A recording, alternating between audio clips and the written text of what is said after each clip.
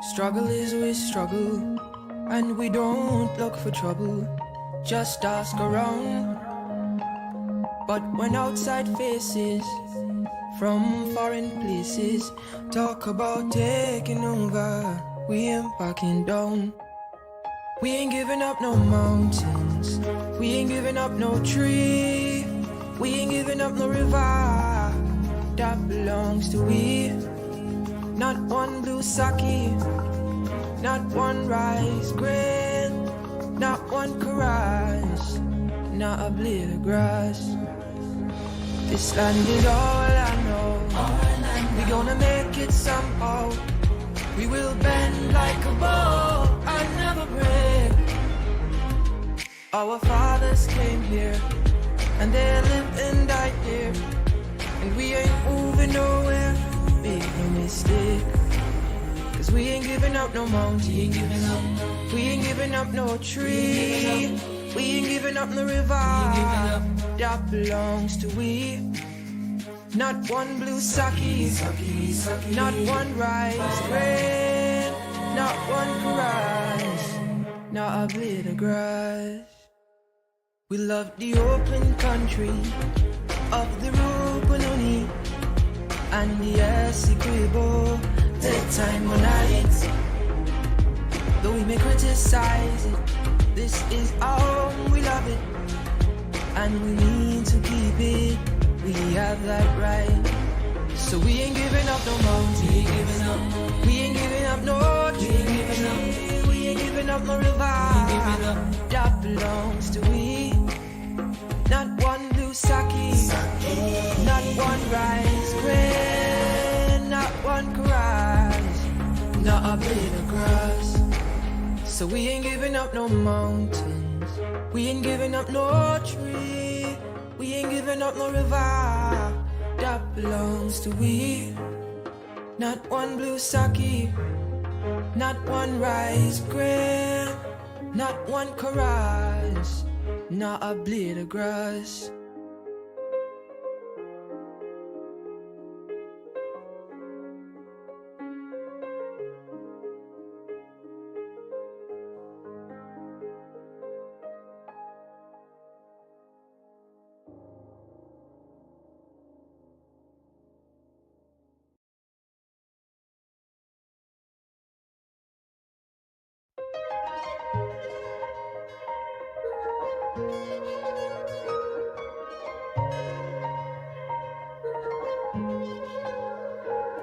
We are a peaceful people, struggle is we struggle, and we don't look for trouble, just ask around. But when outside faces from foreign places talk about taking over, we ain't backing down. We ain't giving up no mountains, we ain't giving up no tree, we ain't giving up no river that belongs to we. Not one blue sake, not one rice grain, not one caress, not a blade of grass. This land is all I know. We gonna make it somehow. We will bend like a bow and never break. Our fathers came here and they lived and died here, and we ain't moving nowhere. Make no mistake, 'cause we ain't giving up no mountain, we ain't giving up no tree, we ain't giving up no river that belongs to we. Not one blue sake, not one rice grain, not one caress, not a blade of grass. We love the open country of the Rupununi and the Essequibo, daytime or night. Though we may criticize it, this is our home, we love it, and we need to keep it. We have that right. So we ain't giving up no mountain, we ain't giving up no tree, we ain't giving up no river that belongs to we. Not one blue sake, not one rice grain, not one caress, not a blade of grass. So we ain't giving up no mountains, we ain't giving up no tree, we ain't giving up no river that belongs to we. Not one blue sake, not one rice grain, not one chorus, not a blade of grass.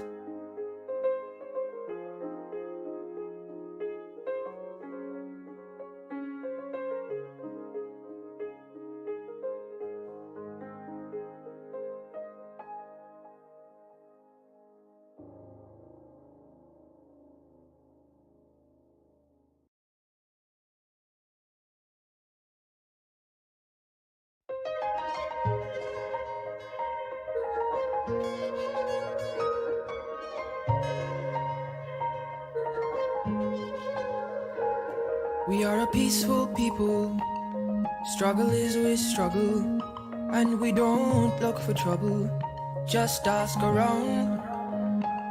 But when outside faces from foreign places talk about taking over, we ain't backing down. We ain't giving up no mountains, we ain't giving up no tree, we ain't giving up no river that belongs to we. Not one blue sake, not one rice grain, not one chorus, not a blade of grass. This land is all I know, we gonna make it somehow. We will bend like a bow and never break. Our fathers came here, and they lived and died here, and we ain't moving nowhere. Make no mistake, cause we ain't giving up no mountain, we ain't giving up no tree, we ain't giving up no river that belongs to we. Not one blue sake, not one rice grain, not one chorus, not a blade of grass. We love the open country of the Rupununi and the Essequibo, the time when I though we may criticize it, this is our home, we love it, and we need to keep it, we have that right. So we ain't giving up no mountain, we ain't giving up no tree, we ain't giving up no river that belongs to we. Not one blue sake, not one rice grain, not one chorus, not a blade of grass. So we ain't giving up no mountains, we ain't giving up no tree, we ain't giving up no river that belongs to we. Not one blue sake, not one rice grain, not one chorus, not a blade of grass.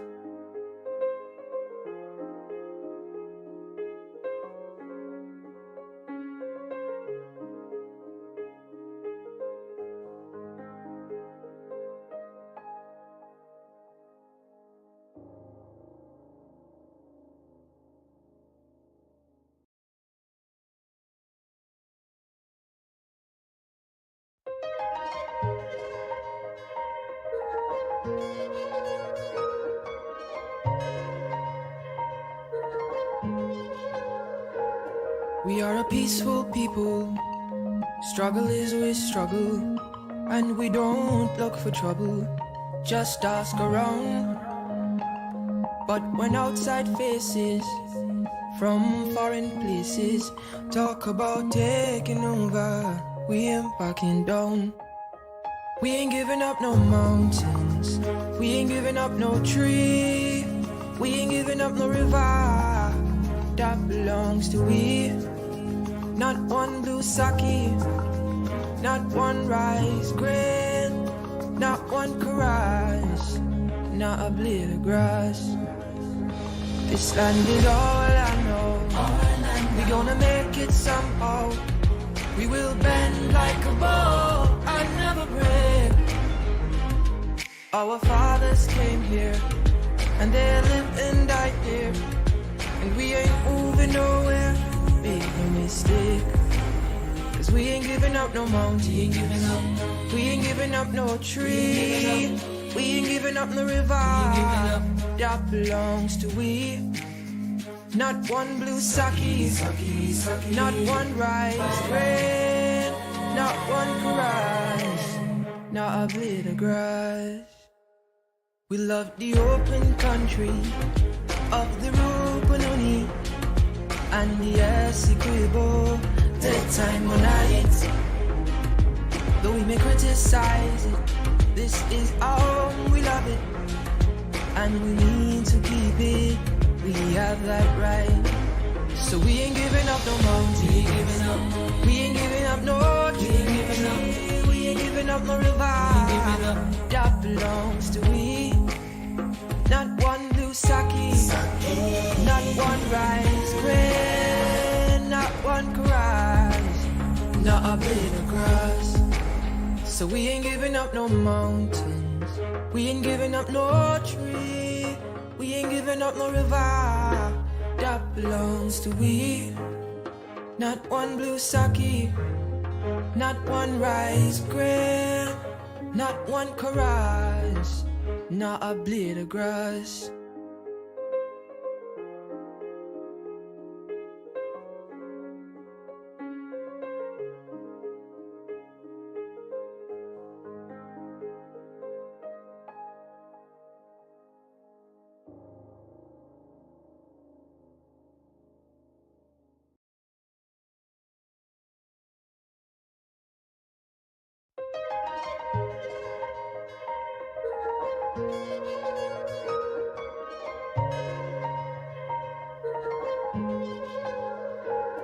We are a peaceful people.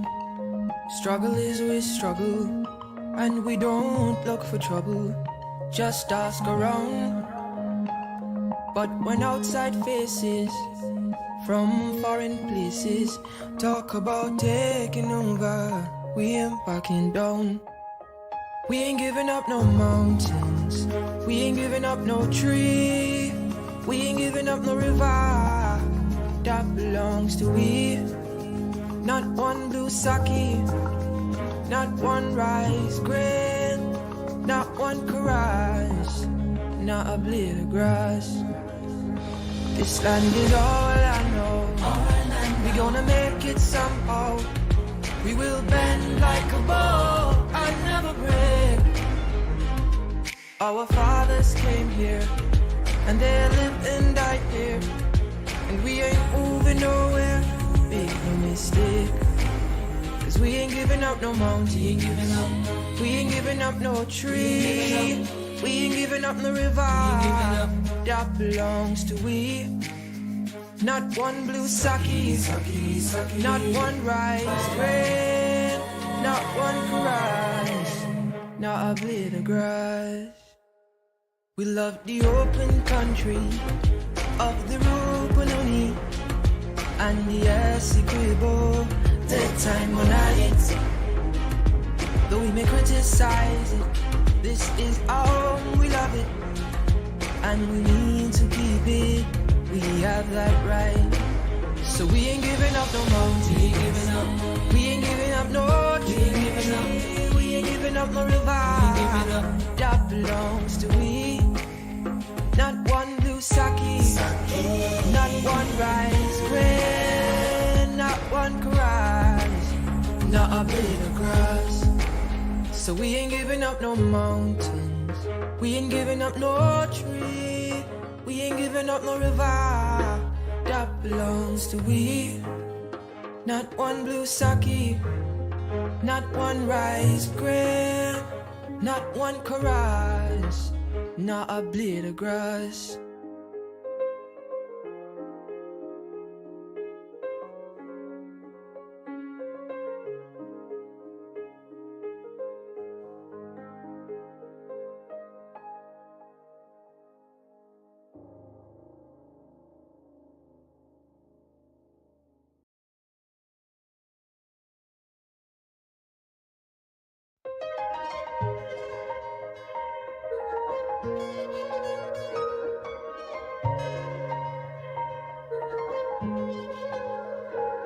We are a peaceful people. Struggle is we struggle, and we don't look for trouble. Just ask around. But when outside faces from foreign places talk about taking over, we ain't backing down. We ain't giving up no mountains, we ain't giving up no tree, we ain't giving up no river that belongs to we. Not one blue sake, not one rice grain, not one caress, not a blade of grass. This land is all I know. We gonna make it somehow. We will bend like a bow and never break. Our fathers came here and they lived and died here, and we ain't moving nowhere. Make no mistake, 'cause we ain't giving up no mountain, we ain't giving up no tree, we ain't giving up no river that belongs to we. Not one blue sake, not one rice grain, not one caress, not a blade of grass. We love the open country of the Rupununi and the Essequibo, the time when night. Though we may criticize it, this is our home, we love it, and we need to keep it. We have that right. So we ain't giving up no mountain, we ain't giving up no tree, we ain't giving up no river that belongs to we. Not one blue sake, not one rice grain, not one caress, not a blade of grass. So we ain't giving up no mountains, we ain't giving up no tree, we ain't giving up no river that belongs to we. Not one blue sake, not one rice grain, not one caress, not a blade of grass.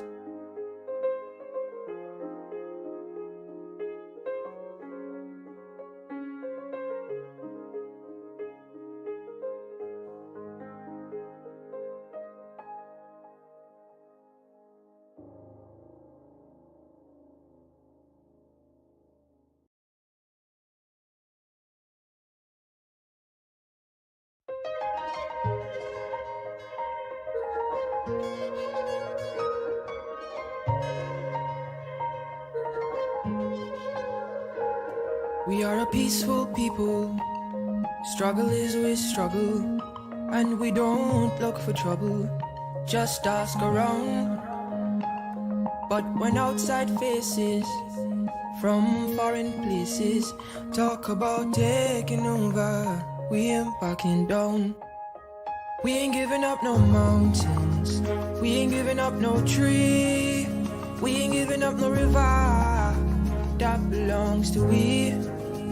Not one blue sake, not one rice grain, not one caress, not a blade of grass. This land is all I know. We gonna make it somehow. We will bend like a bow and never break. Our fathers came here and they lived and died here, and we ain't moving nowhere. Make no mistake, 'cause we ain't giving up no mountain, we ain't giving up no tree, we ain't giving up no river that belongs to we. Not one blue sake, not one rice grain, not one caress, not a blade of grass. We love the open country of the Rupununi and the Essequibo, the time when night. Though we may criticize it, this is our home, we love it, and we need to keep it. We have that right. So we ain't giving up no mountain, we ain't giving up no tree, we ain't giving up no river that belongs to we. Not one blue sake, not one rice grain, not one can rise, not a blade of grass. So we ain't giving up no mountains, we ain't giving up no tree, we ain't giving up no river that belongs to we. Not one blue sake, not one rice grain, not one chorus, not a blade of grass.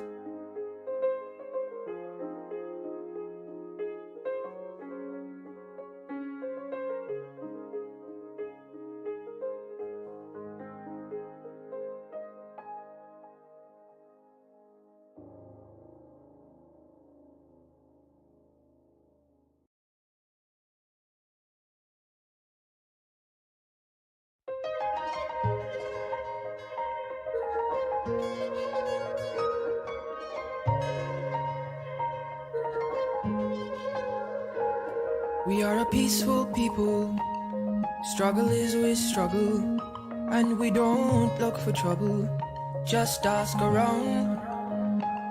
But when outside faces from foreign places talk about taking over, we ain't backing down.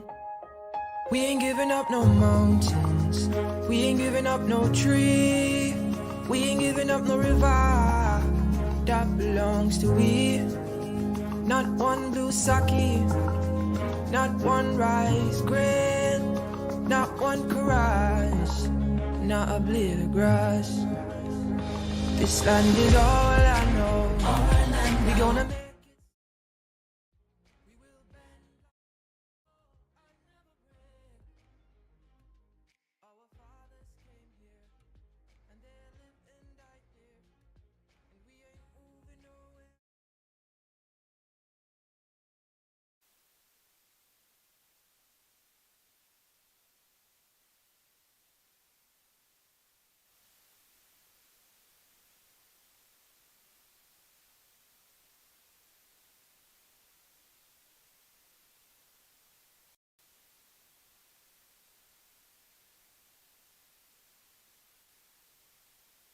Proceed with the second reading of the Tax Amendment Bill 2022, Bill number 9 of 2022, published on the 13th of April 2022. Honorable Senior Minister in the Office of the President with responsibility for finance.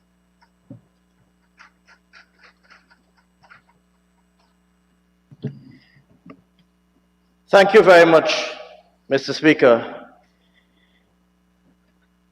I rise today to move the second reading, as you indicated, sir, of the Tax Amendment Bill 2022, Bill number 9 of 2022. And in doing so, sir, I will commence by saying that this bill presents me with a rare and highly cherished opportunity to put on full display the gift of brevity. This bill is an extremely simple one.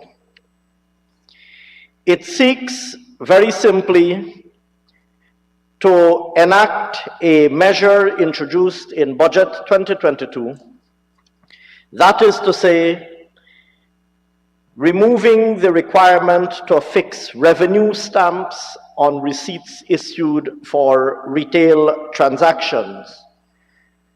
And as we all know, this requirement of affixing on paper receipts, paper revenue stamps, has been a requirement that has been on our law books since time immemorial. Over the years, this provision has been, the requirement has been observed, oftentimes more in the breach than otherwise. And this requirement has also been a long-standing source of, perhaps I shouldn't say irritant, but it has been an issue that the private sector has raised from time to time, and the removal of the requirement that revenue stamps be affixed to receipts issued for retail transactions, in fact, was a specific representation made by the private sector in one of the consultations that we would have had with them. And so this act simply seeks to remove that requirement, that in relation to revenue stamps, in relation to retail transactions, receipts issued for retail transactions, revenue stamps shall no longer have to be affixed. I expect, sir, that given the simplicity of the provision and given the obvious appeal of what it seeks to achieve, I expect, sir, that it will receive the benefit of unanimous and swift support across the House, so that we can move to bring it into law. And so, sir, with those few words, I commend the bill to this House, and I look forward, of course, to support from my colleagues on the other side. Thank you very much.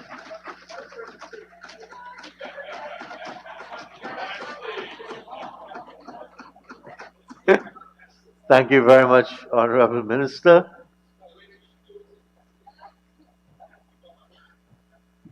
Honorable Minister of Finance. Honorable Minister of Finance.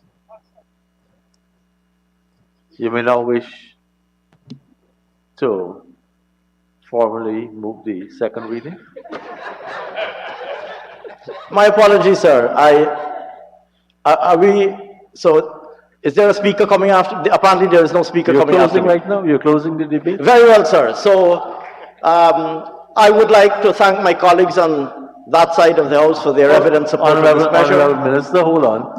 I saw you take your seat. I didn't see no indication that anyone was speaking. I have no speakers list.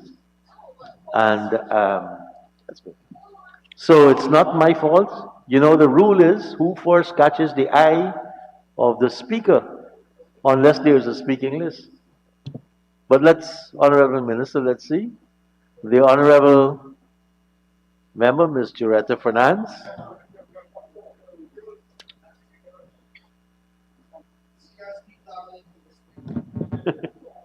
Thank you, Mr. Speaker. Mr. Speaker, I rise to make my contribution to the tax amendment bill as being presented to us.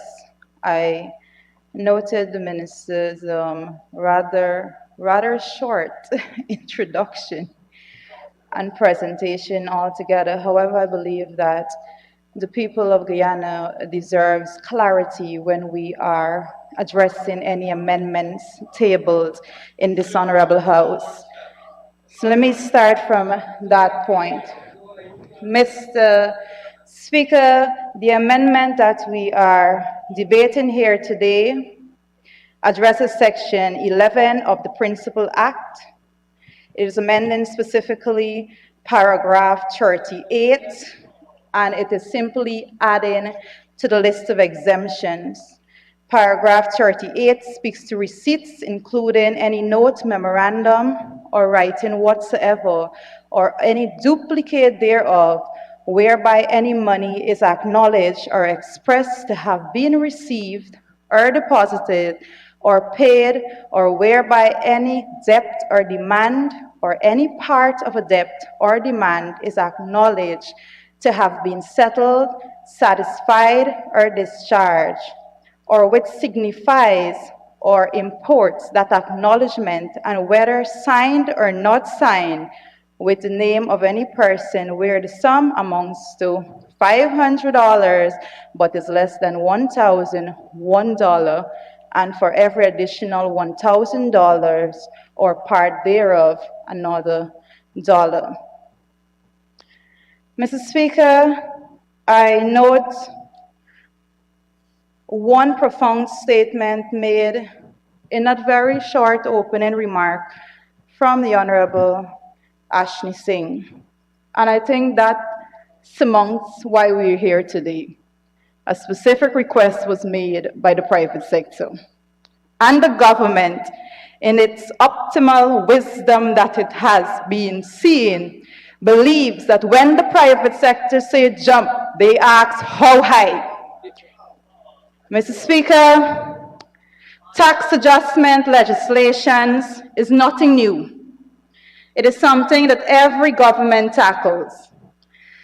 And it is impactful when it comes in a meaningful manner to meet the demands of the pressures being faced by Guyanese. Mr. Speaker, today as we come to this honorable house to debate this bill, a bill that has minimal to no impact on the ordinary Guyanese, our country is simultaneously grappling with inflation that is no longer in the short term, but is now way in the medium term. While we debate this bill, Mr. Speaker, the income tax threshold is yet to have any meaningful adjustment so that ordinary Guyanese will be better able to meet the exorbitant cost of basic food items that is being felt in this country right now, Mr. Speaker. This bill, Mr. Speaker, removes the stamp duty on retail transaction. Mr. Speaker, I want us to note that in 2021, the revenue collected on tax duty was $532,811,000, accounting for less than 1% of the total revenue for 2021. Mr. Speaker, the removal of stamp duty on retail transaction can be agreed on in principle. The fact is, we make purchases of goods and services and receive receipts without any stamps affixed to them in many instances, and this is the reality that we face on the ground. This is what happens in practice. However, this removal could have been extended to all stamp duties and not just restricted to retail transactions. Mr. Speaker, the remaining stamp duties in 2021 accounted for $25,227,000, which represents an even more minimum amount of the total revenue.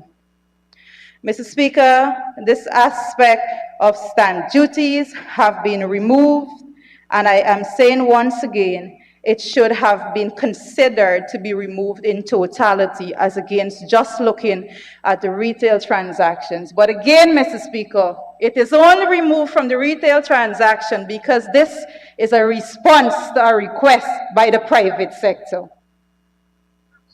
Mr. Speaker, in many cases, stamps are not easily accessible, especially in remote locations, and transactions are not halted simply because of the unavailability of revenue stamps to simply affix to receipts. The failure to adhere to the laws in this regard is not one in which collectors are sent out to track down, simply because the cost of actually recovering that amount would outweigh the actual amount that is recovered. So again, we can agree in principle. When affixing stamps on receipt for retail transaction, again, there is sometimes often shortcomings in that affixing. Sometimes the person's putting on the stamp puts on even more than required, and sometimes less is being affixed. This is due to the lack of the correct value at hand. A seemingly minute matter, but one that represents the requirement of stamp duty. Mr. Speaker, stamp duties were necessary when the revenue base was thin and every effort was necessary to broaden the tax base. Today, our country is in a far better position to seek the removal of this stamp duty, especially when it is not being adhered to in practice and when it contributes to a revenue of less than 1%. Given these facts, again, we can agree in principle on this matter. However, Mr. Speaker, it would have been more prudent for the governing administration to come to this House and to present to this House amendments that is more comprehensive. A more comprehensive tax reform is something that we need right now. Mr. Speaker, the reality is, on the ground, only established businesses are found to be adhering to the tax laws as it pertains to stamp duty for retail transactions. And not even all of them are. And again, the cost of recovering the lost revenue will highly outweigh the benefit. But it goes back to show, Mr. Speaker, that it is these few persons that this specific tax is affecting. When they cry out to the government for assistance, their needs are met with a sense of urgency that poor and working class Guyanese are never afforded in this country. And that is the fact at hand right now. That was the opening statement of the Minister of Finance. So we should not tolerate it. It is as in your face as it can possibly be. And I do not understand the pride that comes with such an announcement. Mr. Speaker, with all that said and done, I have some concern with what appears to be an ad hoc approach to the tax amendment. It is a glaring lack, we are seeing rather, a glaring lack of urgency in a comprehensive tax reform system, especially at a time like now, when it is needed the most. Tax, Mr. Speaker, tax is collected by government and is transferred into society. It is therefore necessary for us to understand the importance of a comprehensive tax reform as opposed to amendments that benefit a few without any framework to have that lost revenue, however small it is, that is no longer available to be utilized by government and directed into society, to have that benefit that is now realized by large businesses transferred to the citizens of Guyana. But again, I will go back to the opening statement of the minister that says the concern here that we are addressing is one of the private sector and not geared at benefiting the ordinary Guyanese. The poor and working class of this citizen has absolutely no consideration in the tax amendment that is being presented to us here today. It is unacceptable, and no matter how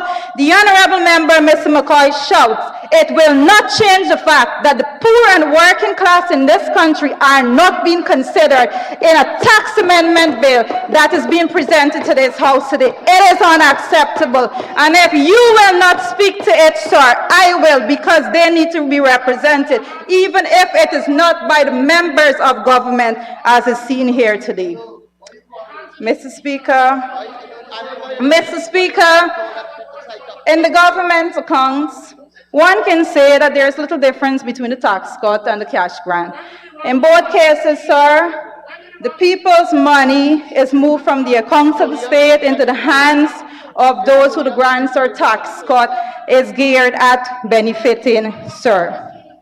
Mr. Speaker, a tax cut can then be interpreted in the same light, such as a handout. So as to determine who the handout is designed to benefit, we must determine who hands the people's money will be put into. And again, sir, the minister made it easy for me. This is geared at the private sector. This is the type of policy that the administration has employed from day one. It has not been working, and we cannot continue to accept it as the business of the day. We are speaking about a country where the majority of our citizens are poor, working class people. This is unacceptable. Mr. Speaker, every Guyanese knows very well where the tax revenues will go. It will go into the hands of the large businesses that will see it as nothing more than an increase in their profit margin, sir. Mr. Speaker, not into the hands of the poor, not into the hands of the working class, not into the hands of the thousands of Guyanese who are currently unemployed under this PPP government right now, even with such pleasures that has been made throughout the country, sir, of part-time jobs. What an insult to actual policy measures to come to this. So temporary jobs are that. Thank you for the reminder, Mr. Mike Paul. Mr. Speaker, while we do not contend with the amendment in principle, we see the need for amendments that will directly benefit the ordinary Guyanese, the mothers and fathers who will see absolutely no benefit from the removal of this stamp duty, sir. Where is a tax amendment that benefits them? Where is the urgency in addressing the tax on labor, sir? Why isn't there the same sense of urgency being expressed in this house when poor people are crying out, as we are seeing when the private sector is making their requests? Why isn't there that balance being presented so we can have a semblance of civility in this country right now? It is unacceptable, sir. Instead of coming to this house on the people's time, sir, and debating an issue that speaks to matters does not concern the struggling Guyanese, we should have been coming to this house and debating amendments that will see fathers and mothers having more disposable income at the end of the month. But again, the interests of the poor and working class in this country seems to evade the interests of the PPP administration, sir. This, sir, is absolutely unacceptable. I want to make this point. Earlier today, sir, we heard from the Honorable Member, Ms. Waldron, in her presentation. Sir, she indicated that the PPP administration could only do things that are under their control. With that comment, I can only now assume that the PPP is simply not interested in tax amendments that are aimed at removing the tax on labor, because that, sir, is directly under their control. Mr. Speaker, that is something that is directly under the PPP's control, and absolutely no one or nothing is stopping them from coming to this house. The only thing that is stopping them, sir, is the fact that they have no interest in putting policy measures and legislative amendments in this house that is going to benefit poor and working class citizens of this country. And that, sir, is unacceptable. Mr. Speaker, we are here to debate a bill that seeks to amend the tax with absolutely no consideration for the thousands of Guyanese in desperate need of a tax break right now, sir. And there is nothing stopping the administration from bringing an amendment and getting the full support of this house right now for the poor and working class. We have to do better as a National Assembly. We cannot be comfortable, sir, in coming to this house time and time again to bring legislative amendments that only benefits a few in society, while there is absolutely no legislation designed to put money into the hands of the poor and working class so that they, sir, will be afforded the simple opportunity to elevate their standard of living. Instead, we are here spending hours on matter of little to no consequence to these people. That is not acceptable in a country, again, sir, that the majority of our citizens are working class. Sir, instead, we continue to see policies designed and directed to benefit large business owners from the PPP's first day in office to now. Tax cuts on cement and sheetrocks, and no reduction in the cost of building a house for the ordinary Guyanese. But instead, the wholesale and retail sellers are now realizing a large profit margin, a further move to add to the widening of the gap between the rich and the poor. But is this a concern of the current administration? I have seen absolutely no indication or evidence to support otherwise. Sir, we are further faced with increasing fuel prices. Guyana diesel price is currently higher than all its competitors right now, sir. This ad hoc approach to this issue, when the excise tax was put to zero has proven to have been extremely temporary. As the overall price again are on the rise, less than 2 months after this adjustment, sir, we are in desperate need of a comprehensive tax reform system. All of these matters being brought to the House as is being done right now, the way in which the administration seems to be jumping to the will of the private sector, it cannot be our method moving forward. It is not sustainable for long-term development. Sir, there seems to be very little hope for this government. And as such, there is now little hope for the poor and working class in this country. Mr. Speaker, from day one, the current administration, from day one of them being in office, sir, they have been out to give piecemeals to their friends. This amendment can only be considered another piecemeal. And sir, as I was putting together this presentation, I did not realize that the Honorable Minister of Finance would have made it so easy for me to hit home my point when his only opening statement is this was a request from the private sector. This is not the way in which we should be continuing.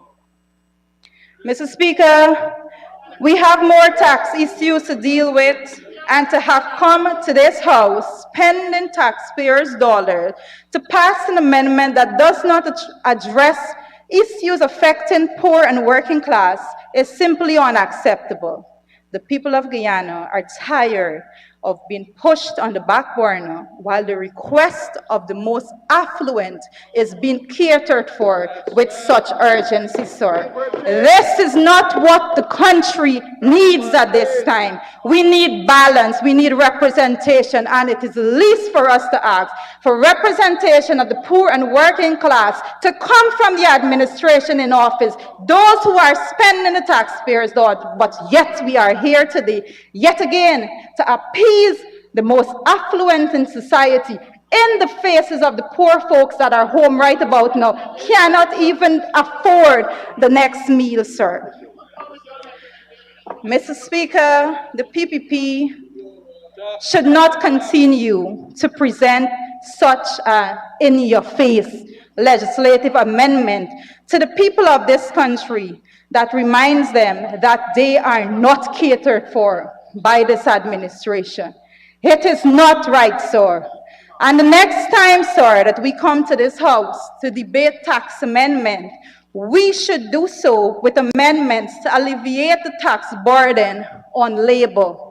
An amendment that will actually be aimed at directing meaningful transfer to the poor and working class in this country, sir.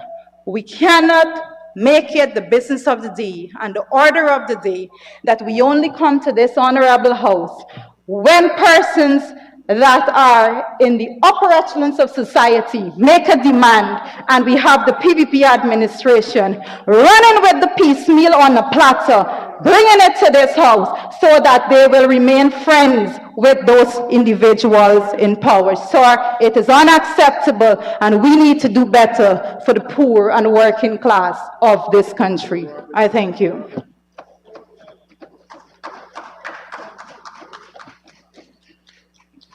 Thank you, Honorable Minister. Honorable members, I just want to draw attention to repetition. As we continue this debate, there is the issue if a member persists in irrelevance or tedious repetition, either of their own arguments or the arguments used by other members. I'm just drawing that to the attention because it can save all of us me having to interrupt you. And I also want to ask members to use parliamentary language.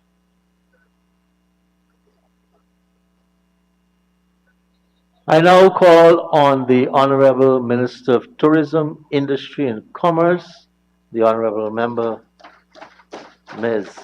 Onish Walden.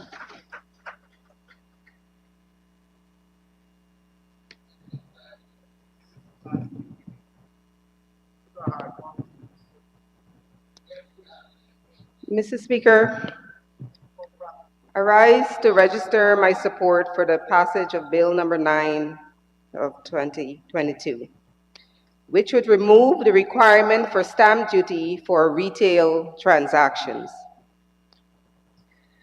Mr. Speaker, our government, as we have repeatedly unashamedly stated and demonstrated, that we are committed to the development of the private sector. And I've made this point before, sorry, in this honorable House, Mr. Speaker, that the contrary is a common misconception, that the private sector is not just large companies.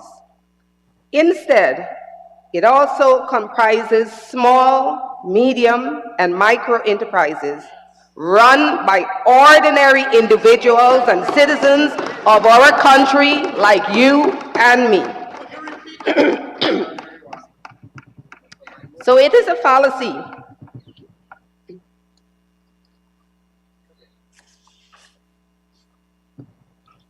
So it is a fallacy, Mr. Speaker, to say that ordinary citizens will not benefit from this bill. Like that, stamp duty does not come out of the pockets of the businessman. It is paid directly by the consumer.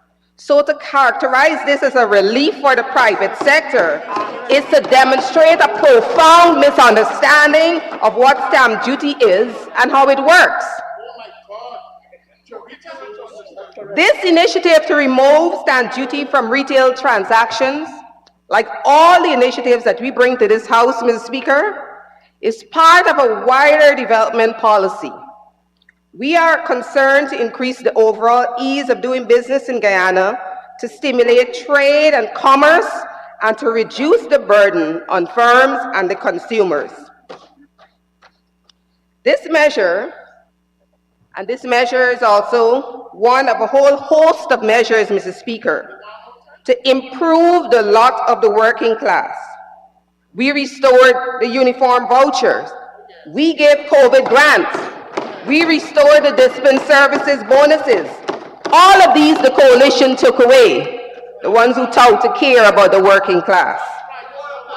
This measure, Mr. Speaker, is yet another instance of our administration's commitment to honoring promises made to the Guyanese people in the 2020 manifesto of the PPP Civic.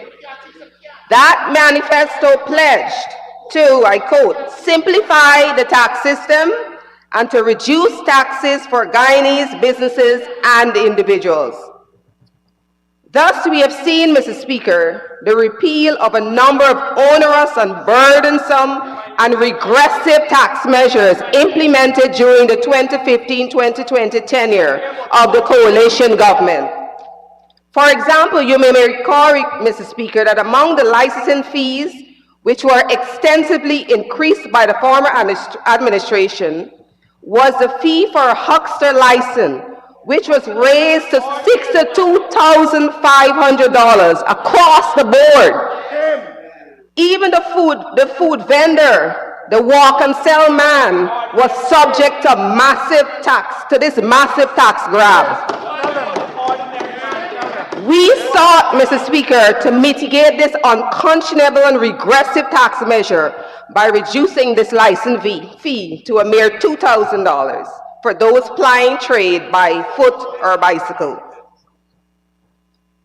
Mr. Speaker, the tax system is simplified by this measure since it eliminates a time-consuming manual process. That process involves journeying to the post offices, oftentimes to stand in lines, then to purchase stamps in various denominations. In eliminating this requirement with respect to retailing, this somewhat archaic process is removed from an extremely wide range of commercial activity. The fact is that we already have a more convenient way of raising revenue from this type of activity in the form of the value-added tax. The requirement for stamp duties on retail transactions has also been burdensome to the consumer Where businesses fail to adhere to the law and affix revenue stamps on receipts. For example, the National Insurance Schemes requires that all receipts submitted for the reimbursement of expenses have the appropriate amount in revenue stamps affixed. When a business fails to comply with the stamp duty requirement, consumers often bear the burden of obtaining and affixing revenue stamps to receipts, which requires time and money, resources, and delays to expedite the processing of their benefits. There are numerous other instances where consumers are burdened with this requirement, Mr. Speaker, which should not be their responsibility. This government has a duty to ensure that it takes all necessary and appropriate measures to protect consumers, ordinary Guyanese, and create a healthy, fair, and conducive business environment. With this bill, we seek to do so. Apart from simplification in terms of relief, this measure places an estimated $60 million per year back into the pocket of Guyanese. This adds, once again, I reiterate, a host of other relief measures which we have implemented between August 2020 and now resulting in tens of billions of dollars remaining in the hands of ordinary citizens, thereby increasing their disposable income. Mr. Speaker, these savings are especially welcome now during a time of worldwide shortages caused by disruptions in the global supply chain coupled with the war in Ukraine, which has driven global inflation rates above 9%. Mr. Speaker, in closing, I wish to make a final point and with respect to the cost of compliance. It is well known that the relative cost of compliance with regulatory measures can disproportionately affect smaller businesses. This results in reduced competitiveness, or worse, in non-compliance, which exposes those businesses to serious sanctions. Removal of stamp duty on retail transactions therefore also removes one source of distortion in the sector, and this we believe will be welcomed by consumers and businesses alike. Mr. Speaker, this measure, though simple, is emblematic of our approach and philosophy regarding taxation. I think it also clearly demonstrates where our philosophy differs from that of our colleagues on the other side. Our approach is to continuously seek to find ways of easing the burdens and remove obstacles to business operations. On the other side, sir, is a tax and spend philosophy where none, not even the most vulnerable amongst us, will escape the attention of the tax grab. Mr. Speaker, like the other amendments we have made to the Tax Act, this bill implements a progressive measure that will bring relief to small businesses and to consumers at large. I therefore, without hesitation, wish to commend this bill for passage to this Honorable House. Thank you, Honorable Minister.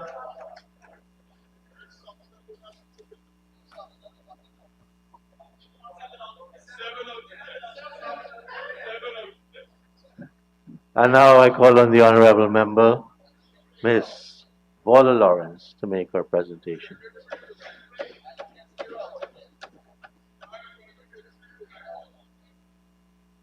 Thank you, Mr. Speaker.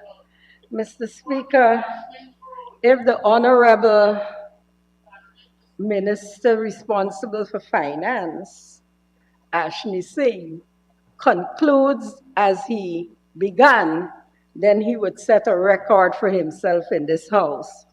So I'll wait to see. Mr. Speaker, I rise on behalf of this size of the House, the APNU plus AFC members, and I rise to give support to the Tax Amendment Bill number 9 of 2022. The bill before us proposes a simple amendment to Section 11 of the Principal Act, an amendment not strange to those of us who served as cabinet ministers in the previous government, since it was our intention to do the same, namely to remove from law the requirement to affix revenue stamps to receipts originating from retail transactions.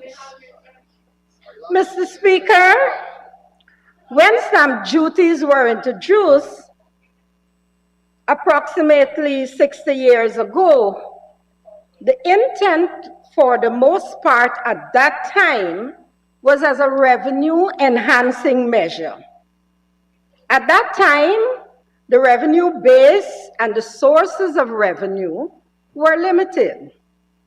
However, with the massive devaluations of the Guyana dollar, stamp duty was increasingly viewed as an irritant. Except for a few businesses, non-compliance with the fixing of revenue stamps to receipts for retail transactions was rife across all sectors.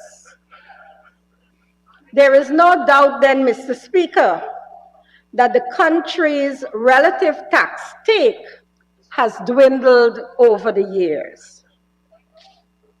And while, Mr. Speaker, this bill will see persons transacting business, whether at a micro level or at a larger scale, receiving some benefits, we must note here, sir, that it will be those businesses that are doing large transactions that will benefit the most. Mr. Speaker, what we on this side of the House, as my colleague before me said, what we would like to see, since this government has been in place for almost 2 years, what we would like to see coming to this House is a rollout of a comprehensive program of tax reform that would reward labor and effort, incentivize businesses, broaden the tax base, and improve compliance, especially among self-employed and businesses in sectors such as gold and diamond mining. It is our hope on this side of the House, Mr. Speaker, that the people of Guyana will not have to wait too long. Mr. Speaker, I thank you and look forward to the passage of this amendment.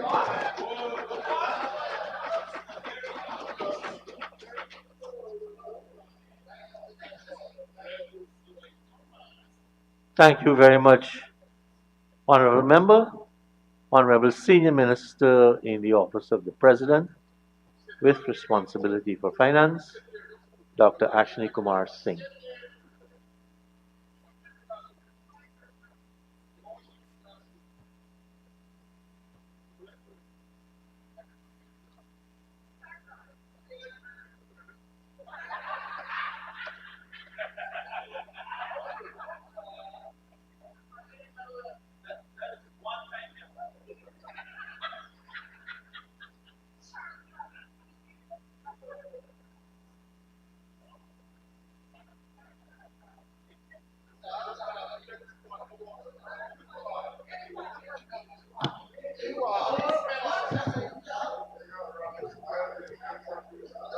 Mr. Speaker, when I rose previously, I indicated clearly my intention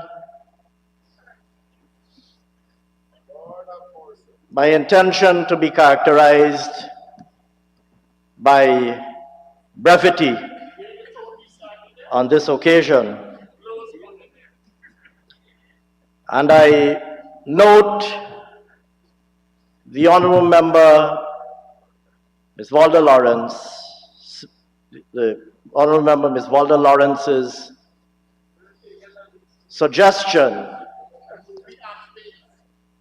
that were I to be as brief in my closing as I was in my opening, that I would perhaps be setting a new record for myself. Regrettably,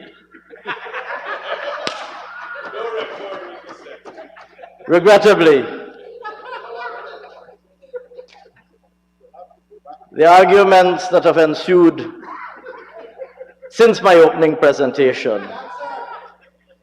deny me the opportunity to replicate the brevity that I offered at the start.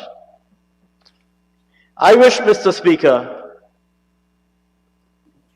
to draw my inspiration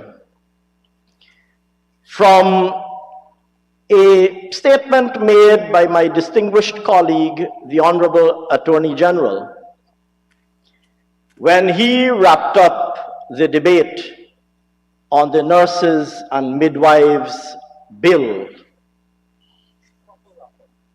And in wrapping up, he said that he welcomes when the APNU AFC speaks, because when they speak, they lay bare for the world at large to see their true nature. And I associate myself fully with that comment that the Honorable Attorney General made. And I say that while that characteristic and feature were in abundant display during the presentations made by the APNU AFC during the debate on the Nurses and Midwives Bill, it was on even fuller display during the course of the debate on what should have been an inconsequential discussion on the tax amendment bill. To begin with, sir, when we listen to the two presentations made by the two members who spoke on the other side of the House, one has to ask oneself whether they're playing on the same team. Because you heard a remarkable inconsistency, sir, to the point of almost dysfunctionality. We heard a clear expression of support for the bill, and in fact a statement that they would have done it too, from one member of the House.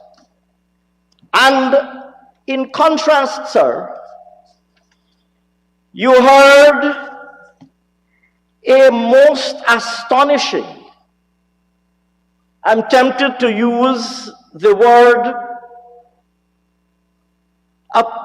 preposterous, sir, if that is not an non-parliamentary expression. A most astonishing, and if it would not be unparliamentary to say so, a most preposterous presentation from the APNU AFC speaker who spoke before Ms. Lawrence. But let me say, sir, that this manner of dysfunctionality in the APNU AFC is nothing new. Is nothing new. In fact, one could give hundreds of examples, thousands of examples during the 2015 to 2020 period when you wondered whether they ever at all spoke to each other. So often did you see inconsistent positions, one going left and one going right? Sir, perhaps the most glaring example, I shouldn't say the most glaring example, the one that comes to my mind immediately, was the most astonishing circumstance where for months, two separate people were claiming to be chairman of Gaisuko. And the nation was looking on. We were being told at one time, we were being told that Professor Clive Thomas, I believe it was chairman of Gaisuko, if I remember correctly. And then, if I'm not mistaken, a full-page advertisement appeared in the newspapers with a different board. Was it Calvin London who was listed as chairman? And for months, the APNU AFC government could not figure out amongst themselves who the real board of Gaisuko was, and they were in government. For months, there were two boards of directors.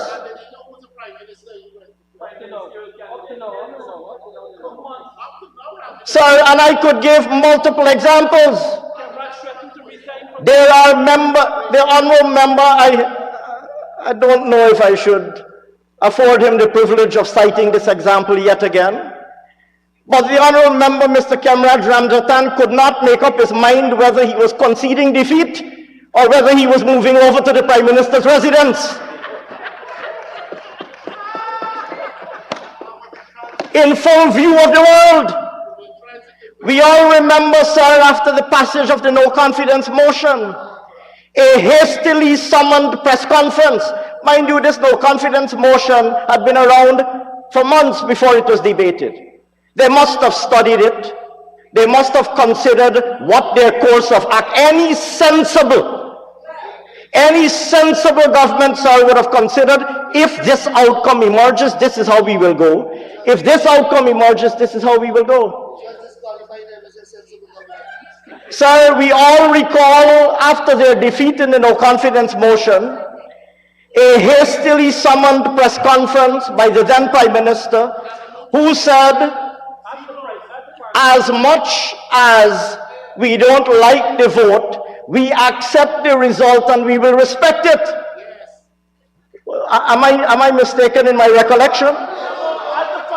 In full view of the world. Sir, within a matter of a few hours, if not a few days, they decided that 33 was not bigger than 32. And the list goes on. There are thousands of examples during that 5-year period when the APNU AFC displayed dysfunctionality. One saying yes, the other one saying no. One going right, the other one going left. And so, sir, as they spoke, I was listening and I'm thinking to myself, is this one opposition? Is this one opposition? Sir, but that's only one characteristic that their presentations displayed. You, quite rightly and appropriately, sir, and I thank you for it. Mr. Speaker. You quite rightly, sir. Honorable Member, Mr. Jones. Mr. Speaker, Standing Order 41, contents of speech. I quoted this earlier when the Honorable AG was speaking, and I so wish to do so now again, sir. You wish me to quote it again, sir? Honorable Members, I'm trying to listen to the opposition chief whip. Sorry? I'm trying to listen to you. Yes, so Standing Order 41 speaks about contents of speech 1. Subject to these standing orders, debate upon a motion, bill, or amendment shall be relevant to such motion, bill, or amendment, and a member shall confine his or her observation to the subject under consideration. As you would agree with me, Honorable Chief Whip, that all of us interpret things differently, I find that the Honorable Minister is making a very interesting point. relevant to this presentation on this bill. Go ahead, Honorable Minister. Mr. Speaker,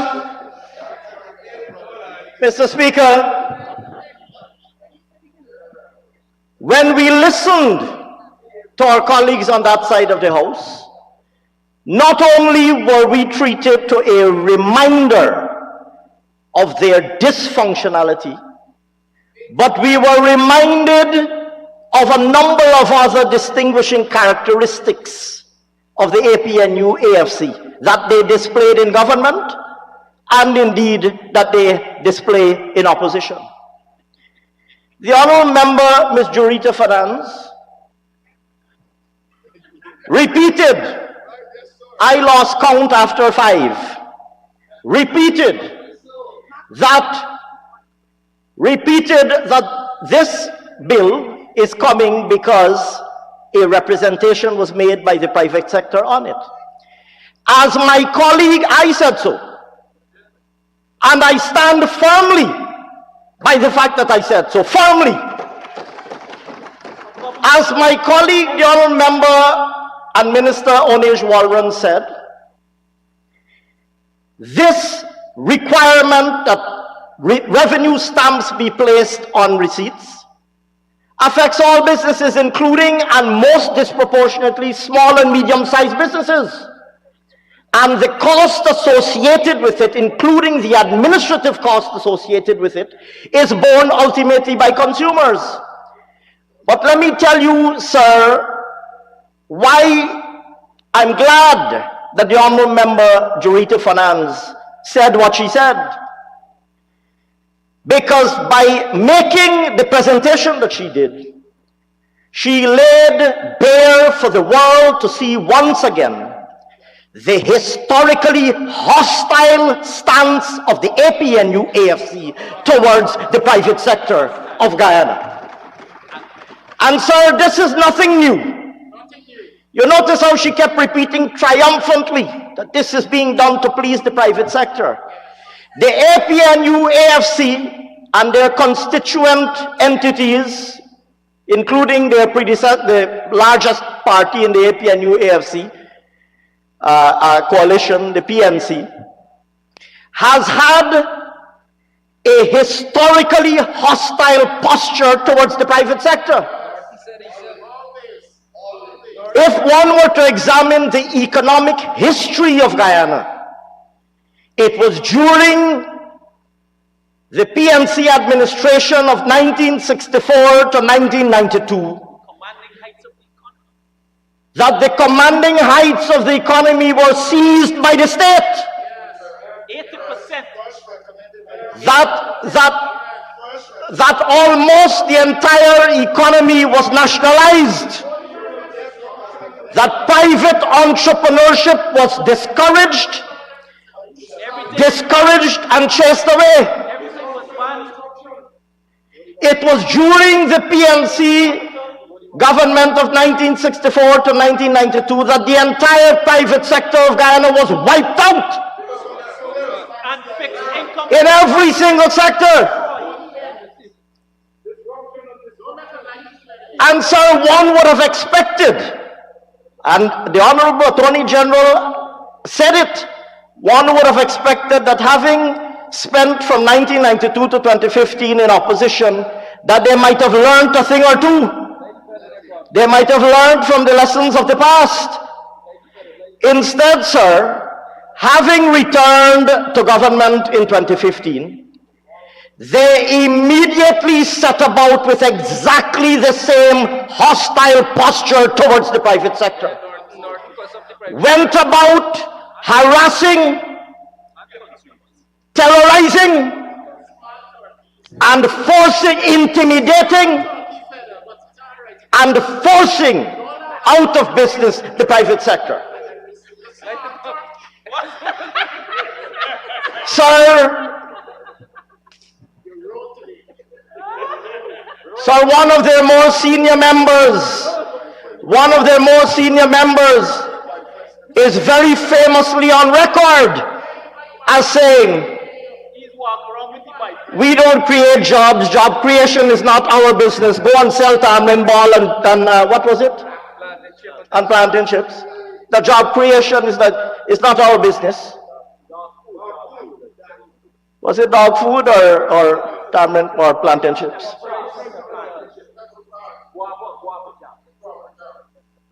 And of course, we salute everybody who is involved in entrepreneurial activity, whether it is plantain chips or cocoa price or what was it, dog food. Every single small business in Guyana we support. But sir, for any government to say job creation is not our business, we don't create jobs, is the height of irresponsibility by that government. And a gross abdication of their responsibility for people.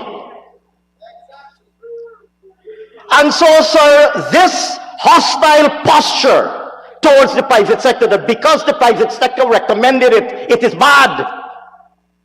Because the private sector recommended it, it is bad.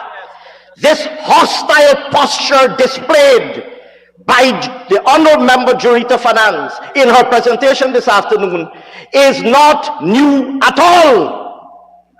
It is reflective of the manner in which the APNU AFC harassed and terrorized the private sector during 2015 to 2020, and it is reflective of the manner in which they also did so throughout the period from 1964 to 1992. It's nothing new at all. And so what we were treated to today was yet another display of the APNU AFC's hostility towards, lack of concern for, and ambivalence as it relates to the private sector. The honourable member spoke. Sir, the honourable member spoke.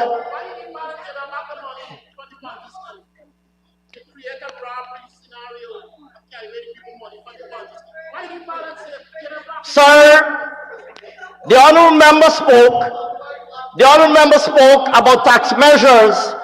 The honourable member spoke about tax measures that are of concern to ordinary Guyanese, to the man in the street. And professed, sir, in her characteristic high school drama style, professed, sir, a great love and affection for poor people. And I listened in amazement, because I believe the honourable member, notwithstanding that the honourable member Ms. Walder Lawrence did draw a distinction between those members with cabinet experience and those without, I do believe that the honourable member Ms. Jurita Finance served in government in some capacity or another between 2015 and 2020, and served, and Jurita was an MP, you were an MP, you were not an MP, okay, but served as a member and prominent supporter of the APNU AFC government of 2015 to 2020. Sir, this was the government that applied value-added tax on water and electricity. And mobile data. This was the government that applied value-added tax on medical supplies and educational supplies. I remember the horror and disbelief expressed by parents who suddenly discovered that the educational supplies, the lunch kits that they were buying for their children, and the books that they were buying for their children would now be subject to VAT. This is the government, sir, that applied VAT on building materials. This is the government that increased the fees, as my colleague, the distinguished Minister of Tourism, Industry and Commerce, increased the fees on every conceivable permit, including permits. Is it permits for horse carts or donkey cart? And sir, she has the audacity to to come in this house and feign dramatically some kind of concern for poor people? This is the government, sir, that took away from every single policeman, every single fireman, every single prison officer, and every single serving member of the Guyana Defense Force. The APNU, her government, took away the 1-month bonus from all of those people. And they have the audacity to come now and profess love for poor people. They are the government that took away the cash grant to parents of children at school, of school age. Took it away. Took it away. They are the government, the APNU AFC are the government that took away the subsidy on that pensioners enjoyed on electricity and water. And they have the audacity to come here now and speak about concern for poor people. You take your eyes past the Guyanese people. You take your eyes past the Guyanese people. Not you, sir. Not you, sir. But you all remember, and those on that side. And so, sir, excepting, of course, the Deputy Speaker. And so, sir, let me remind the honourable member that during their tenure, they imposed taxes that increased the tax burden by more than $80 billion per annum as a result of taxing water, food, electricity, and everything else. Even it would be recalled, sir, that even heavy equipment and machinery that is so critical to industry and commerce, that is so critical as an input in productive activity, drop taxes on it. That was the philosophy of the APNU-AFC. And you know what? Taxing not to invest in things that will generate value for the economy in the future. Taxing to eat. Taxing to eat.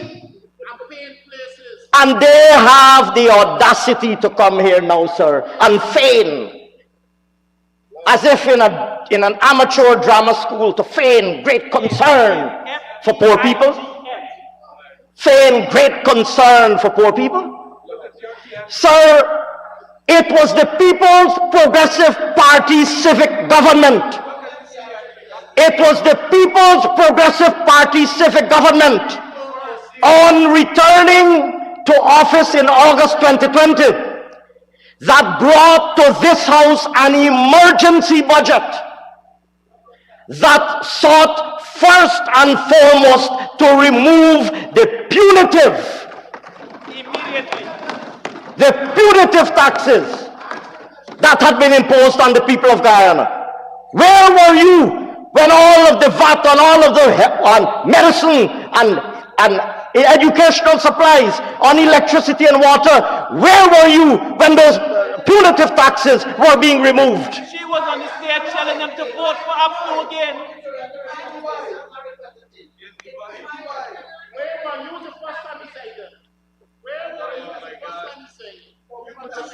And so, sir, as I listened to the presentation by the honourable member, I was happy because, like the Attorney General said, every time they speak, they reveal their true nature. Hostile to the private sector, no concern for the private sector. Absolutely no concern for poor people, coming here and pretending. And so, sir, the presentation was by the honourable member, Jurita Finance. Her presentation was indeed most informative because it revealed once again to the people of Guyana the true nature of the APNU AFC. Dysfunctional. You don't want me to say it. You don't want me to say it. You don't want me to say it. But we will keep reminding the people of Guyana. You believe, sir,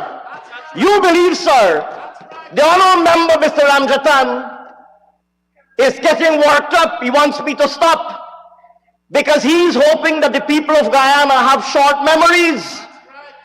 But the people of Guyana ain't gonna forget the APNU AFC. They ain't gonna forget the APNU AFC. You may believe that they have short memories, and so you may believe that you can come here and insult their intelligence by displaying your high propensity to distort and misrepresent. But the people of Guyana have spoken, and they have said, never again, never again. And so, sir, it is most unfortunate, that what should have been an entirely uncontentious, uncontroversial, and brief debate on this bill was reduced by the honourable member Jurita Finance,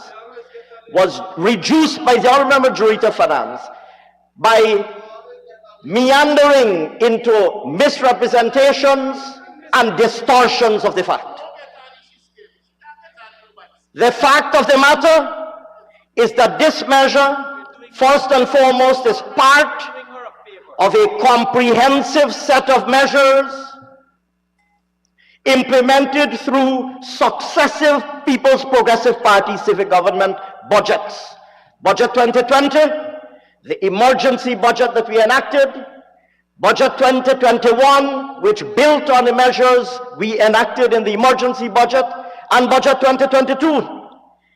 Sir, it is widely documented and well known that in addition to the removal of the punitive taxes and increases in fees, we have already also restored a number of the very important social safety nets that were so critical to the well-being of the Guyanese people. Let us speak, for example, about what was being done to farmers. It would be recalled, sir, that they increased because they're not concerned about agriculture. They claim they so love poor people. They didn't care about agriculture. They didn't care about food production. They didn't care about food prices. So guess what they did? They increased land rents to the extent that the farmers had to bear a bill in excess of $1.8 billion. When we came back into office, we reduced those land rents back and returned to the farmers $1.8 billion per annum. You think people don't know this? You think people don't know this? Sir, we restored to the discipline services their 1 month bonus, which was so unconscionably taken away from them by the APNU AFC. Sir, we restored the cash grant for children going to school, and we extended it to children attending private schools.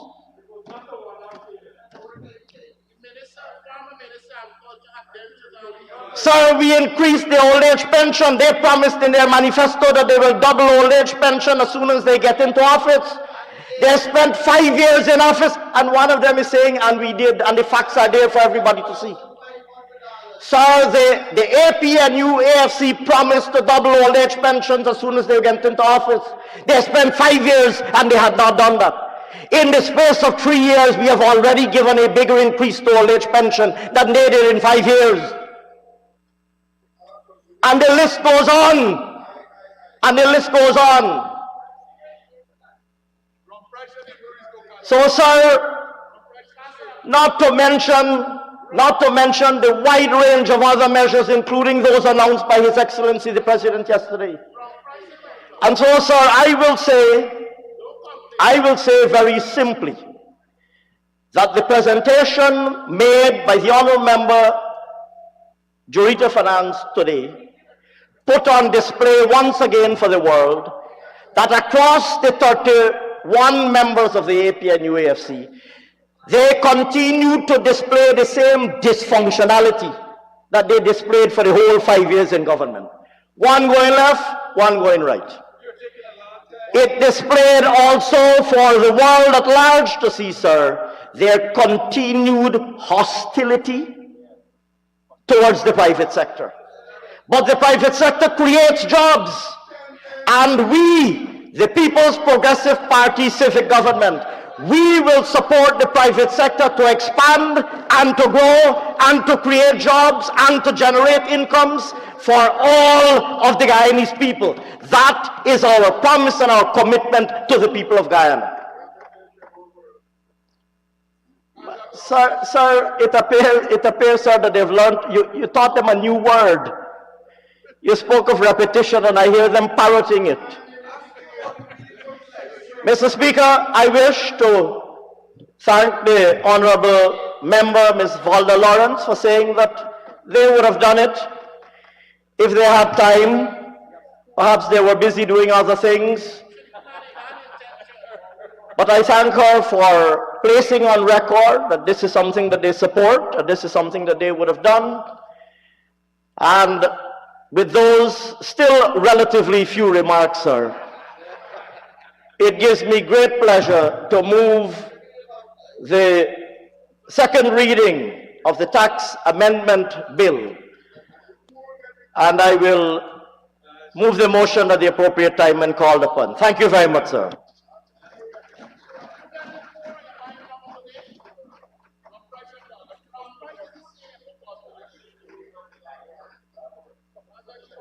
I just wanted to note, Honorable Minister, Senior Minister in the Office of the President, I emphasize tedious repetition, not repetition alone.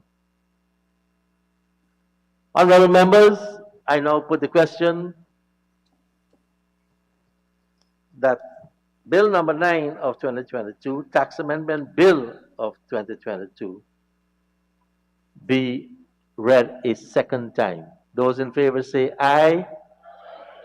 Those against? Aye. Those against? Thank you. Those against say no. Ayes have it. Let the bill be read a second time. Tax Amendment Bill 2022, Bill number 9 of 2022. The House will resolve itself into committee to consider the clauses of the bill. Honorable members, this bill has 2 clauses, and I propose the question that clauses 1 and 2 form part of the bill. Honorable members, I now put the question that clauses 1 and 2 form part of the bill. Those in favor say aye. Aye. Aye. Those against say no. Ayes have it. Clauses 1 and 2 now stand part of the bill. Honorable members, I now put the question that the Tax Amendment Bill, Bill number 9 of 2022, be reported to the Assembly as printed. Those in favor say aye. Aye. Aye. Aye. Those against say no. The ayes have it. Let the Assembly resume.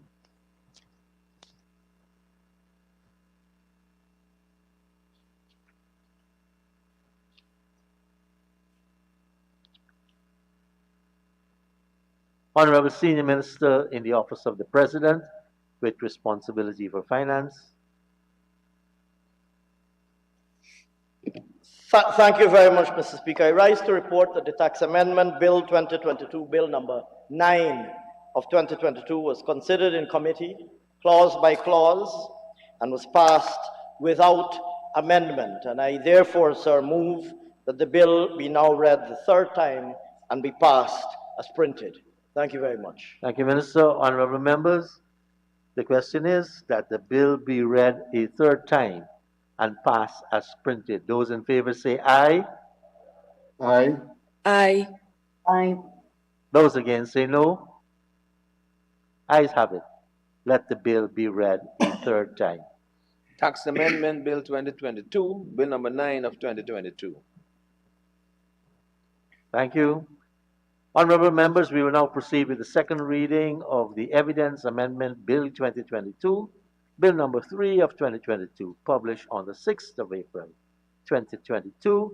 Honorable Attorney General and Minister of Legal Affairs. Mr. Speaker, pursuant to the provisions of Standing Order 58, I humbly request that this bill be sent to a special select committee. Thank you, Honorable Minister. The Evidence Amendment Bill 2022, Bill number 3 of 2022, is now referred to a special select committee.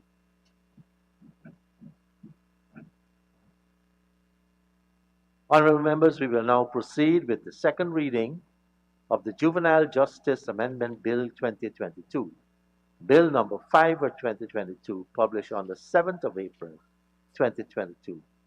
The Honorable Minister of Home Affairs, the Honorable Robson Horatio Ben.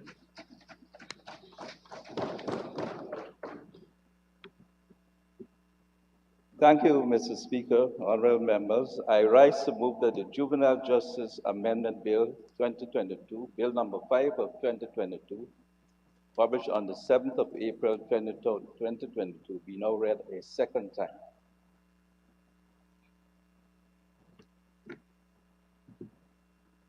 Mr. Chairman and honorable members, of course, I hope that I can also make a short introductory presentation, as the Honorable Member Ashley Singh did make and endeavored to make in closing in his presentations on the previous bill that was read and assented to. Mr. Speaker, the Juvenile Justice Amendment Bill intends to amend the Juvenile Justice Act, which may be cited as the Juvenile Justice Amendment Act of 2022. And before I go into some details in respect of the amendments, which are fairly short, I want to place in some context the issues related to or handling of juveniles in the criminal justice system,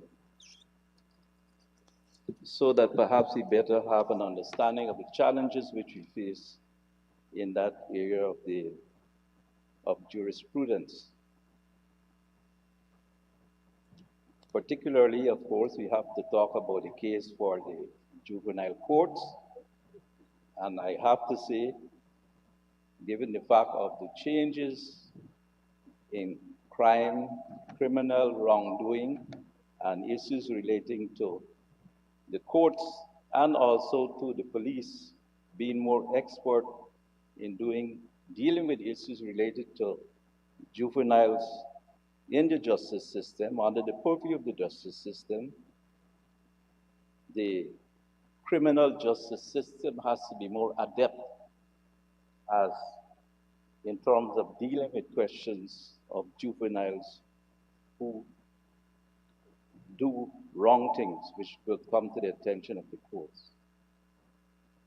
Of course, juveniles, those between the ages of 14 and 18,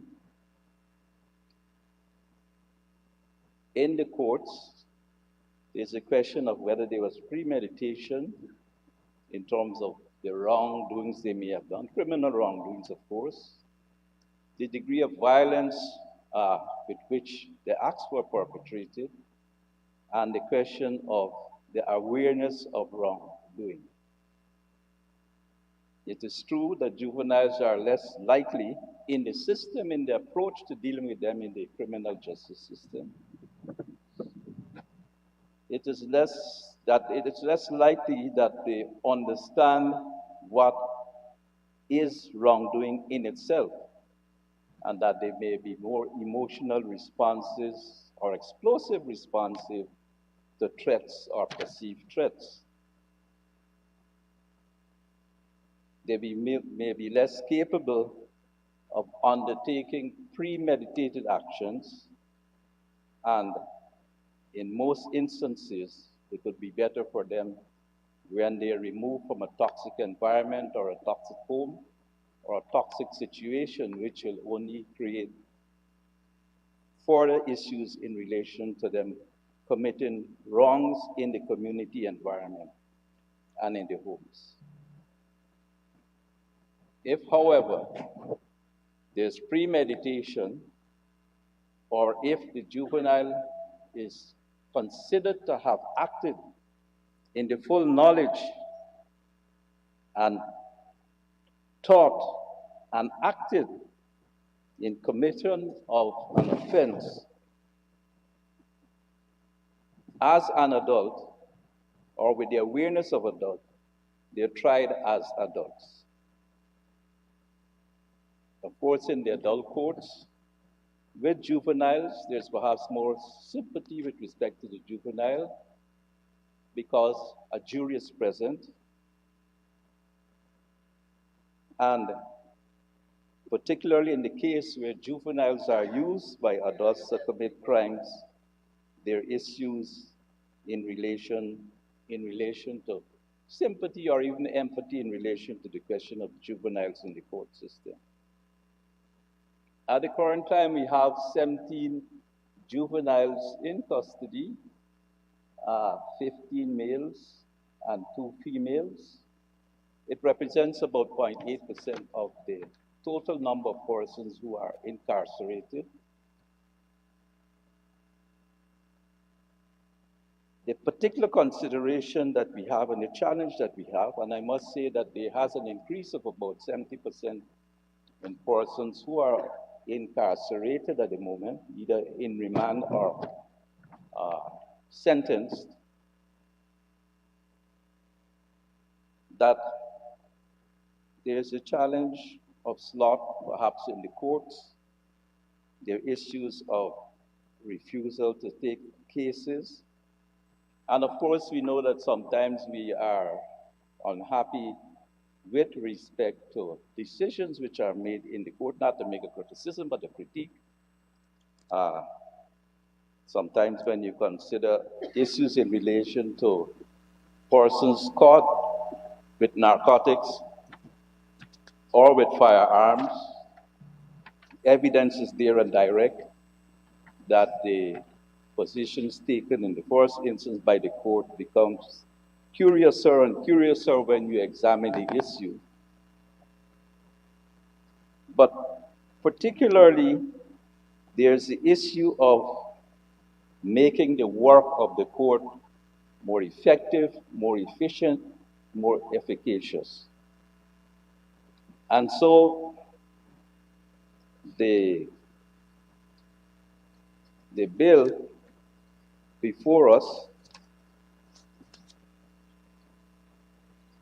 it seeks to provide for cases where a juvenile commits or is alleged to have committed an indictable offense with an adult, and that indictable offense cannot be disposed of summarily for the juvenile to be charged jointly with that adult and for the charge to be heard in one hearing. Presently, Section 3B1 of the Principal Act provides for the juvenile justice system to be separate from systems used for adults. Based on this provision, a juvenile will not appear before the court with an adult. So accordingly, Section 36 of the Principal Act makes provision for a juvenile to appear before a court was amended to create an exception to Section 3BI. So this amendment seeks to remedy the issue of two separate charges being instituted where the juvenile commits an indictable offense which cannot be disposed of summarily with an adult. The current criminal justice system often results in witnesses testifying twice, and this speaks to the issue of repetition, of a lot of time being used in dealing with the evidence being presented, and of course, leading to a significant increase in judicial time and expenses. With this amendment, the juvenile and adult may be charged together and the child may be heard jointly. The amendment also allows the magistrate or judge to employ such measures as the court considers appropriate to ensure the best interests of the juvenile remains paramount and that the rights of the juvenile enshrined in the Principal Act are not curtailed.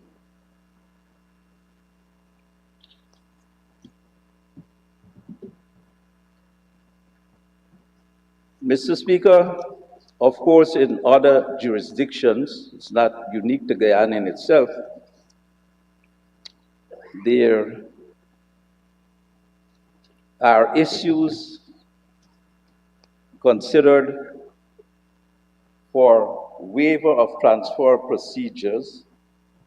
There are issues of consideration which have to do with the defendant's prior record, the probability of conviction and need for a jury investigation, if a victim died because of the crime, the harm inflicted on victims and the community, the use or possession of a weapon during the crime, deterring the defendant and other individuals from committing similar future offenses.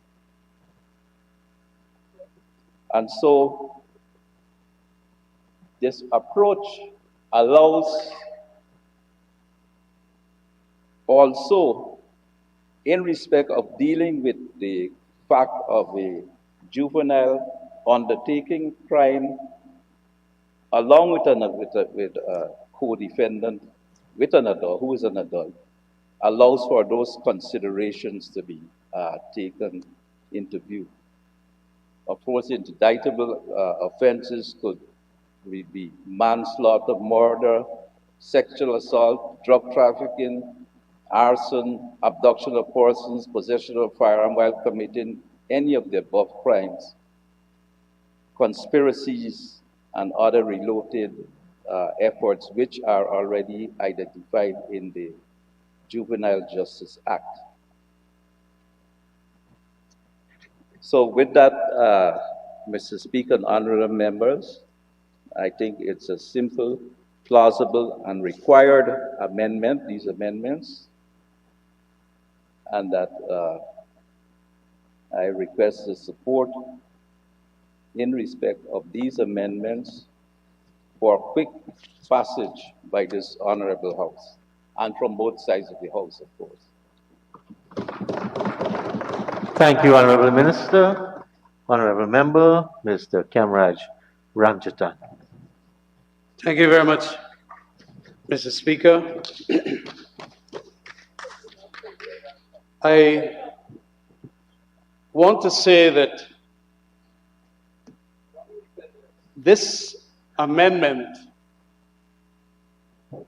is not going to be supported by me, and it seeks to be but a fundamental and radical departure from the regime that we only passed in 2018. In 2018, after some 14 years, that is in 2004, when the talk was that we must make sure that a brand new legal regime governed juveniles, namely 14 years to 18 years, and that regime must be based on a whole host of international conventions. We decided unanimously in this Parliament that this act will be supported in every provision. On the 26th of April, at the 87th sitting of the Parliament in 2018, we all supported the Juvenile Justice Act. I gave a speech in which we said that it is a comprehensive document to effectively tackle the significant issues related to juvenile justice. Of course, that journey, as I indicated, had started in 2004. I think it was Dr. Frank Anthony had started it. And then in 2007, they brought an expert. That expert was Dr. Bruce Abramson, articulating the need for a new Juvenile Justice Act in a policy paper entitled A New Juvenile Delinquency Act for Guyana, a decision for policymakers in 2006. Dr. Abramson indicated there in that document the modern philosophy governing juvenile justice. It is not the same like adult. It is wholly different. And a first draft was made sometime in 2008, and then it was just laid down like that. In 2016, we got a number of Bar Association members, Ms. Pierre, and then there was some others, I hope I can get their names, who then had consultations with so many people, including the Attorney General's chambers, to ensure that the conventions we sign on at the United Nations Human Rights Commission on Rights of the Child, and also the Riyadh guidelines that was stated, I think, in Beijing, was adopted in Beijing, even improving the international, or even making it reinforcing juvenile justice in Beijing, which was attended to by, I think, Honorable Member Gail Teixeira and a number of others. And it stated quite clearly that a brand new regime for juvenile justice must be implemented in Guyana. The principles are enunciated in Section 3. The court or a person performing any function pursuant to the provisions of this act shall be guided by the following principles. A, the juvenile justice system is intended to further the well-being of juveniles. Therefore, the best interest of the child shall be the paramount consideration when making decisions. And encourage and facilitate juveniles having a meaningful life in the community by rehabilitation, education, reintegration, and proportionate and appropriate accountability to victims and society. And B, the juvenile system shall be separate from that of adults. In the debate of 2018, it did appear that Mr. Clement Rohi, then Shadow Minister for Public Security, in that debate, Mr. Rohi had indicated that he didn't notice this, that juvenile justice must include separate trials. It is in the Hansard at page 56. Page 56. Where he made the argument that yes, you got to have separate trials because of the nature of our adoption of all these international settings. Today, I am very disappointed. I am so disappointed because it would appear that all those foundational principles in the Riyadh guidelines, the Beijing principles, what Dr. Abraham said, the draft that we went out in 3 counties here, in Pegasus was one held, then there was one held at Anna, Regina, and one at New Amsterdam, and everybody agreed with the draft. Especially that fundamental core principle that the juvenile justice system shall be separate from that of adults. And so to the extent now, what that meant, Mr. Speaker, was that you cannot do a trial with an adult when both the juvenile and the adult are charged for the offense. There is a number of moderate things that apply to juvenile at the trial of juvenile. That is why today we are creating a court, and we have created a juvenile justice court in Georgetown. We are supposed to do so in other parts of the country. Well, the Berbice one wasn't completed in our term, but that was part and parcel. And one in Essequibo, and we were thinking also of having one. And we were being supported by the UNICEF. They were big supporters of this. And all of them across there had indicated their support for it. That fundamental principle is today going to be eroded completely. It is going to be eroded completely when you now say that if a juvenile is charged with an adult, to save cost, to save judicial time, we must now have one joint trial as against two separate trials. One for the adult and one for the juvenile. Mr. Speaker, the attributes in relation to juvenile justice are stated in section 41, whereby a child or a juvenile shall not be sentenced to imprisonment.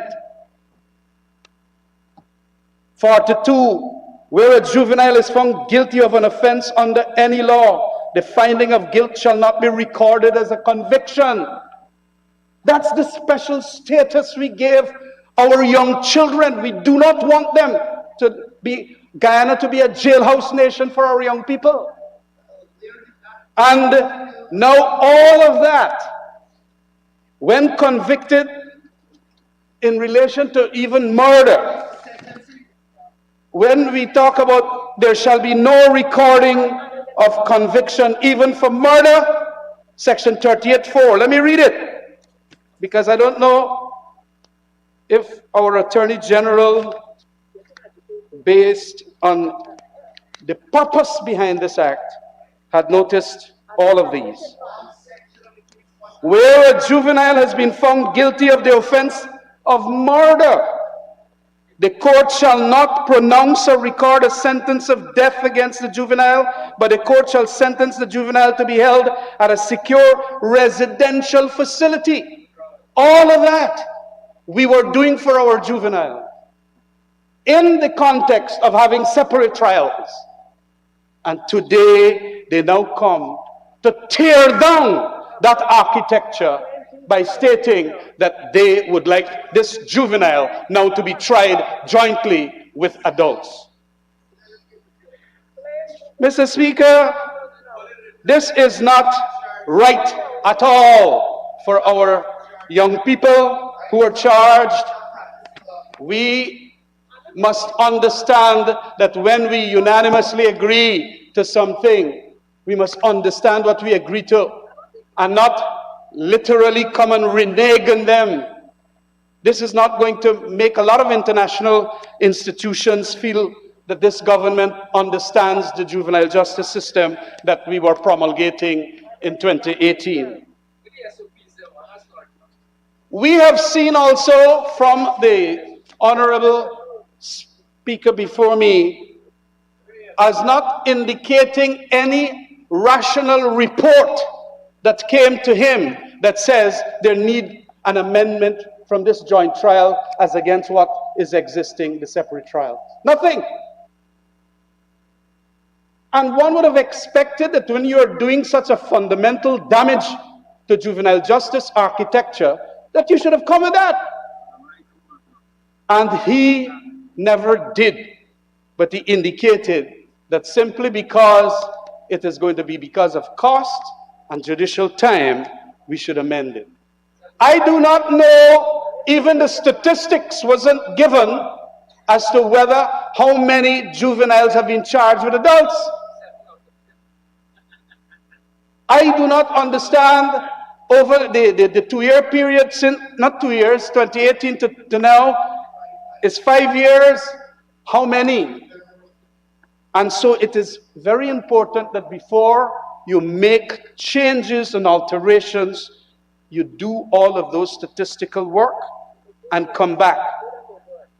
And if you are giving, because the child is vulnerable. In England, we have practice directives under a famous European case, T versus UK and V versus UK, in which the Human Rights Convention of Europe decided that children and mentally affected persons are vulnerable and they should have a separate regime. They even do not sit in the dock. They do not sit in the dock. They can come there with their parents. And during the course of the trial, special comfortable arrangements are made for them. And so all of that now, in the context of this amendment, will now basically fall apart, because you will have what happens in an adult trial, all the trappings of an adult trial literally be there that can affect all the principles that we have. Mr. Speaker, we in this country also have certain rules governing separate trials. The vulnerability of the child and the juvenile is what created that section 3BI. And when you have now, when you have now this kind of reneging of the situation, you are going to literally take away from all those principles that are called diversionary measures. You're going to take away and dilute the impact of that special regime that we created. And I do not know how much more expensive as against when weighed with justice for the juvenile under the juvenile justice regime, that you're going to say that it is too costly. If our children are important to us, if our children are so significant, why then, if you simply have to have more monies put for a separate trials and those special arrangements put for them, well then we are really, really going retrograde. Retrograde. In the common law of Guyana, it is generally a rule that where two adult accused are charged, you can even have separate trials for those two adult people, especially if there is what you call saving of money and time. Yeah, we can do that, separate trials. And especially if it does not lead to an embarrassment or what the word that I'm looking for, it will not lead to prejudice happening with one co-accused as against the other. We're going to come to an evidence act soon. It's gone to the select committee. But that too seems to be tearing down a kind of architecture that we have, that the common law has provided. But in this case, it must necessarily be, when a child is being tried together with an adult, that it is embarrassing and prejudicial. And that is why we created that section that says you must have separate trial. And when you weighing justice, the PPP has this thing about it, that justice, if it costs too much money, or if it costs too much judicial time, we shouldn't support it.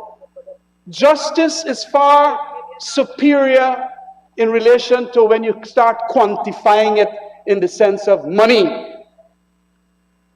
and judicial time, and especially justice for a special category of human beings in Guyana, our juveniles.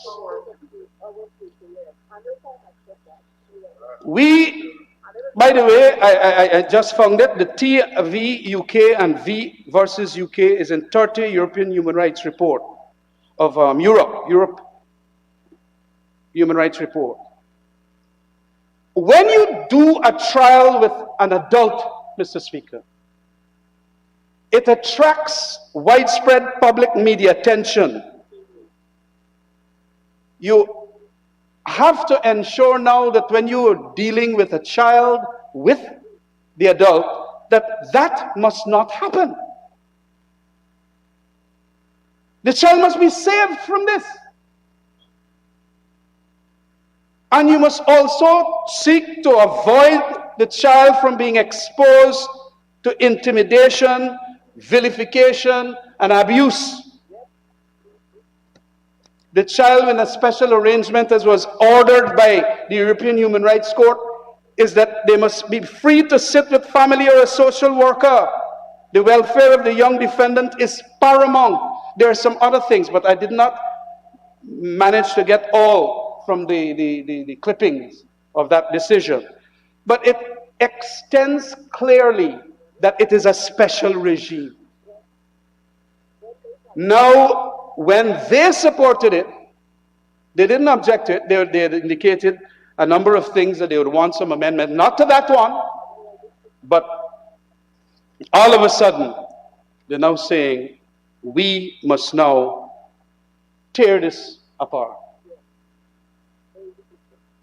Mr. Speaker, we have a special arrangement called free legal advice for every juvenile in this country. We have, as I mentioned in 41 and 42 there, those special arrangements. And we now are going to, without any justification in any report of any nature, they didn't go back to Abramson and ask him, could we do this as a fundamental core pillar to this act? State, could we do that? No. I don't know where they got their advice from, but they now come here and say, we want this fundamental, it is in section 3, you know, the very important section 3, which talks about the fundamental principles of juvenile justice. And now you tear that apart. This shouldn't happen, because apparently when they were supporting the juvenile justice bill in 2018, like they didn't understand the Beijing principles. And Mr. Speaker, it tears my heart that you did so much work, all of us, and you get this happening at this level. Mr. Speaker, this bespeaks how uncaring the PPP government is in relation to juveniles. The absolute, what you call, destruction of a construct that we had for them and for their benefit. Absolutely. They just break it up. To that extent, Mr. Speaker, this should not be supported. This thing is absolutely disastrous. This thing should not be passed, and I now feel that they understand what this Juvenile Justice Act of 2018 is all about, that they should refuse to vote on this kind of amendment to this core pillar foundation of the juvenile justice system. I want to indicate then that, Mr. Speaker, this act, this amendment of having the joint trials with an adult not be supported and I would not commend such, what you call it, this is a lot of idleness on the part of the PPP government. This is a lot of destruction, as I said. This is a volte-face.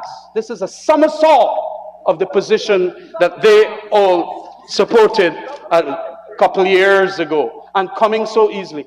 It brings me to the point, Mr. Speaker, that they have a lot to say about a whole heap of things that we passed in our administration. And literally each one of them they're tearing down. Tear down this one, they tear down the Natural Resources Fund, they're going to tear down a doctrine on confession statement that was long-standing. They're tearing down everything. And it would appear that they do not understand how important these structures and doctrines and principles of our jurisprudence, whether it be for confession statements or juveniles, are so important to the thing. We must not do damage to that architecture. I do not support this, and I hope that the government side see my point in also withdrawing this bill. Thank you very much, Mr. Speaker. Thank you very much, the Honorable Member, Mr. Ramjatan. It's been so interesting that we went past 8 o'clock, so I just want to ask someone from the government that the relevant standing order be suspended so that we can conclude the business for today. Mr. Speaker, might I respectfully request that the relevant standing orders be suspended to allow us to proceed to the end of today's business. Thank you very much. Thank you very much, Honorable AG. And as we have done that, let us formally say happy birthday to the Honorable Minister of Local Government, Mr. Nigel Darmlal. He was hoping that we would have been able to finish so that he could spend the evening with his family. But I know you love him so much, so we're keeping him till the very end. I now call on the Honorable Minister of Culture, Youth and Sport, the Honorable Member, Mr. Charles Ramson Jr., to make his contribution.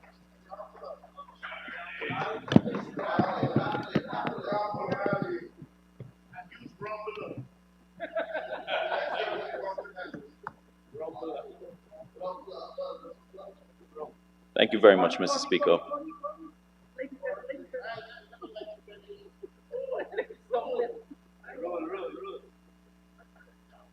I would have paid very keen attention to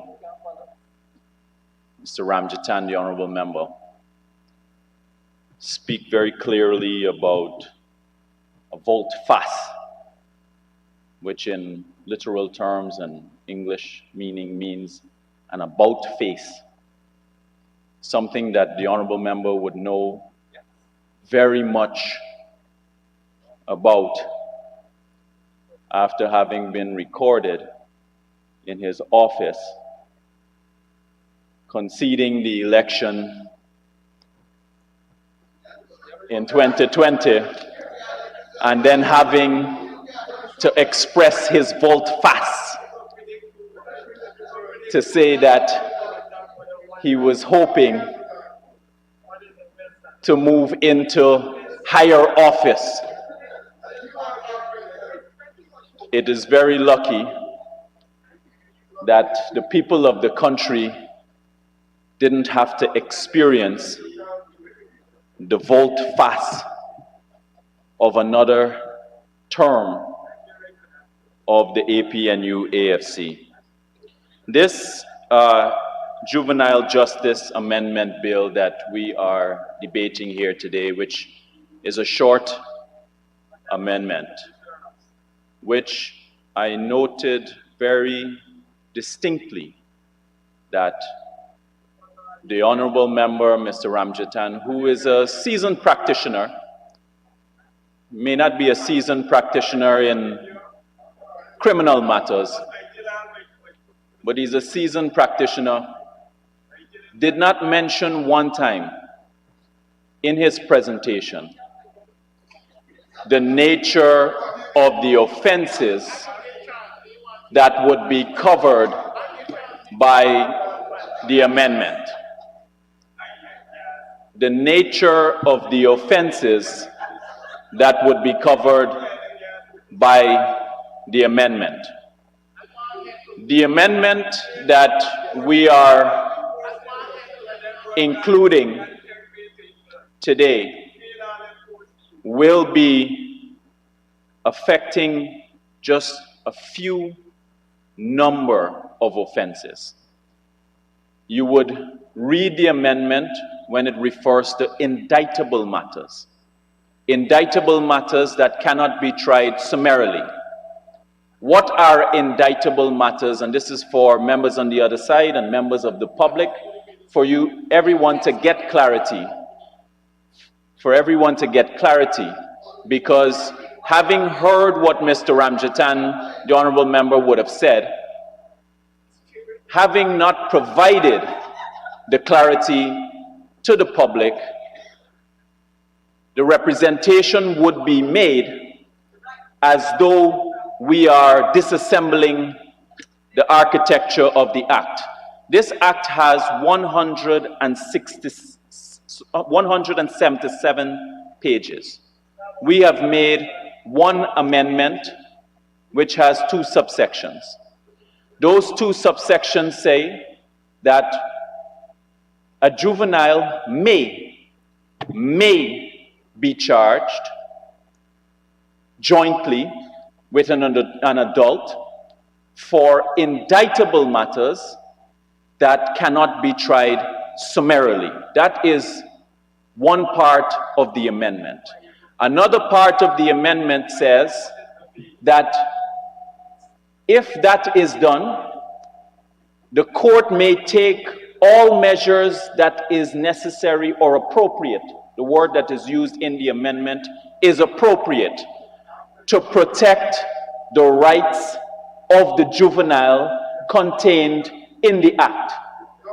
So it preserves, by that inclusion, the rights that would be contained for the protection of the juvenile contained in the Act. But specifically, I want to deal with the point in relation to the offenses.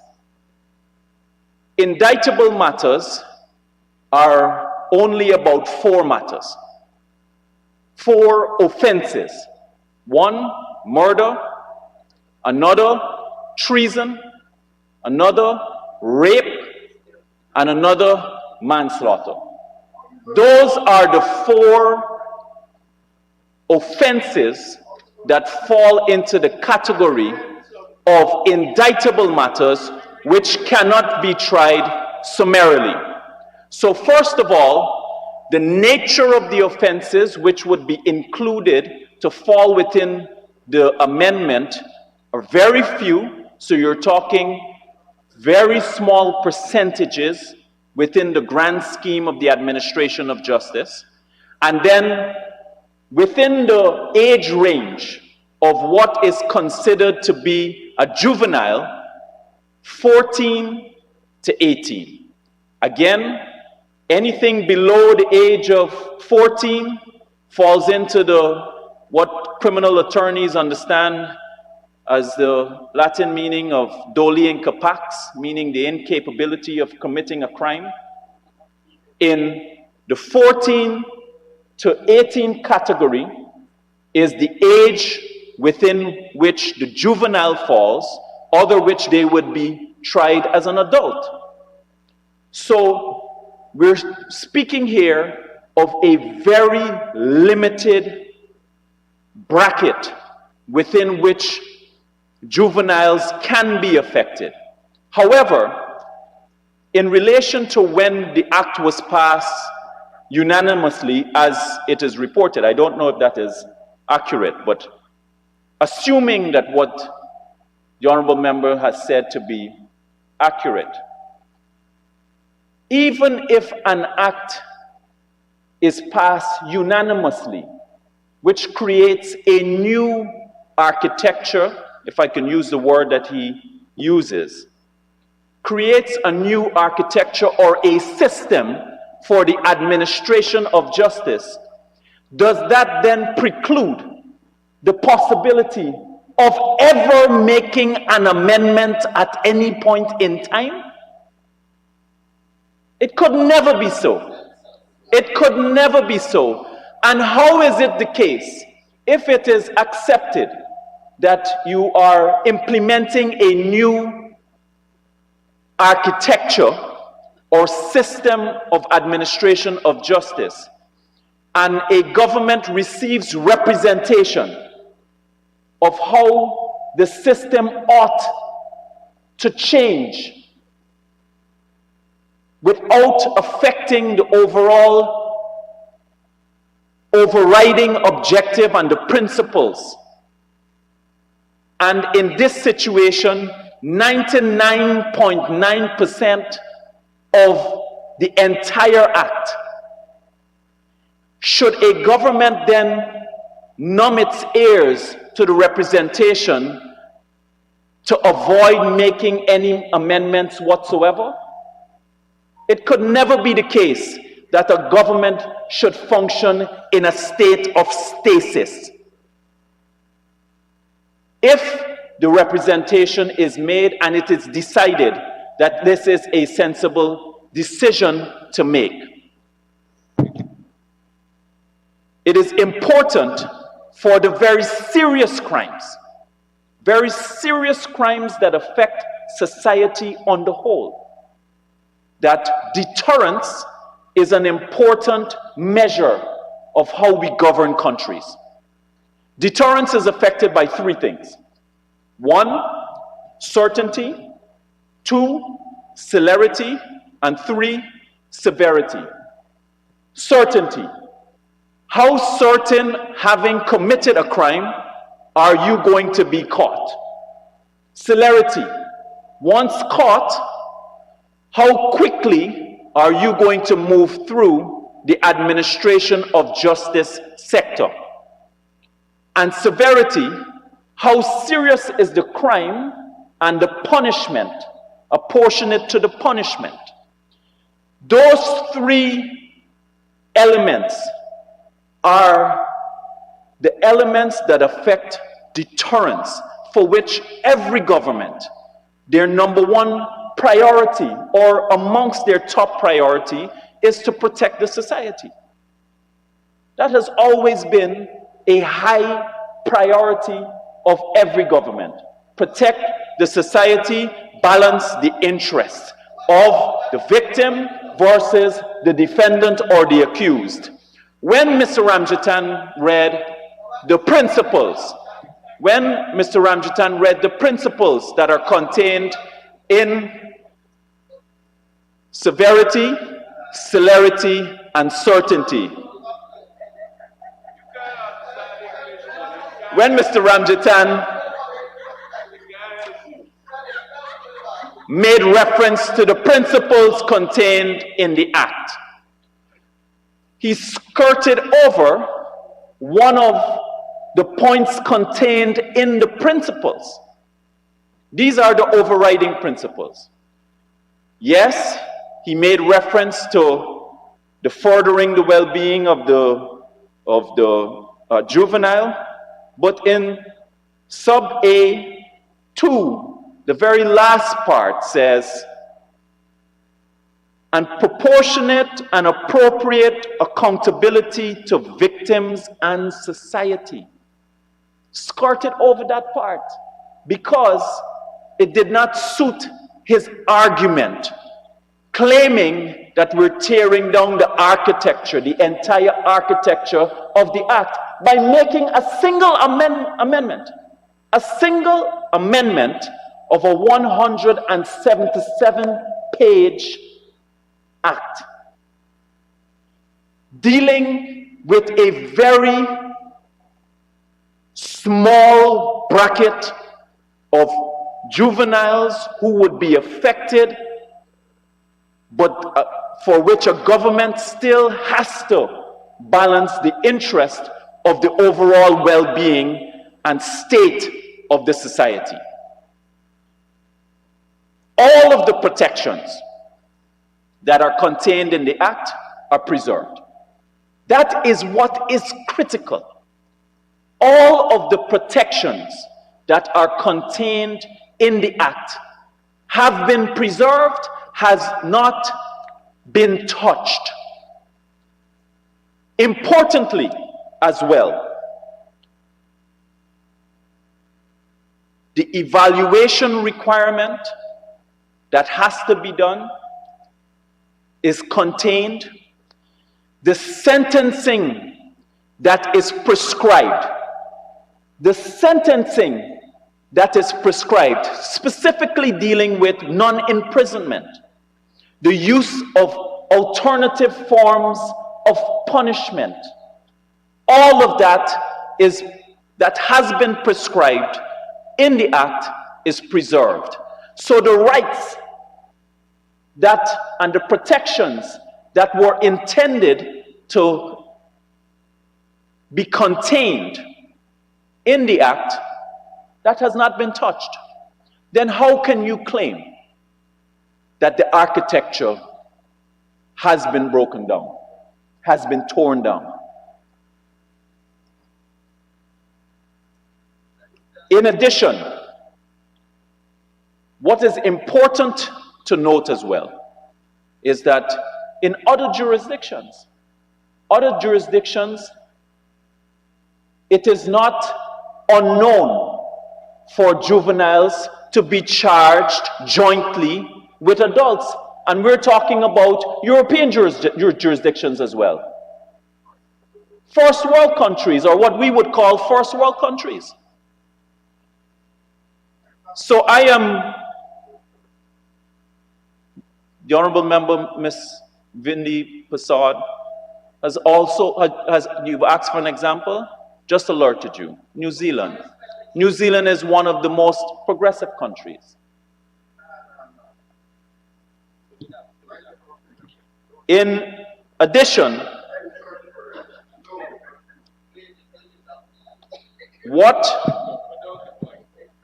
I am more concerned about, in addition to the content of this bill, is the framing of the debate, where it is difficult when simple amendments have to be made for the administration of justice and the overall governing of the country, that there is difficulty in framing the debate from the point of view of providing clarity, the necessary clarity to the public that is so essential in matters especially concerning how we intend to treat with young people. That part of it, I find it to be unproductive for how it is that we engage in a bona fide way, knowing that we are placed here with the highest of responsibility in the representative capacity that we hold. Not once, and just to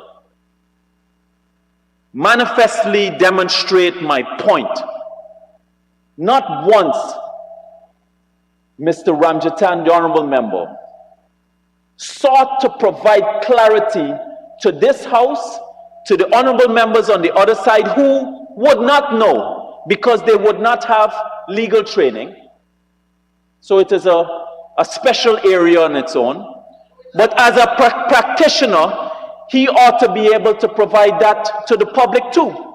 Not once did he seek to say at one point, what are the offenses that would be covered by this amendment? Not once. The absence of that inclusion, of that critical bit of information. Had you heard the presentation from Mr. Ramjatan, the honorable member.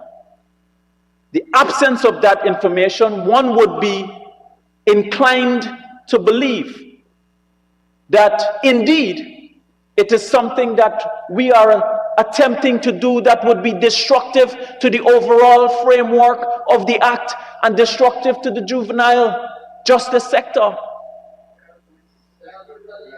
That without hearing the clarity that I'm providing, the opinions of the members of the other side, even if not publicly when it comes time to voting, quietly, it would have changed the nature of the debate.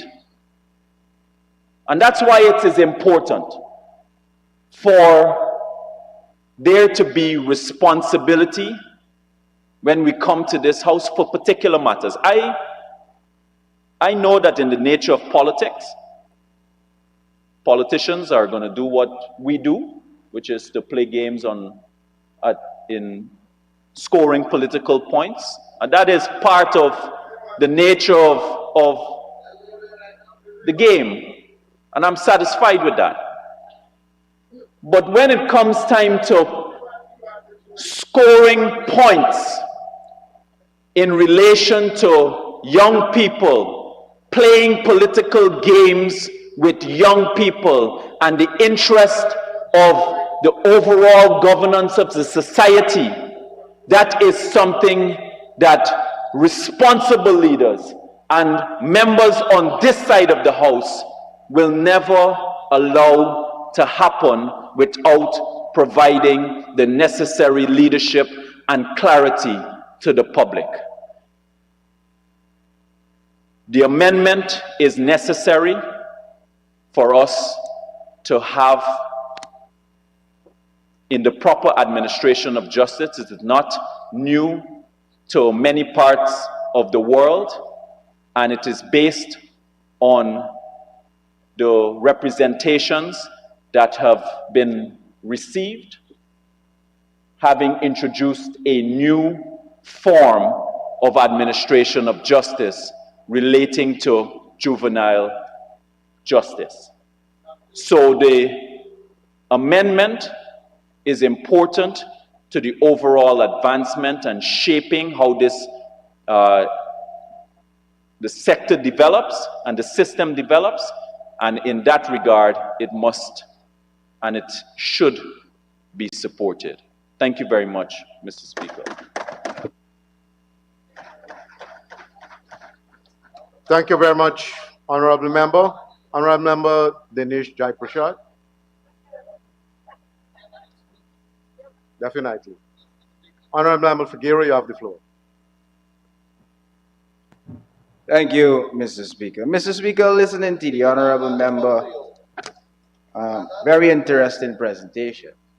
Sir, it would be remiss of me not to take this opportunity to say to that Honorable Member that we, the members on this side of the House, are not engaged in political games and about scoring cheap political points.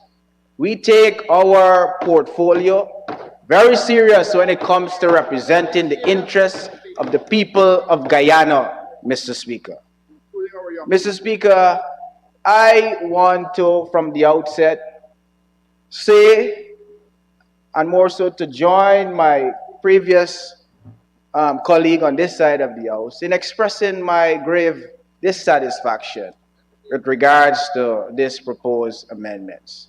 And I'm equally disappointed that the Honorable Attorney General had some input into this legislation being proposed by this House. Mr. Speaker, I must state also, sir, that the rarity of coming to this House, the People's Parliament under this regime, is like an eclipse. It is always a special opportunity and a special moment. Mr. Speaker, there is no consistency in doing the people's business. The long pause before any activity to address the multitude of issues to the benefit of the people of this country leaves much to be desired by this administration. Mr. Speaker, the most activity this Parliament experienced for the years since the PPP administration has been installed is only when it comes to getting the people's money during the budget debates, or on the manipulated need for more money via a supplemental budget, and on occasions, Mr. Speaker, to amend or repeal selective laws made under the coalition administration. Mr. Speaker, we have an opportunity as the legislative branch of government to enact real transformative pieces of legislation to better enhance the governance structure to benefit all the people of this country, Mr. Speaker. Mr. Speaker, as I stand to make my contributions to this piece of legislation, and moreover, the amendments to the Juvenile Justice Act of 2018, I am taken back, sir, by the retrograde steps we, as the legislative arm of government, continues to make by the tyranny of a one-seat majority. One-seat majority, Mr. Speaker. Sir, I say we are going backwards rather than progressively forward on the heels of a new Guyana with massive wealth on the horizon that should be to the benefit of all of us, Mr. Speaker. A case in point, Mr. Speaker, was the recent amendment to the standing orders to affect the quorum of the Public Accounts Committee, which has already begun to experience the very negative impact we on this side would have highlighted during the debates. But we know this government cares not, Mr. Speaker. All the PPP apparently is concerned with is to break down, to burn down somewhat what someone else would have built, as this allows them another excuse to raid the consolidated fund. Mr. Speaker, this Parliament was promised a robust legislative agenda by the country's Attorney General and Minister of Legal Affairs. And I dare say, Mr. Speaker, this proposed amendment is nothing close to the giant steps of Act 8 of 2018 in its present construct. Mr. Speaker, when it was enacted in 2018, and more so when it was brought to this House by the former Minister of Public Security, the Honorable Member, Mr. Kimraj Ramchitan. Mr. Speaker, the commendation to this transformative piece of legislation, the Juvenile Justice Bill, attracted many admirable and praiseworthy expressions from a number of members on the government side, Mr. Speaker. Mr. Speaker, this is what the Honorable Member, Dr. Frank Anthony, had to say. And he, I must add, Mr. Speaker, set the tone for all of the other speakers on the government side. He said, sir, and I quote, "This bill is very comprehensive and it has a very progressive approach." I repeat, it has a very progressive approach and it seeks to rehabilitate rather than punish juveniles that have a problem with the law. Further, Mr. Speaker, Dr. Pusad, the Honorable Member, posited these words: "This Juvenile Justice Bill puts it all together in a comprehensive, progressive piece of legislation. And I feel it is a great step. And I feel," that is what she said, "and I feel this is a great step in the right direction." Mr. Speaker, the Honorable Dr. Manik Chan said, and I quote, I am very pleased that we are addressing what I think is one of the necessary pieces of legislation." Mr. Speaker, those were the words of the members on that side of the House, Mr. Speaker.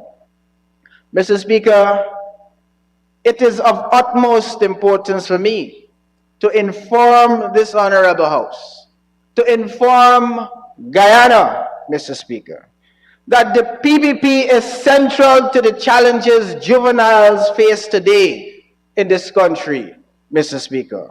One needs only to remember 2012 to May 2015.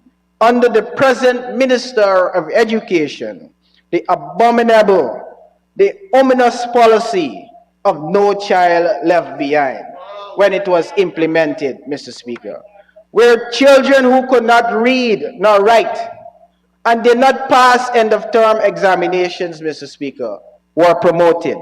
A policy, Mr. Speaker, which encouraged the award of success to failures. A policy that promoted failures, Mr. Speaker. Today, Mr. Speaker, those juveniles that were molded by the PPP policy, a very backward policy, Mr. Speaker, are now being placed in docks with adults under the same PPP that failed them earlier at school, that failed them earlier in their lives, Mr. Speaker.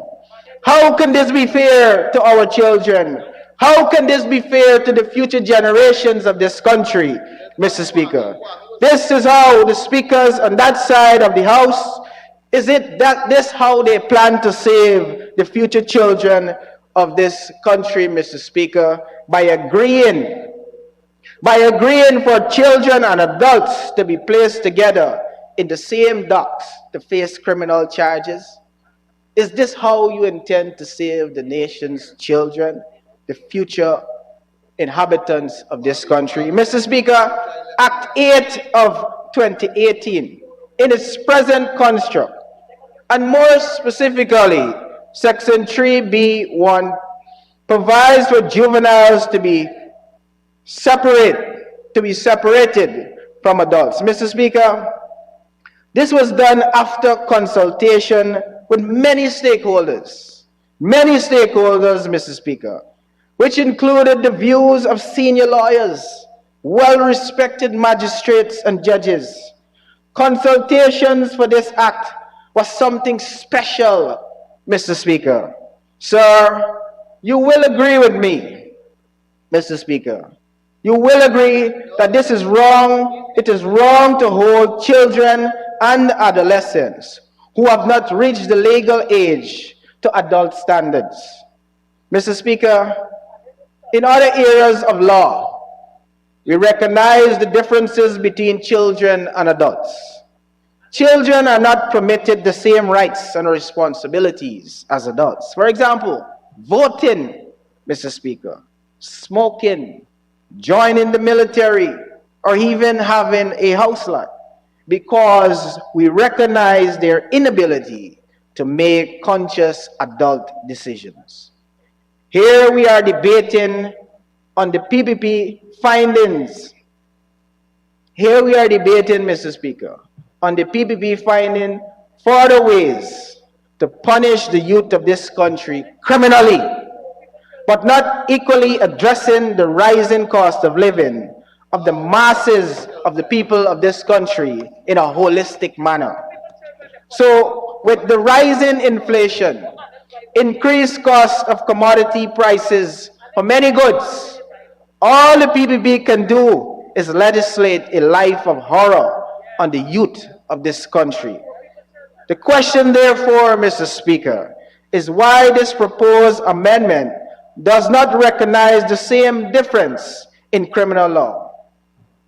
We don't say, Mr. Speaker, this is a very important election, so let us allow children to vote. But given what we saw at the recount, Mr. Speaker, where people domicile in the US and dead people who voted for the PPP, anything seems possible indeed. But despite all of those happenings, Mr. Speaker, it still remains against the law. Mr. Speaker, we don't say this is a very important war, so let us create child soldiers and give them weapons and then send them to fight. So we don't say that, Mr. Speaker, that this case is different and the child or children deserve to be treated as an adult to be tried. Mr. Speaker, Psychological research confirms that what every parent knows, what the members on this side of the house also knows very well, sir, that children, including teenagers, act more irrational and immaturely than adults.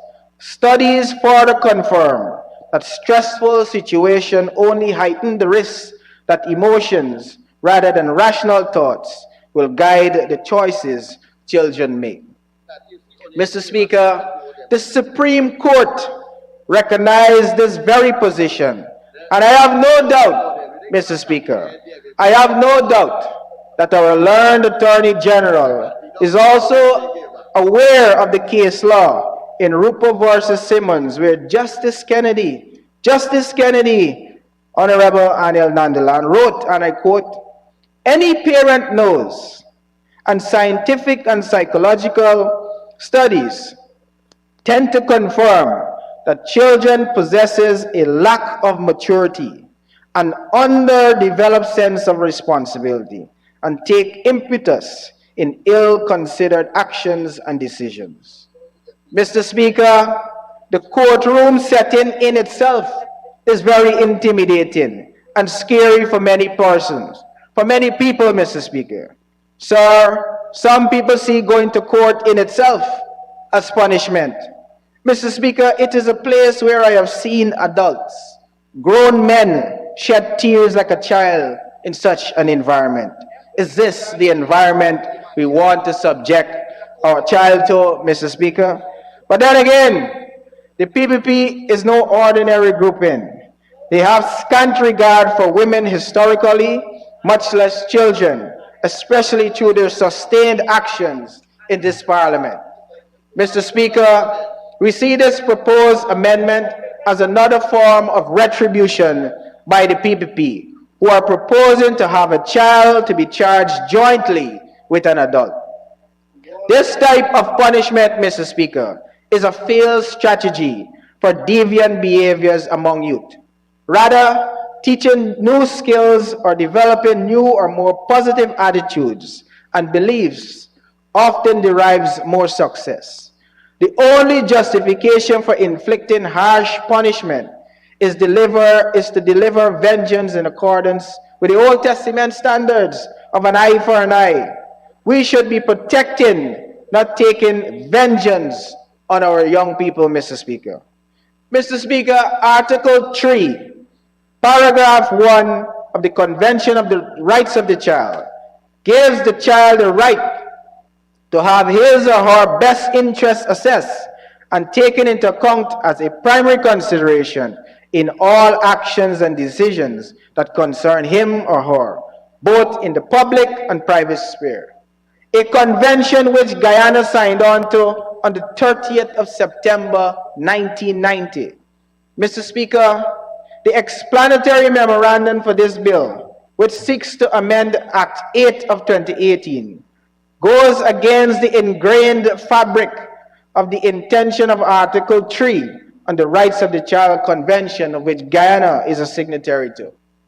The PPP's proposed amendment moves against logic and common sense and the common sense approach that would usually preserve the best interests of the child. The child's interest is what should be paramount here, Mr. Speaker, not the interests of the state's purse or judicial time-saving mechanisms. If the state wants to save time and money, let the Minister of Legal Affairs and our country's Attorney General equip all courtrooms, all courts in this country with a virtual setting arrangement. This would allow for courts to function in a more flexible way, thus rubbishing the notion of timing costs for appearance of witnesses, since he and she can attend virtually from any place. Mr. Speaker, this government is on a mission, I'm told. This government, Mr. Speaker, have ventured to put in place Wi-Fi and hotspots, Mr. Speaker, across this country. and they intend to roll it out soon, I'm told. I suggest, Mr. Speaker, that they put all of these Wi-Fi and hotspots in all public buildings so witnesses can go there and attend court virtually. Sir, I put it to this House that the best interest of the child can never be realized if his or her criminal matter is tried together with an adult. Mr. Speaker, the extra burden placed on the judiciary to try the child as a child and the adult as an adult shouldn't be jeopardized to save money. Mr. Speaker, safeguarding the rights of a child in criminal proceedings is worthwhile and paramount over anything else. Mr. Speaker, let's don't forget the psychological trauma the child will experience, and maybe even for their lifetime, when tried as an adult. Let's not forget, Mr. Speaker, the valid initial reasons why a child's judicial proceedings were separate from adults. Mr. Speaker, we cannot, as a nation, we cannot, as a country, spare any dollar to ensure these protections continue for our children, for the future inhabitants of this land.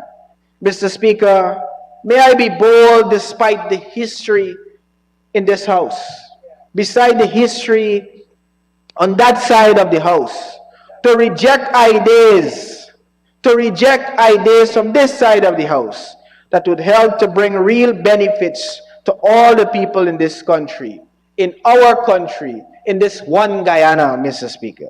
Sir, I respectfully offer a suggestion to the Honorable Minister of Home Affairs and the Honorable Attorney General, if the will is there to accept, that an amendment can be put to make special evidentiary rules to allow cross-examination of witnesses' statements that can be used for both adult and juvenile courts proceedings to avoid witnesses testifying twice, as is done also in other jurisdictions. Mr. Speaker, we on this side of the House believes the bill in its present construct violates the rights of a child and does not augur well for the welfare of the next generation of children. Thus, we cannot, Mr. Speaker, we cannot in good sense, we cannot in good conscience support this piece of legislation. I thank you. Thank you very much, Honorable Member. Honorable Minister of Human Service and Social Security, Windy Prasad.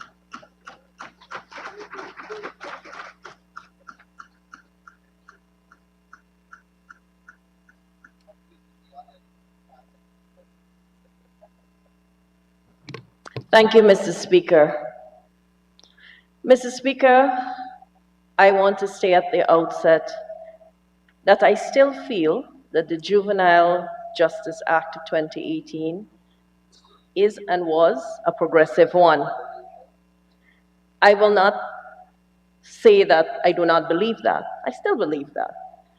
But any piece of legislation passed in the House has to be implemented, has to be deconstructed, and definitely has to be reviewed to see if, when implemented, it can actually be practically applied. When any piece of legislation thus applied is looked at objectively, we need to understand where the deficiencies are. And did that piece of legislation with the right intent achieve all that it was meant to achieve? And that is the spirit in which we should address the amendment that is on the floors today. And it's an important distinction. And while we concentrate on the amendment, I want to reiterate that it is a single amendment that does not affect many of the aspects as belabored by the speakers on the other side of the House, totally missing the point. Mr. Speaker, The point is, if the amendment to Section 36 of the Principal Act is looked at, there are several things. Maybe, it does not say shall, maybe. And it speaks directly to indictable offenses that have seriousness, gravitas, indictable offenses that can account for murder and rape, to name two of these offenses. We are not speaking here of offenses that can be summarily disposed of in court. And not only is the amendment mentioned in this manner, the amendment is followed by the provision that specifically says that the rights of the juvenile will be considered at all times. That does not detract from the overall intention of the Juvenile Justice Act of 2018. And more so, it does not affect the sentencing that is defined within the Juvenile Justice Act of 2018. If we are to look at what happens in the world today and in our own country, where there are many juveniles who are caught up in a life of crime, they get into trouble with the law, and we are to look at the percentage of those who are addressed within this amendment that is being proposed, it is but a minuscule number of those who will fall within the ambit of the amendment that is being proposed here today. We are speaking specifically between the ages of 14 and 18. And of course, every child matters. Do we want to have a situation that exists right now to continue where those who get into trouble with the law are not addressed at all? That is what is happening. They're not addressed at all. Their cases are not dealt with. There is a backlog that exists because of the practicality of doing two trials and having all of those resources for two of the same trials. It is my belief that the intention is to have juveniles have the opportunity to be rehabilitated, to be dealt with in the nature that the original act intended, where they are afforded every opportunity available to ensure that they do not transgress as they may have done before. Mr. Speaker, when we look at the amendment, again, I belabor the point, it is a single amendment that says may be jointly charged with an adult. This can be reviewed going forward again. And this can be reviewed again later on to determine which court. There is no harm in later on looking to see which court both of them are tried in. But at this point, we are looking at the fact that nothing is happening at the moment. And it's very nice to say do it now, but the PPPC in government did it immediately when we got into office and removed all the unwieldy taxes that you put on people's backs. Do it now? We did. Mr. Speaker, it is very nice to sit on the other side and to spout lofty ideals when in practicality there is little that was done to remove the burdens on the backs of people that you put there. Mr. Speaker, as we continue to debate on the act, I would like the members on the other side of the House to look at this act objectively, to understand what it is that is being proposed today in the House when it pertains to what we are trying to achieve, which is that in the event that there are crimes of such gravity that they're considered indictable offenses, that the juvenile should face consequences to light with what they may have done, of the transgressions. And the thing about it, Mr. Speaker, I again say that when those transgressions are brought to light and the juvenile is so placed before the courts, every consideration can be given by the magistrate, by the court, to ensure that all of the rights of the juvenile so charged are protected. At no point in this amendment are we removing the rights of the juvenile. We would not do that. And that is why this is a single amendment. Would we rather that nothing be done? Would we rather that persons who would have been affected by the offenses not have justice done? Would we rather that juveniles become repeat offenders because they're not looked at? What are we saying, Mr. Speaker? Mr. Speaker, we have to be practical, and this is looking at the practicality or the practical application of this piece of legislation. Mr. Speaker, many things have been said, and many things are being said about young people, but it is factual that since the People's Progressive Party Civic has taken office, there are many things that have been done for young people in this country. Let's look at the gold scholarships. How many scholarships did you give? Let's look at the WIN program for young women, 2,000 plus women. What did you do? Let's look at all of the areas of benefit to young people across this country. And we are continuing on that momentum of progress that we started.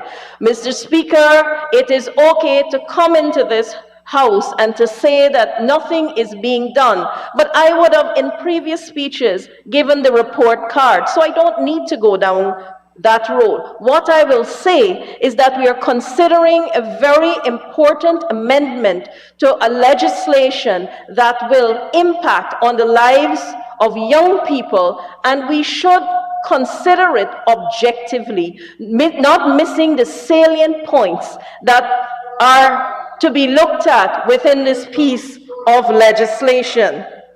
Mr. Speaker, I am pretty sure that as every member would have considered this legislation, it would not have escaped them that the juvenile will be bereft of the rights that are enshrined within the entire act.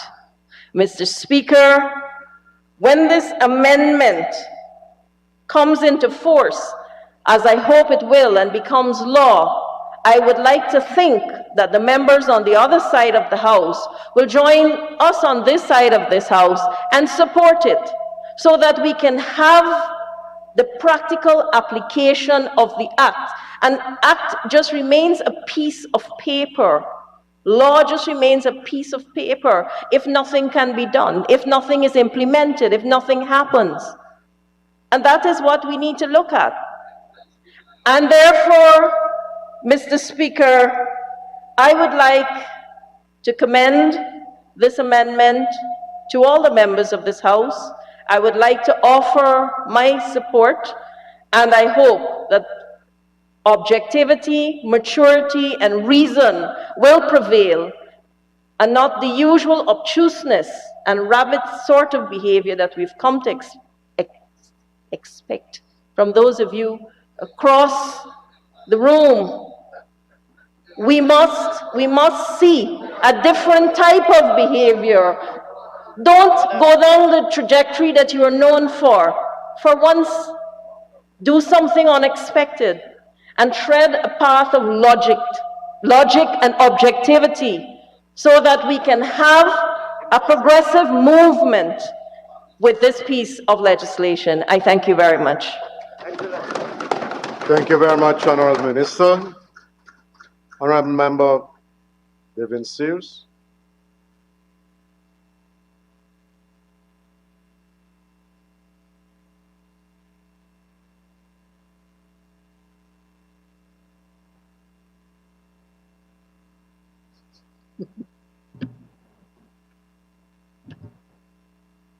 Mr. Speaker, as I rise to make my contribution to the Juvenile Justice Amendment, Bill 2022 in this noble house. I notice the Honorable Minister Dharmlal is not present, but I would like to extend greetings. And for a minute there, I thought that this noble house has forgotten that it's his birthday. But as he celebrates this period, I hope that he reflects and corrects. Mr. Speaker, the Juvenile Justice Bill of 2018 was piloted by the Public Security Minister, then Honorable Kemra Dramjatan MP, and was successfully passed on the latter part of April 2018. An act to amend and consolidate the law in relation to criminal justice for juveniles, to make provisions for proceedings with respect to juvenile offenders, to provide for the establishment of facilities for the custody, education, and rehabilitation of juvenile offenders, and to repeal the Juvenile Offenders Act and Training Schools Act. Mr. Speaker, my position to prove this proposed amendment does not work in the interests of young people, especially from Guyana, which is such a great nation. Forgive me.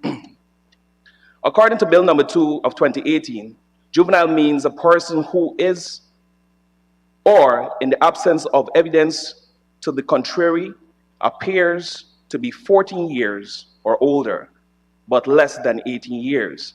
This definition is almost similar to Juvenile Justice Offenders Act, Chapter 1003 of 1931. Juvenile means a person under the age of 17 years old.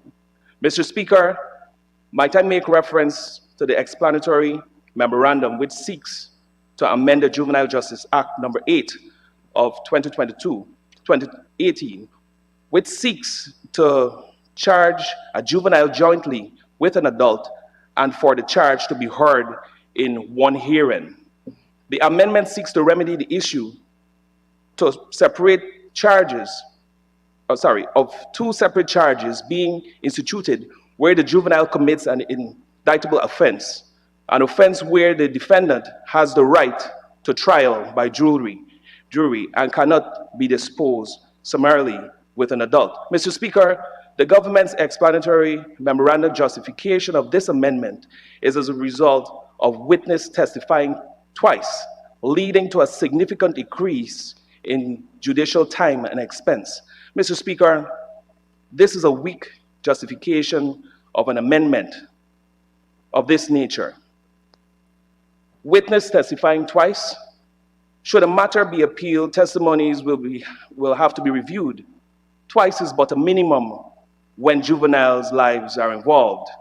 It must be noted in a research study conducted by Cambridge University, juveniles coming from poor families, vulnerable homes and communities are 2.5 times more likely to fall into crime as compared to those who come out from well-grounded backgrounds. An appeal is not an option because they would not be able to afford the legal fees. A grappling reality in this economic disparity Guyana is facing currently. In terms of expenses, we, the opposition, are under the impression that the government has a lot of money to spend, taxpayers' money. So why should expense be an issue? Constantly boasting of lofty spendings, which the ordinary man is not feeling or experiencing on the ground. Youth employment as of 2022 has increased to an average of 30%, and this is according to the International Labour Organization. Mr. Speaker, it is a fact that sugar has raised from $70 to $140. Transportation is constantly increasing, and even many cannot even afford to pay the utility bills, and even those who are paying on time cannot enjoy the benefits of efficient lighting and power. Mr. Speaker, this is not an argument I wish to engage in at this time, but to say this to this honorable House that should we proceed to pass this amendment, we would be doing an injustice to juveniles across Guyana, especially first-time offenders. Guyana has made significant strides implementing systems committed to child rights and ensuring every child's best interest is addressed and is always the center of primary consideration. The Juvenile Justice Department is one system that was introduced, and has been flooded with stories of young offenders where they're given the opportunity for rehabilitation rather than being treated as criminals.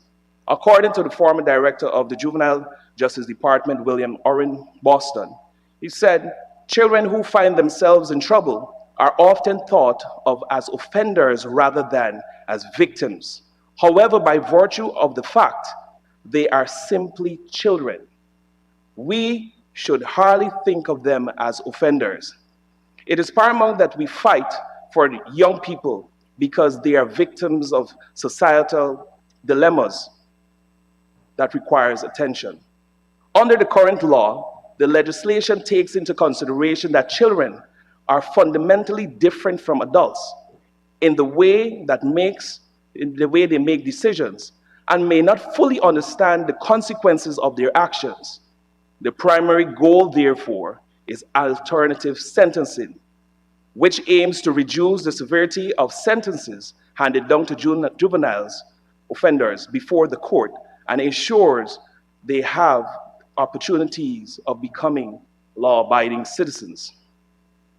After the Juvenile Justice Act of 2018 was passed under the APNU plus AFC, Guyana opened the doors for the first children's court on October 31st, 2018 in the Magistrates Court compound. The establishment of the Children's Court is essential to ensuring that the objective of the Juvenile Justice Act are achieved and ensure that more rehabilitative and restorative systems was implemented for juvenile justice. It should be noted that the law provides children below the age of 18 with free legal advice, as the Honorable Kemraj Ramjatan shared earlier. It also provides a humane alternative to the tense formal court setting, remands and incarcerations for young lawbreakers. The Children's Court was designed to assist in helping youth to prevent them from falling deeper into a life of crime. One of the aims of the court is to divert juveniles from the formal court procedure, which will be an asset when it comes to dealing with delinquents. The two courts who underwent extensive training, the two magistrates that underwent extensive training to hear matters in the Children's Court were Dylan Bess and Annette Singh. The Children's Court was in the pipeline since 2004 under the People's Progressive Party.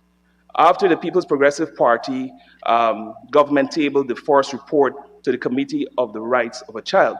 But let me emphasize that it took the APNU plus AFC government to really make this office come into reality, as was mentioned. Mr. Speaker, there are a few questions that we must ask ourselves. Does this have a greater implication? Meaning the role of the Children's Court, will it be usurped? And we must also consider, does this mean that much greater, harsher penalties will be handed down to the alleged juvenile offenders based on sensational arguments presented in the court? Mr. Speaker, the current law is not broken. Allow it to work, I plead with this honorable House. Mr. Speaker, my conclusive position is simple. Issues of abuse and neglect and putting children at the mercy of the law are a reality we must remain optimistic that increased awareness and proactive efforts will help ensure young offenders are given the opportunity to a better life, alternative sentencing, and the juvenile system continues to work towards initiative changing the ways which young offenders are viewed and treated across Guyana. Mr. Speaker, this proposed amendment, should it be carried, cannot avert the dangers of unfair prejudice to juvenile defendants, and I cannot support it in its current form, and therefore I ask and plead with this House to let the law work. Mr. Speaker, I yield the rest of my time to other contributors. Thank you, Honorable Member. Honorable Minister of Public Service, Sonu Parat.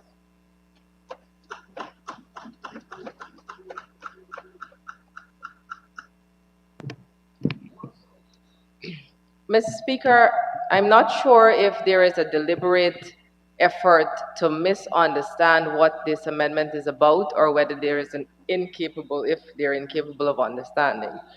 But from the onset, a juvenile is not being tried as an adult. They're being tried as a juvenile together with an adult.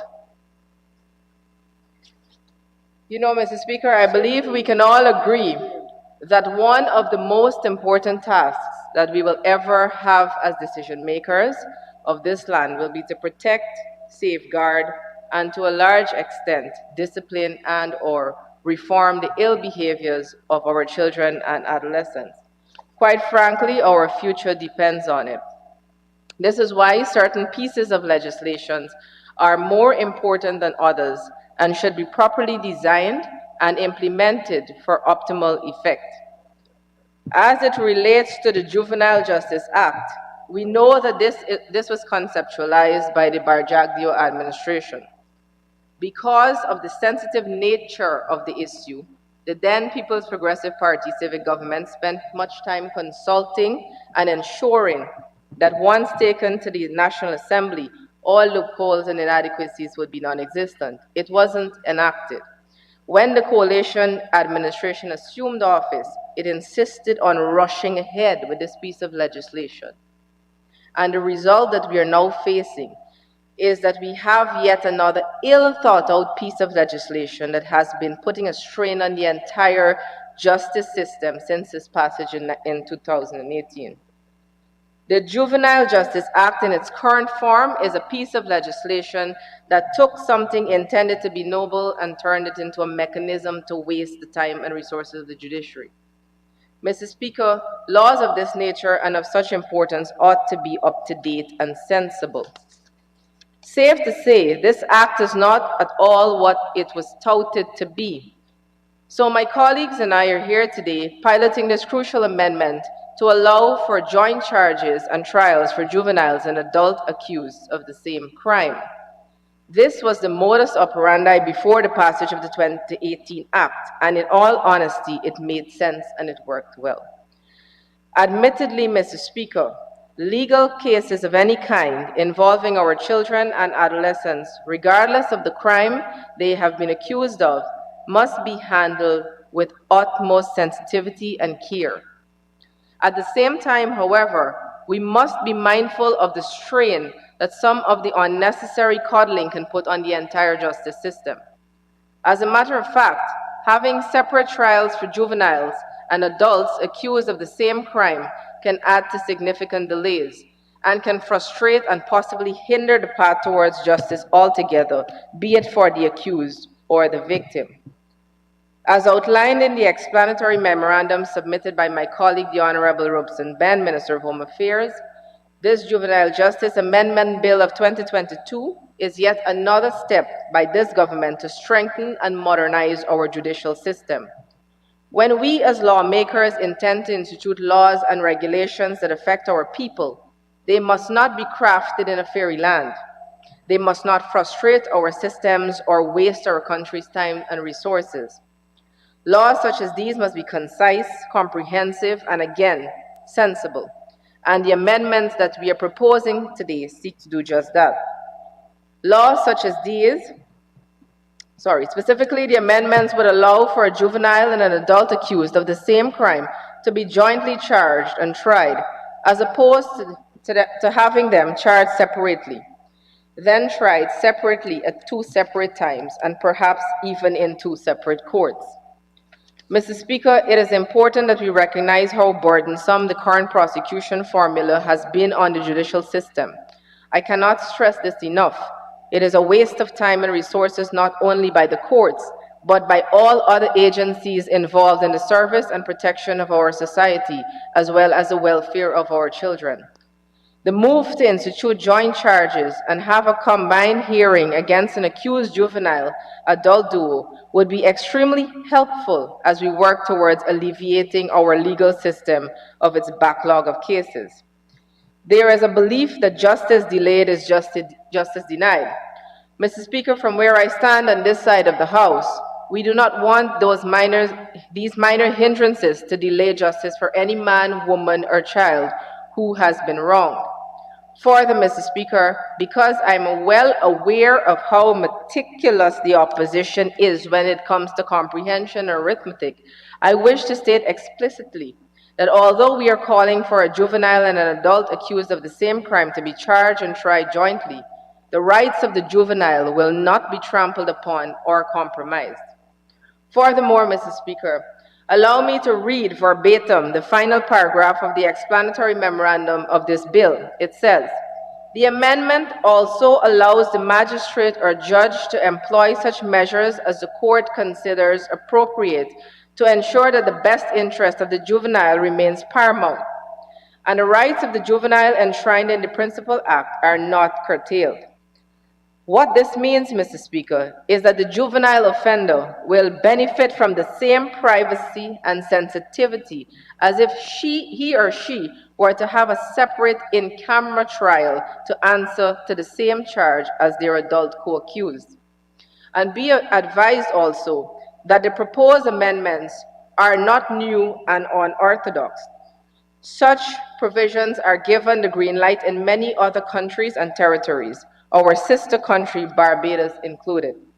The United Nations International Children's Emergency Fund, or UNICEF, is in one of its summary reports on Barbados, made specific reference to the fact that in cases where a juvenile is charged jointly with an adult, the parties appear before the magistrate's court where the case is heard, and if the juvenile pleads guilty or is found guilty, he or she is then transferred to the juvenile court for sentencing. Similar to our proposal in Barbados, restriction is placed on the classes of persons who are allowed to attend juvenile proceedings as a means of preserving the anonymity of the juvenile. UNICEF has also noted that in Barbados, the press is generally mindful of the statutory provisions, and unless the case is one of homicide, it almost never reports matters concerning juvenile offenders. However, where offenses have been committed against juveniles, especially sexual offenses, although the juvenile's name is never mentioned, the proceedings from the criminal courts may be published in the daily newspapers. The latter, as we know, happens here too. And I do believe that should these proposed amendments be passed, the local media, as well as all agencies involved, will be careful and considerate in the reportage and execution of the relevant procedures. I think that this would strike a healthy balance between maintaining the rights of the juvenile with the right of the public to know what is happening in the community or country. In a similar case study, UNICEF found that the laws of several United Kingdom territories, such as Scotland, also allow for juveniles to be tried in adult courts, and again, with privacy mechanisms determined by the presiding magistrate or judge. Mr. Speaker, the unfortunate reality is that there are dozens, perhaps even hundreds of persons still waiting for their cases to be called and for justice to be done for them. I believe that what we can all agree is how inconsiderate it is for one case to be heard multiple times while so many other persons, so many victims, are still pleading for earlier court dates. Aside from the plight of our people and the perpetual wastage of time and resources, this proposed amendment is another step towards eliminating the archaic, nonsensical components of our judiciary that frustrate and prolong the delivery of justice. Mr. Speaker, as members of this honorable House, everything that we say and do has an impact on each and every Guyanese outside of these walls, whether directly or indirectly. Truthfully, this can either be a good or bad thing, depending on who the rulers of the day are and the intentions that they may want to come here with. Notwithstanding the political divide, I am genuinely hopeful that when it pertains to issues directly involving our young people and the security of our country, each of us are well-intentioned, or at least we should be. I therefore encourage my colleagues on the other side to read and understand this bill, not that it affects the rights of the child, but that it also serves justice as it should. Thank you, Mr. Speaker. Thank you, Honorable Minister. Honorable Member, Mr. Vincent Henry.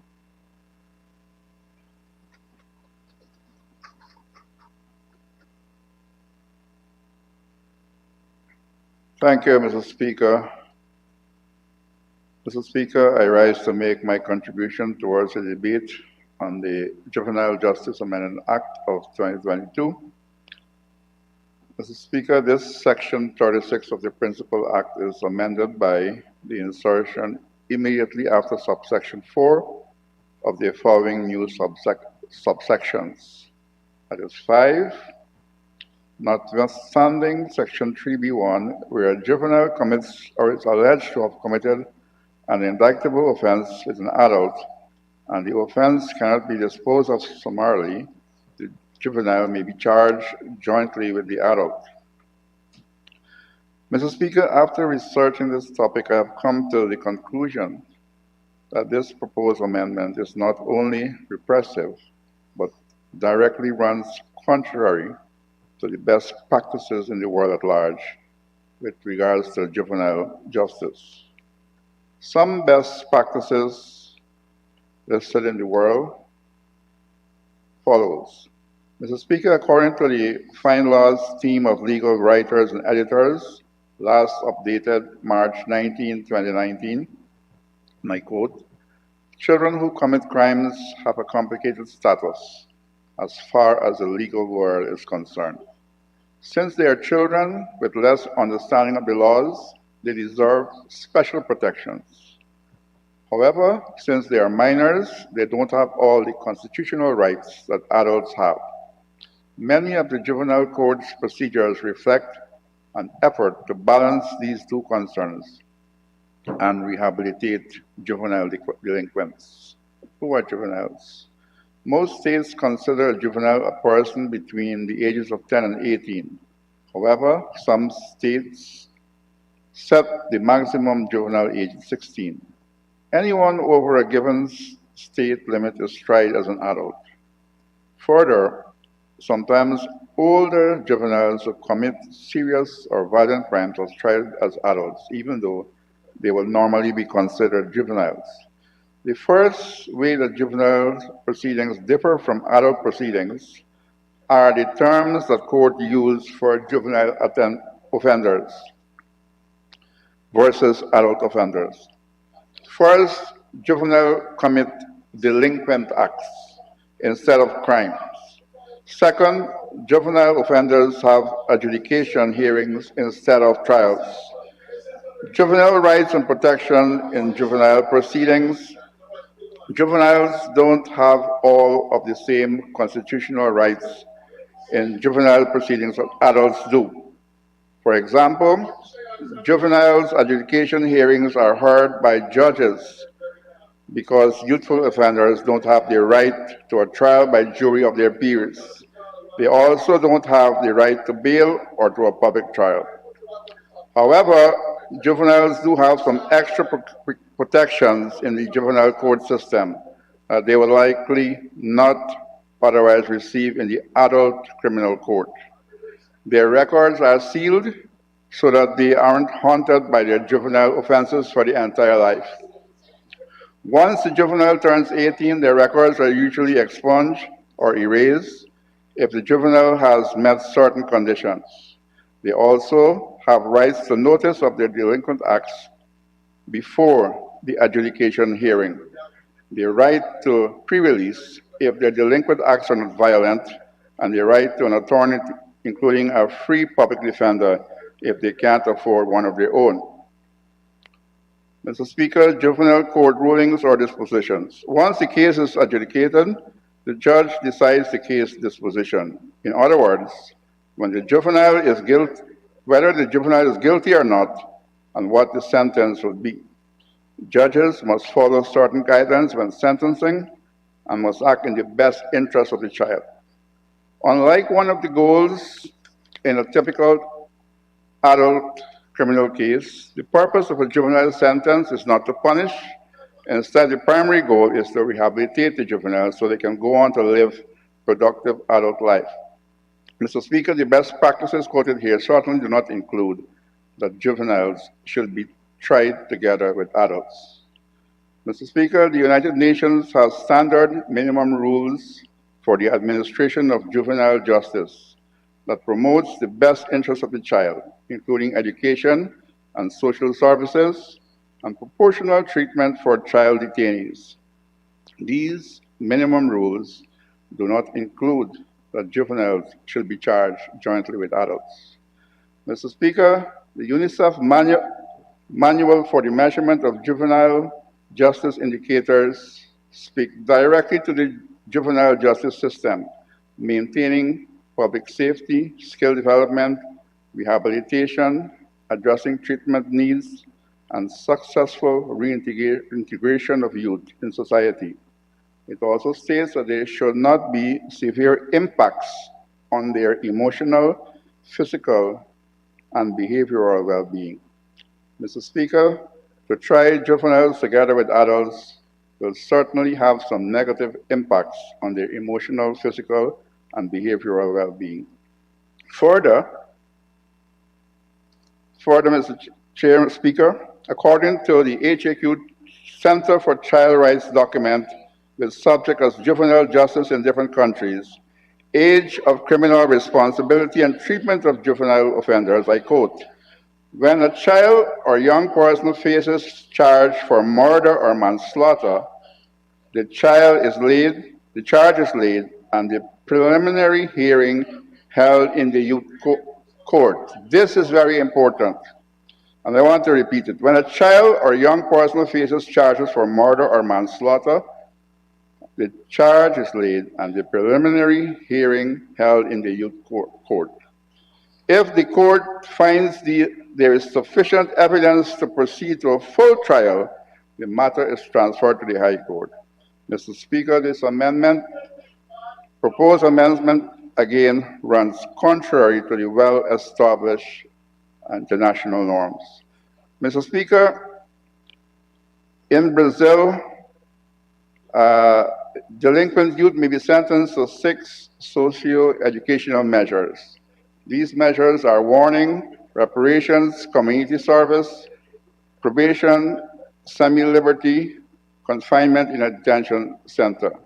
This amendment seeks to bypass most of these and have juveniles tried with adults in a court of law. Further, Mr. Speaker, the Convention on the Rights of Child states that arrest, detention, and imprisonment of a child shall be used only as a measure of last resort and for the shortest appropriate period of time. Mr. Speaker, according to Access to Justice for Children global ranking, Belgium tops the world with a score of 213 out of 261. This is 81.6%. Guyana is placed at 100 position with a score of 132, which amounts to 50.6%. Mr. Speaker, if this offensive amendment is passed, we can be rest assured that we may end up in the bottom echelon of countries that have horrible access to justice for children. Mr. Speaker, speaking about our position in the world on key rights services, it must be noted that our country is on a downward trajectory. Recently, we fell in the Corruption Perception Index by 2 points in the negative. Also, the Inter-American Commission of Human Rights body requested that reparations be done by our government to the indigenous village of Isenero because their rights were allowed to be violated by minors. It must be noted that the government in its defense said, and I quote from the Starbuck News dated 20th April 2022, the state held that the Isenero villagers have abandoned their traditional ways and customs by engaging in a cash economy as opposed to subsistence, while denying that mining threatens the livelihood of the community. The state also argues that the Isenero community members have lost their traditional culture in aspects such as their building materials, their architecture, and their farming systems. The state particularly emphasizes that most of the members of having converted to Christianity and therefore do not preserve any ancestral spiritual connection to their territory. The report added, Mr. Speaker, the PPP government seeks to take away from the indigenous people our rights to exist as indigenous peoples. Mr. Speaker, then as if to prove this point, the human rights in Guyana is under attack, the United Nations Committee on the Elimination of Racial Discrimination, UNCRD, wrote the government of Guyana regarding a long-standing dispute in Region 1, Barima Waini Indigenous Village of Chinese Landing, requesting the need for the rights of Chinese Landing and Wapishana indigenous peoples to be protected. It urged that no decision related to the interests of the indigenous people be taken without their informed consent. It further requested, inter alia, that the government refrain from approving projects and granting mining permits or concessions within the lands of indigenous peoples, whether titled or not, without obtaining the free, prior, and informed consent of the affected indigenous peoples. Mr. Speaker, the article also states, and I quote, "The committee UNCRD has also received additional information related to mining projects on the Maruli Mountains and the impacts on the Wapishanas peoples. The committee profoundly regrets the state party lack of reply to its letters of 17th and 14th December 2018 regarding the situation." Mr. Speaker, Guyana is now dilly-dallying in responding to UNCRD. Government does not exist in a vacuum. We are part of the world, and we are signatories to many agreements that sanctify our human rights. Mr. Speaker, it will be a travesty for us to now break international ranks and trample on the rights of the indigenous peoples of Guyana and further descend to transgressing the rights of juveniles by allowing them to be tried with adults. Mr. Speaker, it is common in the civilized world that children have the right to respect of their privacy. Therefore, publication and circulation of the report of the proceedings of juvenile courts and of any text or drawing, photograph, etc., are not allowed to see the light of day in the public domain. The chances of the violation of the right to privacy becomes more predominant if a juvenile is tried together with an adult. Mr. Speaker, the rights of our children and all human beings are sacrosanct and should not be trampled upon. All over the world, countries are working towards safeguarding the rights of their children, and we in Guyana should also do this. Mr. Speaker, the policy with respect to juveniles in the Juvenile Act of 2018 states in Section 3 that the juvenile system is intended to further the well-being of juveniles. Therefore, the best interest of the child shall be the paramount consideration when making decisions. Could also encourage and facilitate juveniles having meaningful life in the community by rehabilitation, education, reintegration, and proportionate and appropriate accountability to victims and society. It also says that the juvenile system shall be separate from that of adults. Mr. Speaker, the reasons given for the Juvenile Justice Act of 2018 to be amended to allow a juvenile to be charged jointly with an adult lacks merit. If this issue were not so serious, it would have been laughable. Mr. Speaker, this whole issue can be compared to one step forward and two steps backwards. If we allow this amendment to see the light of the day, we must expect the repercussions that follow. Imagine that we wish to dump a major right that our youth have because of a lack of, a lack of resources and time. Guyana boasts of becoming one of the richest countries in the world, and we still use the excuse that resources are limited, and as such we cannot try juveniles who may or may not be guilty separately from adults. Then on the other hand, the PPP government says that they care for our young people. But on the other side, they are saying that they do not have the time to allow them the worldwide best practice of having accused juveniles be tried separately from adults. Mr. Speaker, we were told earlier by one of the speakers on that side that sometimes we read from the same script. But what is happening when listening to the other side is that they're all reading from the script like robots. And that is the reason why we always say that the person in the engine room is the one who directs them, and I'm sure they're on the phone receiving directions from him right now.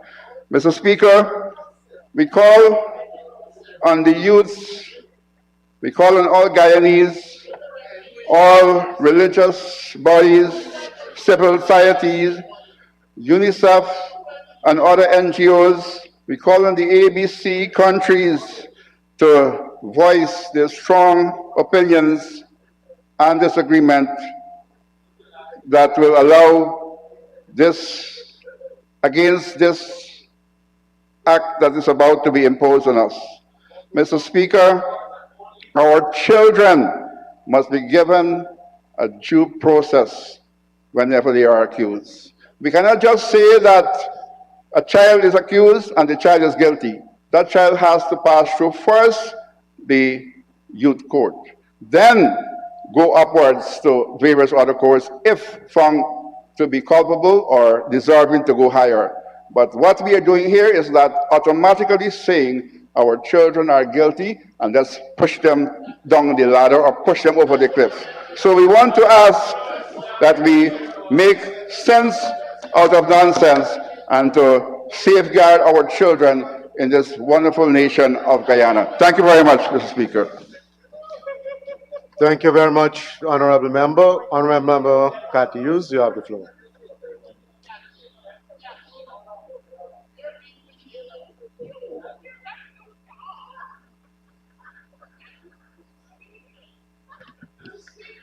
Avoid loud and aggressive persons. They are a vexation to the spirit. Thank you, Mr. Speaker, for the opportunity to present my views on the Juvenile Justice Amendment Bill, Bill number 5 of 2022, which we are discussing today. Mr. Speaker, this is a classic example of us as a people making 2 steps forward and 3 backward. Let me explain. You see, Mr. Speaker, in 2018, we passed a revolutionary piece of legislation, the Juvenile Justice Bill, number 8 of 2018, a bill committed to ensuring that Guyana would take extra care and consideration in the manner in which we handle our youth in the unfortunate situation of them having to engage our court system. We should be proud that both sides of the House supported this piece of legislation. And I want to remind some of us of the declared principles of the Juvenile Justice Bill of 2018.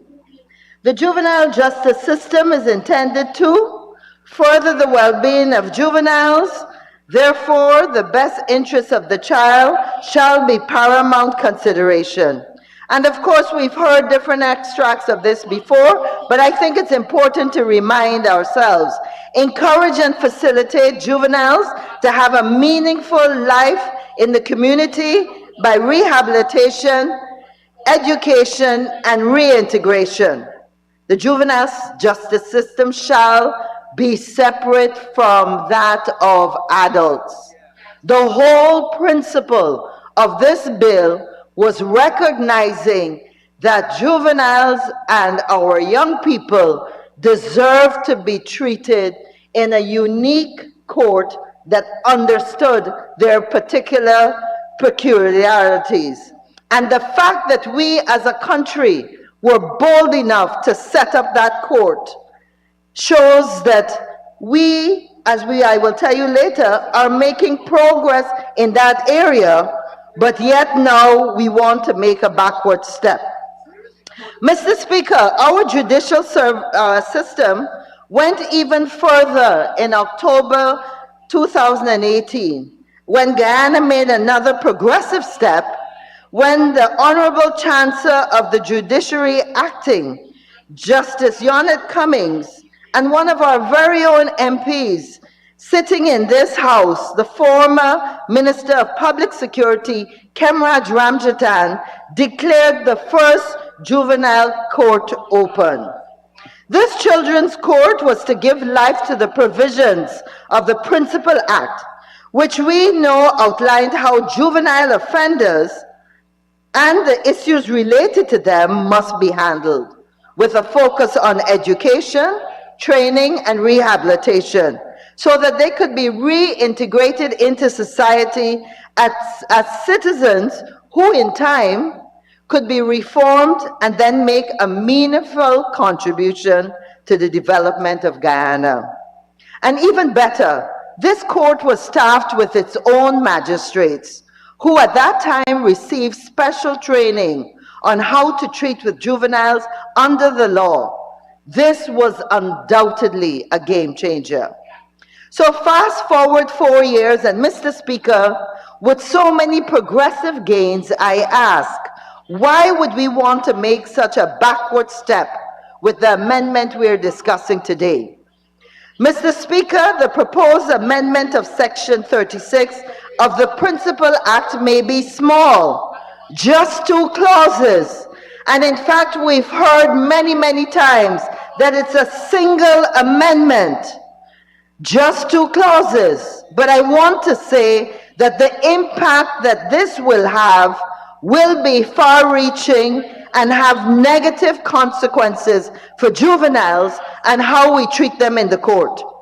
Mr. Speaker, we have moved from a strong commitment to treating with care our youth and juveniles facing difficult circumstances, to wanting now to charge them with adults and for the charge to be heard in one hearing for indictable offenses committed with an adult which cannot be disposed of summarily. Now, I want to say that Section 3B of the Principal Law clearly outlines a system under which a juvenile would not appear with an adult. Today, with the proposed amendments, we're being asked to throw away the protections currently in place for one of the most vulnerable sections of our society, our juveniles, when convenient, we say we value, and we also say they're our future. But, Mr. Speaker, why do we want to do this?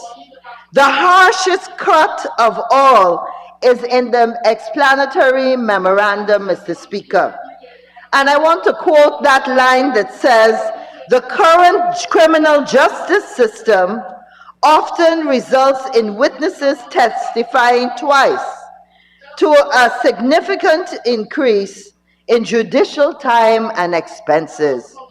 Mr. Speaker, this oil-producing nation with millions of barrels of oil, this country on the rise, can't afford the cost of ensuring a fair trial that considers the unique characteristics and requirements of our juveniles present. Mr. Speaker, we are no longer interested, it appears, in the quality of justice dispensed, protecting the emotional and physical circumstances our juveniles find themselves in, providing training and rehabilitation, and getting them back on the right path to becoming productive citizens. Today, oil-rich Guyana is more concerned with the judicial time spent and the cost of the trial. Today, we are quite happy to try them with adults, increasing the chances of them being found guilty. Lock them away and throw away the key. That is what we're going to be doing to our 18-year-olds who have stumbled. No hand extended by the state of Guyana.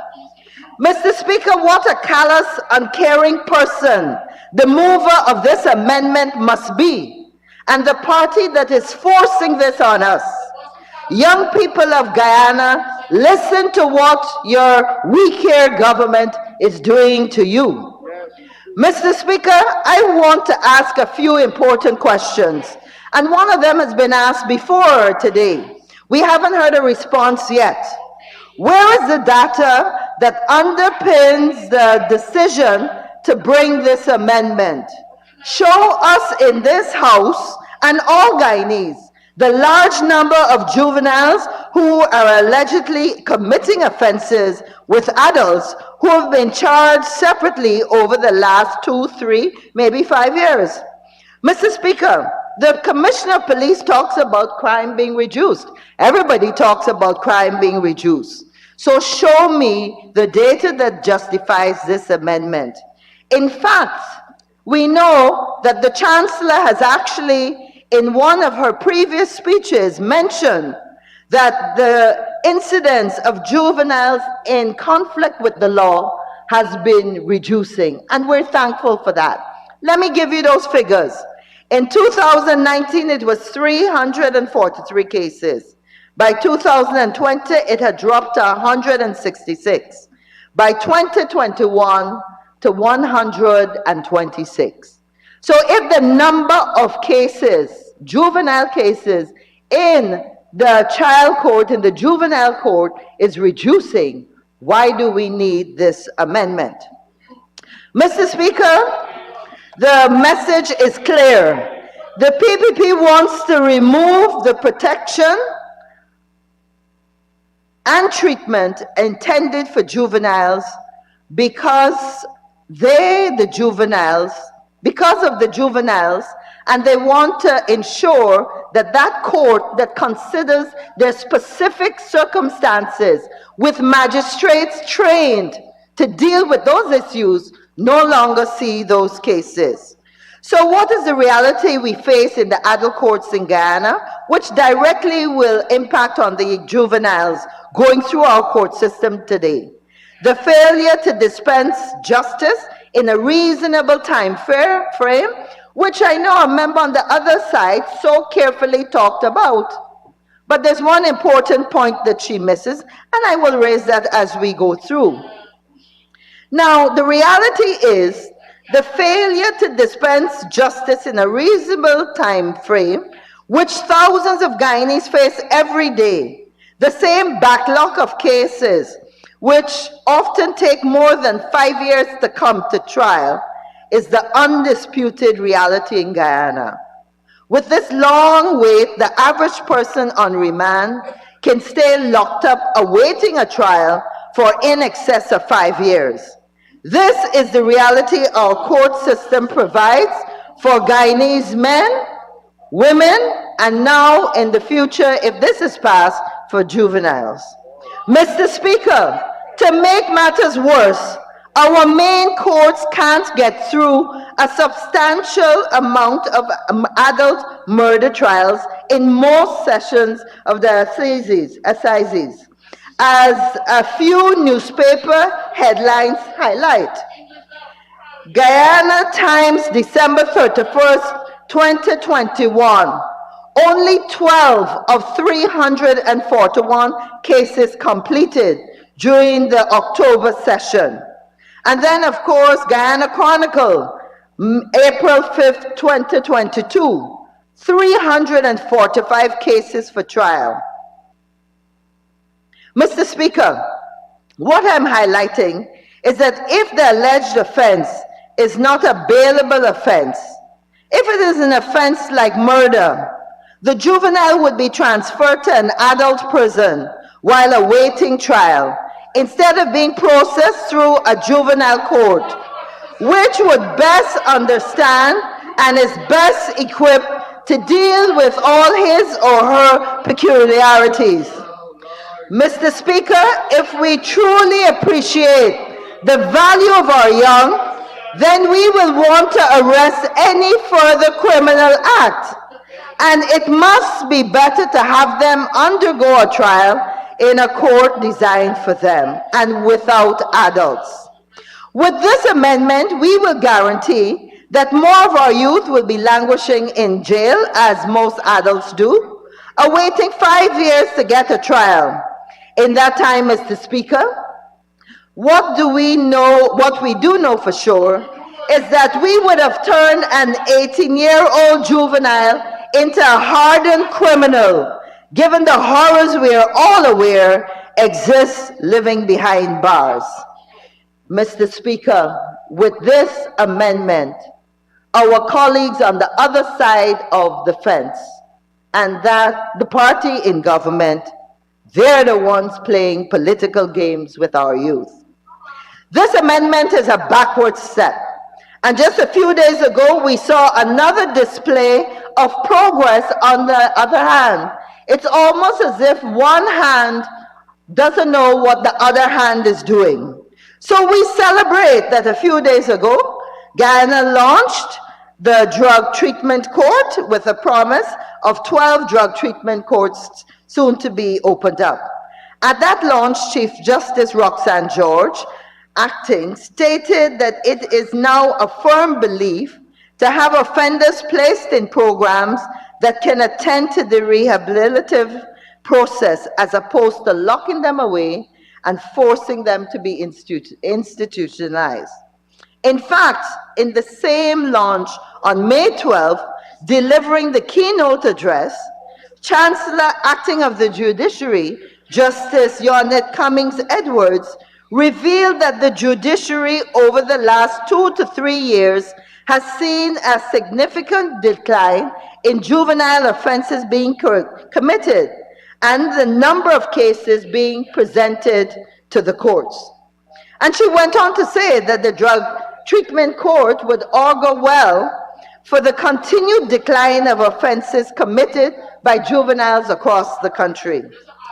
She added that the incarceration has only compounded the issue juveniles face, and the program will provide the court with an opportunity to offer added compassion, jurisprudence in their dealing with young offenders.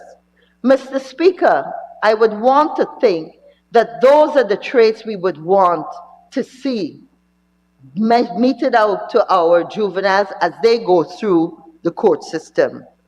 Now, these are the progressive trends in Guyana. We've made quite a few of them. I want our viewers and members out there to know that in 2017, New York and North Carolina passed legislation to end the practice of automatically persecuting all 16 and 17-year-olds as adults in the adult criminal justice system, and instead have encouraged a justice system designed for youth. So New York and North Carolina are doing now what we did in 2017, what we have already done, and we are now undoing it. So, Mr. Speaker, I know we keep saying that this is small, it's a single amendment, the word may is there. If that is the case, why do we need it in there? And the answers that have suggested one of cost cannot be considered as really the best way to treat juveniles.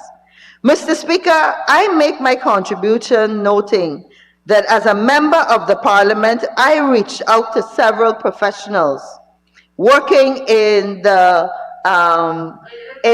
social services, working in the sector. And what is interesting, I won't tell you because you will want to fire them, but what is interesting is my friend on the other side, Dr. Vindi Prasad, talked about us having to look at legislation, deconstruct them, and review it.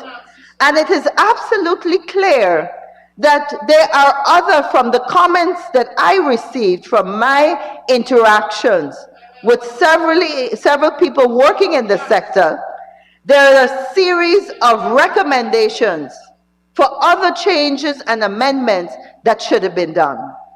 And therefore, it is sad that we're coming with this one singular amendment and not a series of other ones. And here are some of the points that they raise. The position of Director of Child Care and Protection Agency does not currently exist. The position is Director of Child Services, so an amendment needs to be made. The responsibilities and roles of the Director of Child Care and Protection Agency, the Director of Youth, and Chief Probation Officer need more clarity.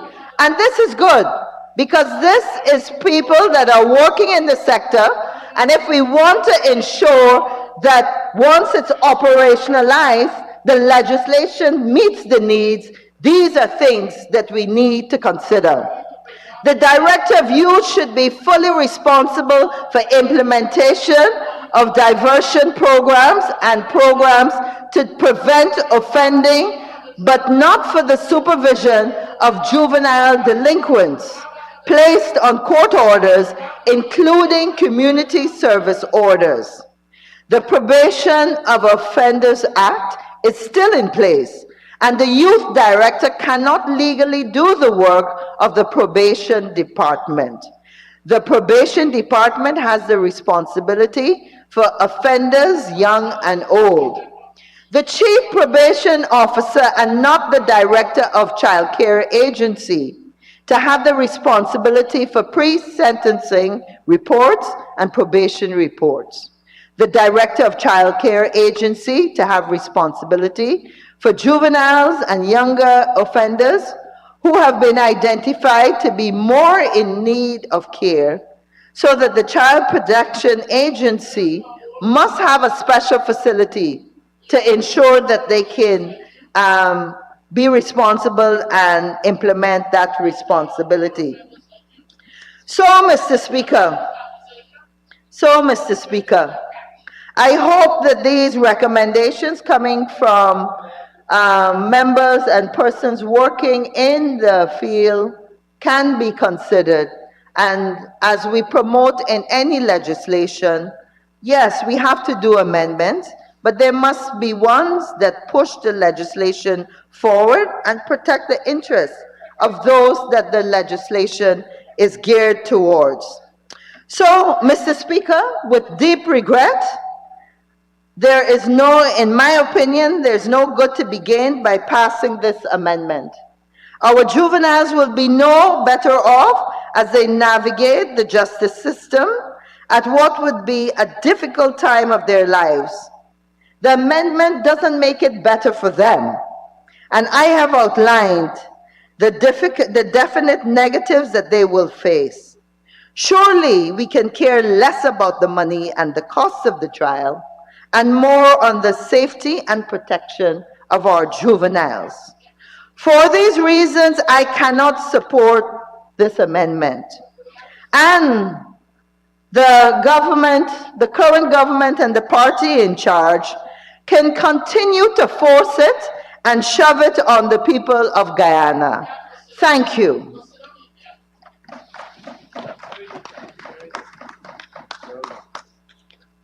Thank you, Honorable Member. And now I call on the Honorable Attorney General and the Minister of Legal Affairs, Mr. Mahabir Anil Nandalal, to make his contribution. Bring back the money we give from GPP. Bring back GPP money. Mr. Speaker, they speak, they misinform, they distort, they misunderstand, they misinterpret, and they leave. I have never in all my years in this National Assembly have seen such an display of a lack of education, a lack of comprehension, and I dare say, Mr. Speaker, an exhibition of ignorance, and I say so, Mr. Speaker, with the greatest of respect to the honorable members on the other side. I have listened here with horror to presentations after presentations, conveying the clear and distinct impression that this bill will destroy the children of our country, that our government is declaring war on the young people of our country, that we will convert our children into children soldiers, that we will condemn them to a life of destitute and imprisonment. It is unbelievable. unbelievable what I've listened here. The honorable member, I'm told, Valda Lawrence was on a program the other day and was asked her opinion on the composition of the opposition in the National Assembly. And I'm told that the answer was, it's a different breed. I can't disagree with you, Valda. I can't. Honorable member, Ms. Lawrence. Thank you, Mr. Chair.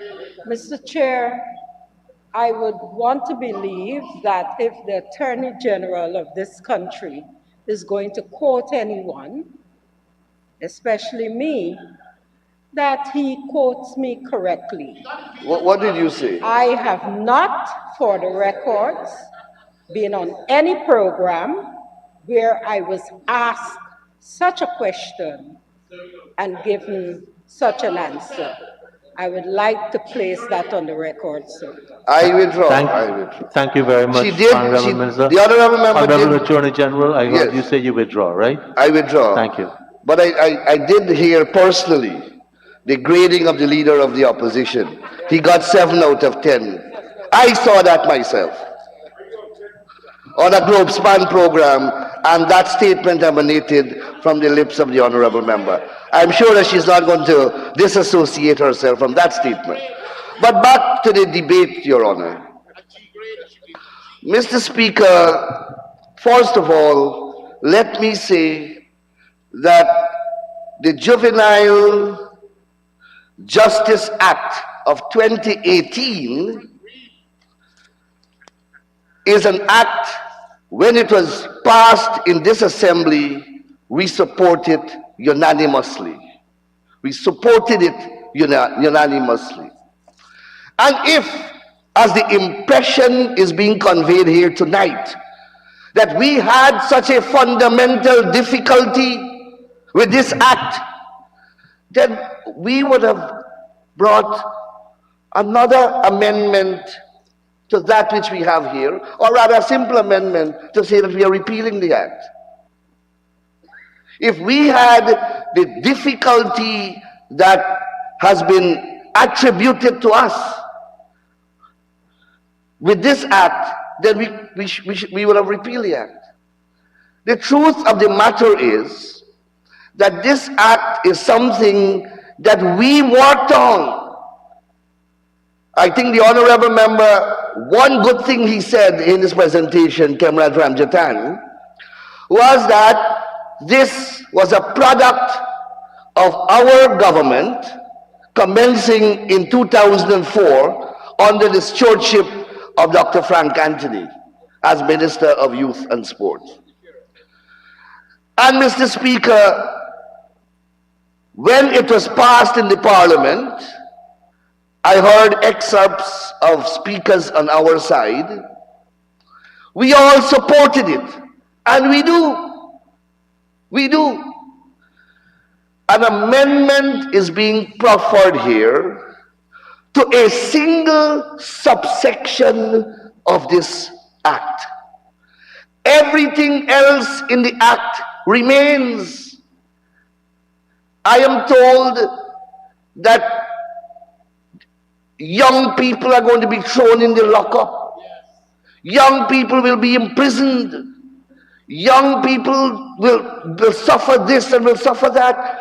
Whatever the act provides, in 133 provisions, 133 provisions of protection of this law remains solidly intact. It governs every aspect of the juvenile from the moment he interacts with the judicial system until that interaction ends. We are not interfering with anything at all from the beginning to the end of that journey. One step in that journey we are altering, and I will magnify that a little more. So I want to make it clear, the way the juvenile is going to be arrested, the way the juvenile is going to be detained, the way the juvenile is going to be counseled, the way the juvenile is going to be rehabilitated, the agencies who will have control over the juvenile, the way the juvenile will be detained, the way the juvenile will be subjected to different type of social and other programs are all intact and are unaffected by this bill. I can't believe the level of misinterpretation and misunderstanding that we have been inundated here with this evening.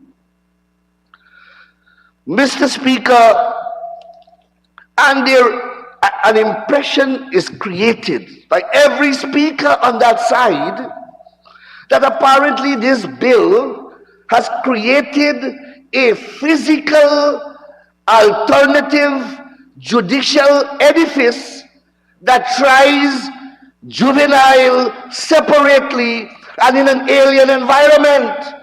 That is a complete misconception of the reality.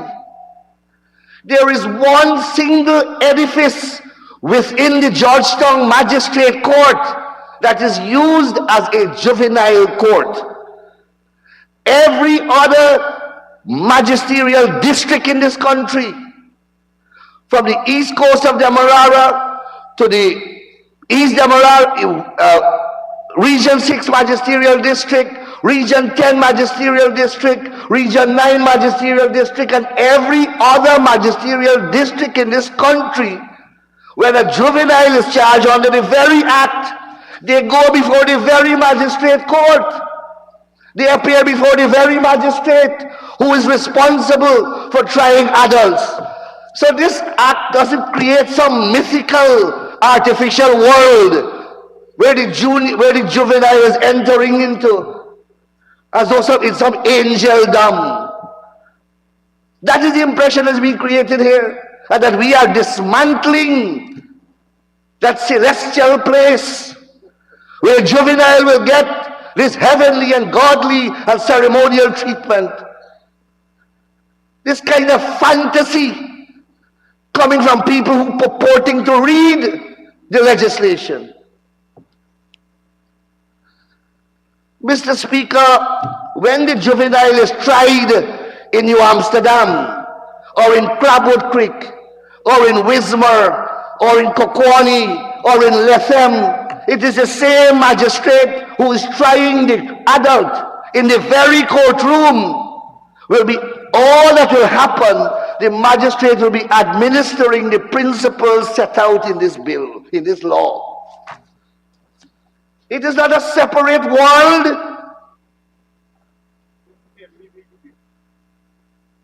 So, Mr. Speaker, all this artificiality and falsity that was being conveyed here, apparently for the people out there to listen to, because they can't be talking to us.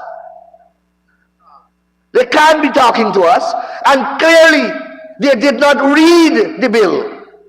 The Honorable Member, Mr. Ramjatan, a senior lawyer, I dare say, Mr. Speaker, he left, and I don't like to say things behind the back of others.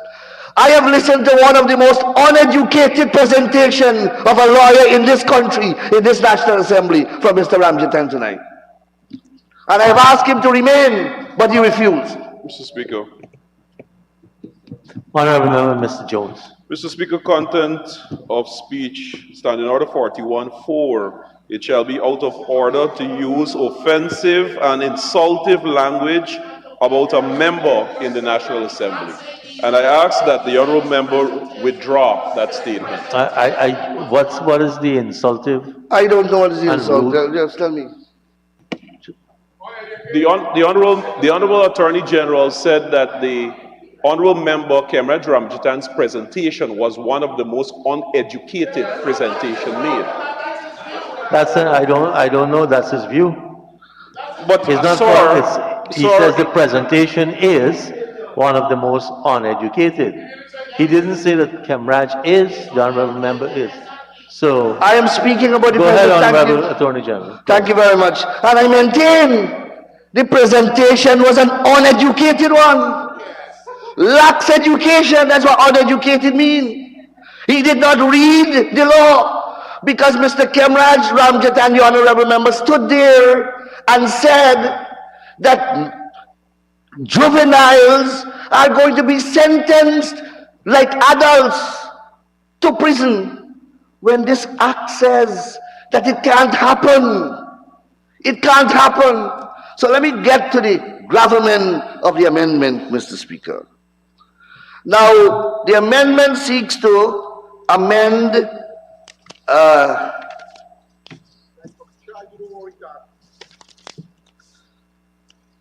one moment, sir. Section 36 of the Principal Act is amended by insertion immediately after subsection 4 of the following new subsections. 5. Notwithstanding subsection 3B1 and all that 3B1 says, that adults and that juveniles should be tried separately. So this says, notwithstanding that, where a juvenile commits or is alleged to have committed an indictable offense with an adult, and the offense cannot be disposed of summarily, the juvenile may be charged jointly with the adult, full stop.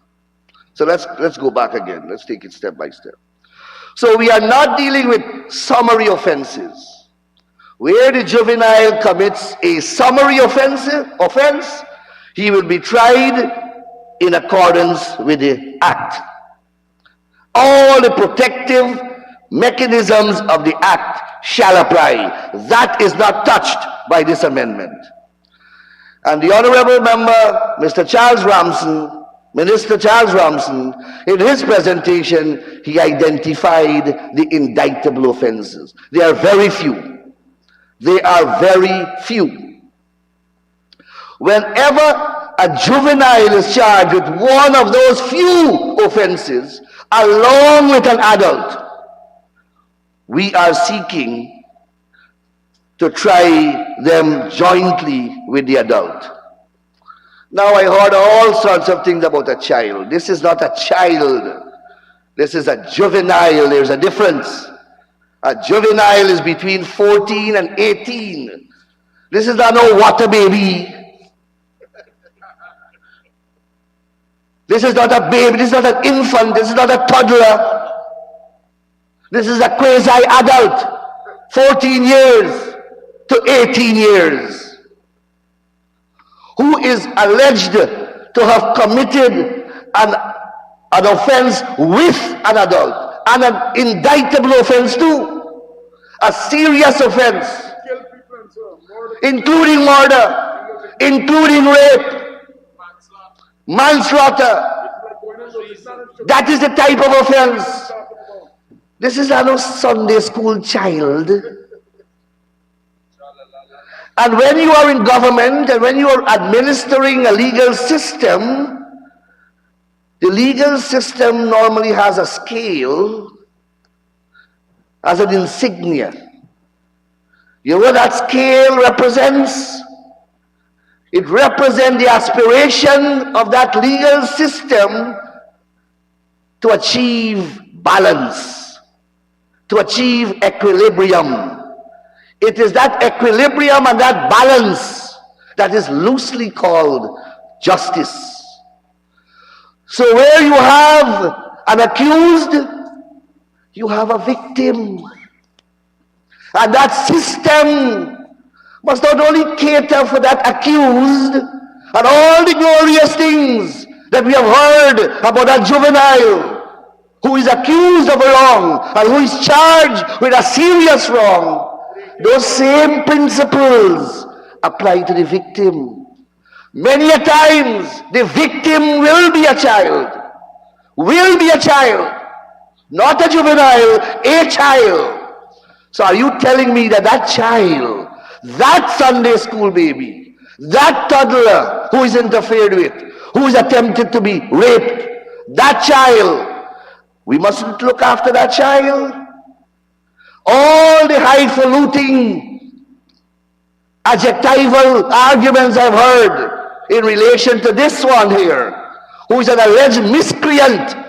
They don't apply to the child, the victim. Is that the country we want to create?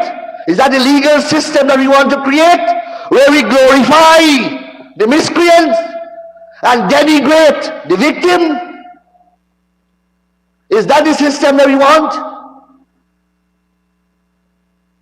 You come here with prepared speeches, reading one presentation after another, most jaundiced exposition of what you're supposed to talk about.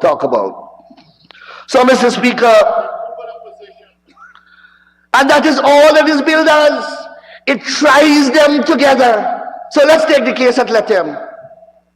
Let us take the case at Lethem, and let me show you graphically what the bill does. So, a juvenile is charged with an adult for the offense of rape. The same magistrate, the same courthouse. Now, currently, the magistrate has to conduct 2 preliminary inquiries. So there has to be a disaggregation of the charge, and 2 preliminary inquiries has to be done.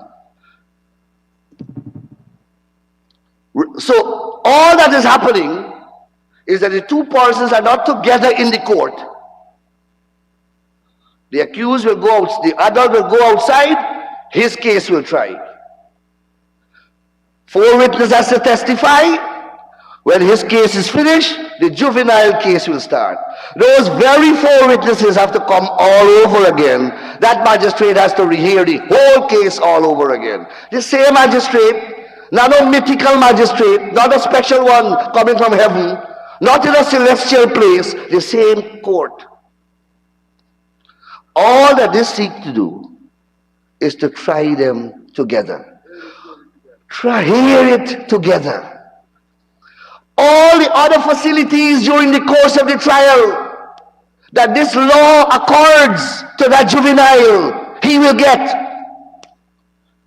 If the law says that his name must not be published in the press, if the law says that his evidence must be taken in camera, if the law says that certain persons must be excluded from the courtroom, all of that will apply. Those provisions of the law are not suspended, they are not repealed, they are not held in abeyance.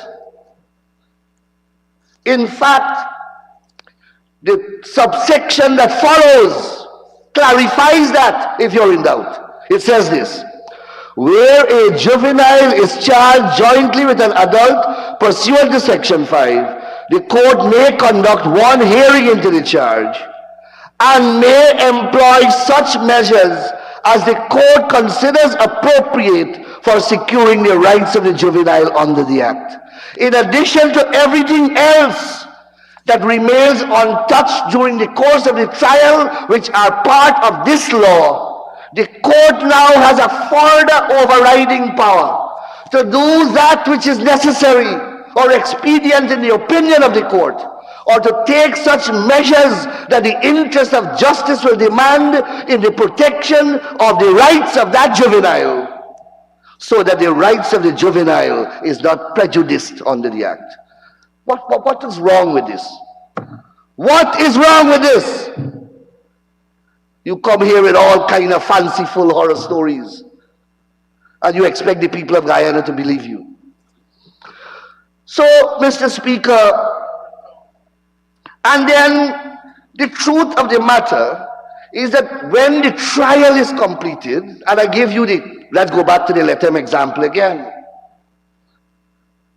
When the trial is concluded and guilt is established, let us assume that guilt is established, the magistrate who is administering the case must come back to this act and sentence and impose penalties that are available under the Juvenile Justice Act, because the magistrate is dealing with a juvenile. This act is not suspended. Let me define what a court is under this act.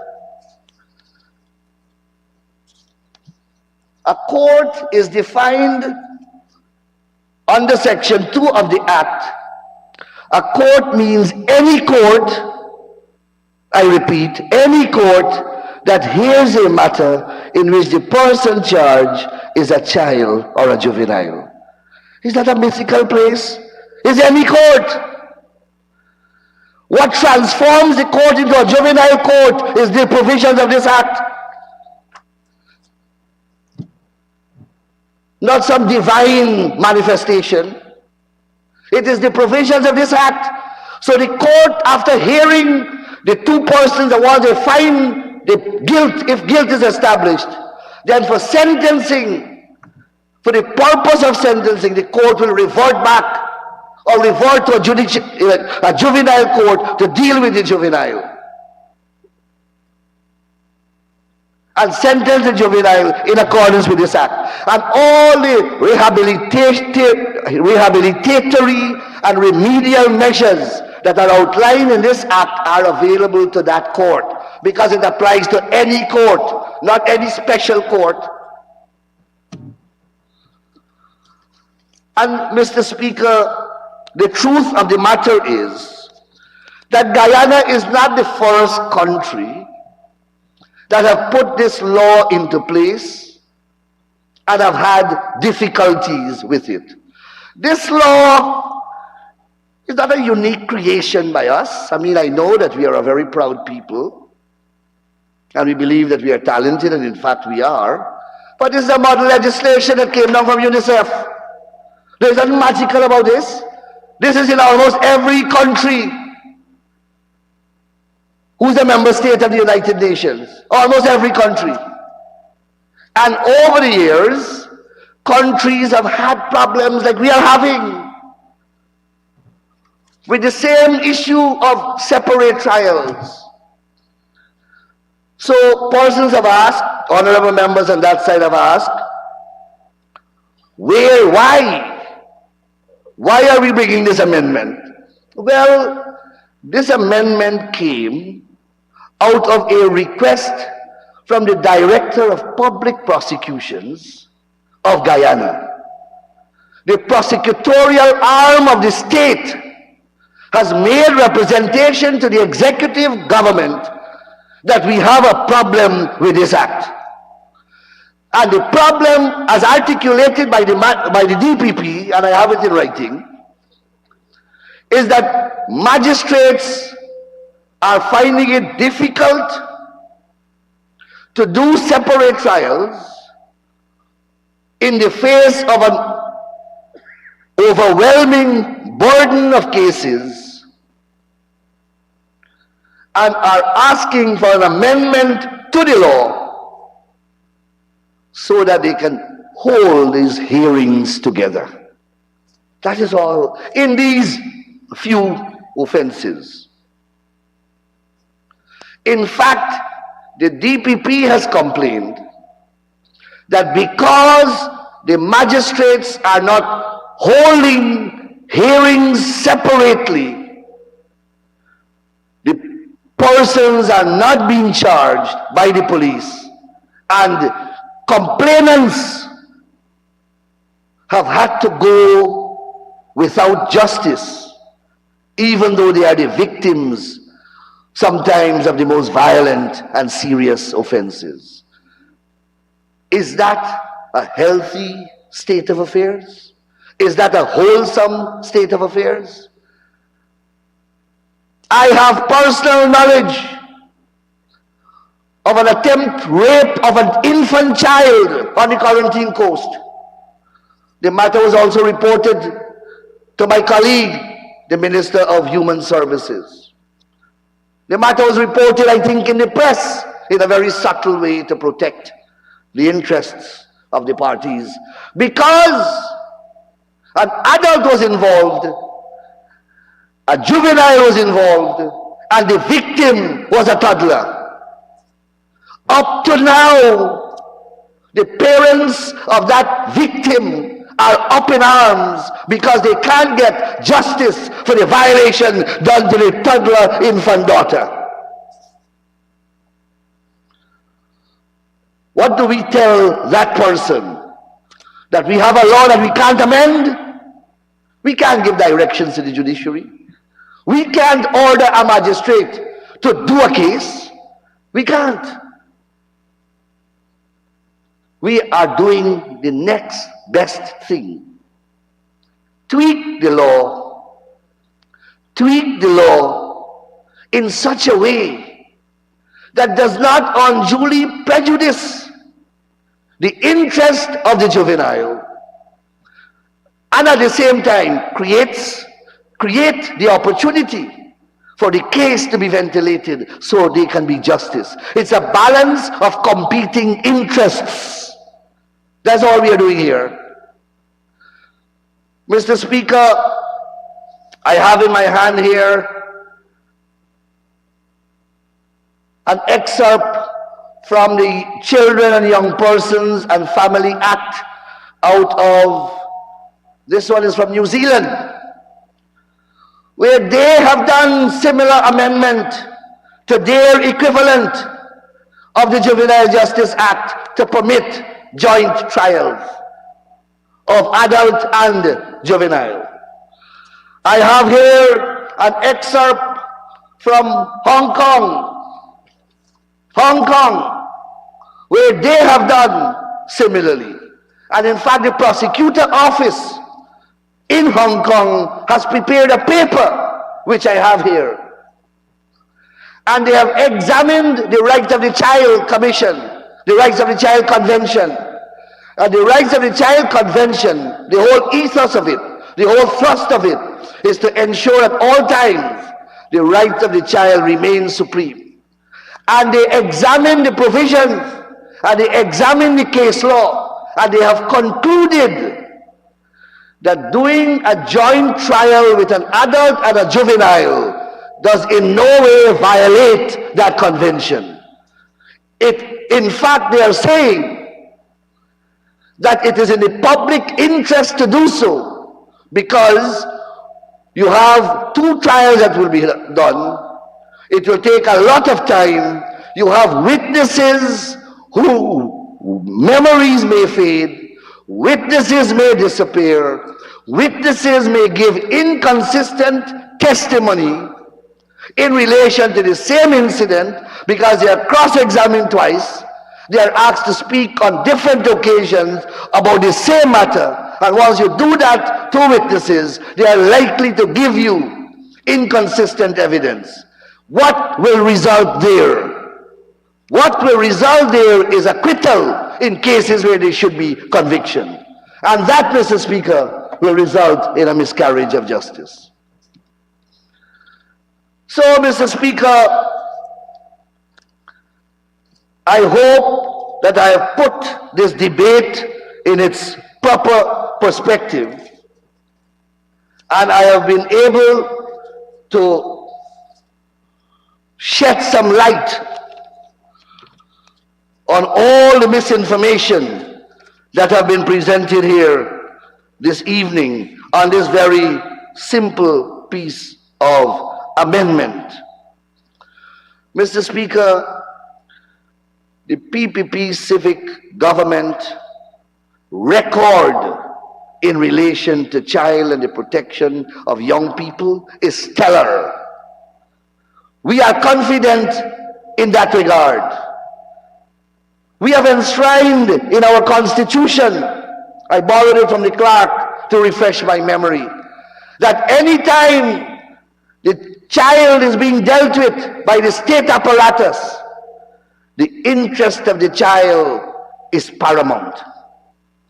That's a constitutional principle we have enshrined in our Constitution.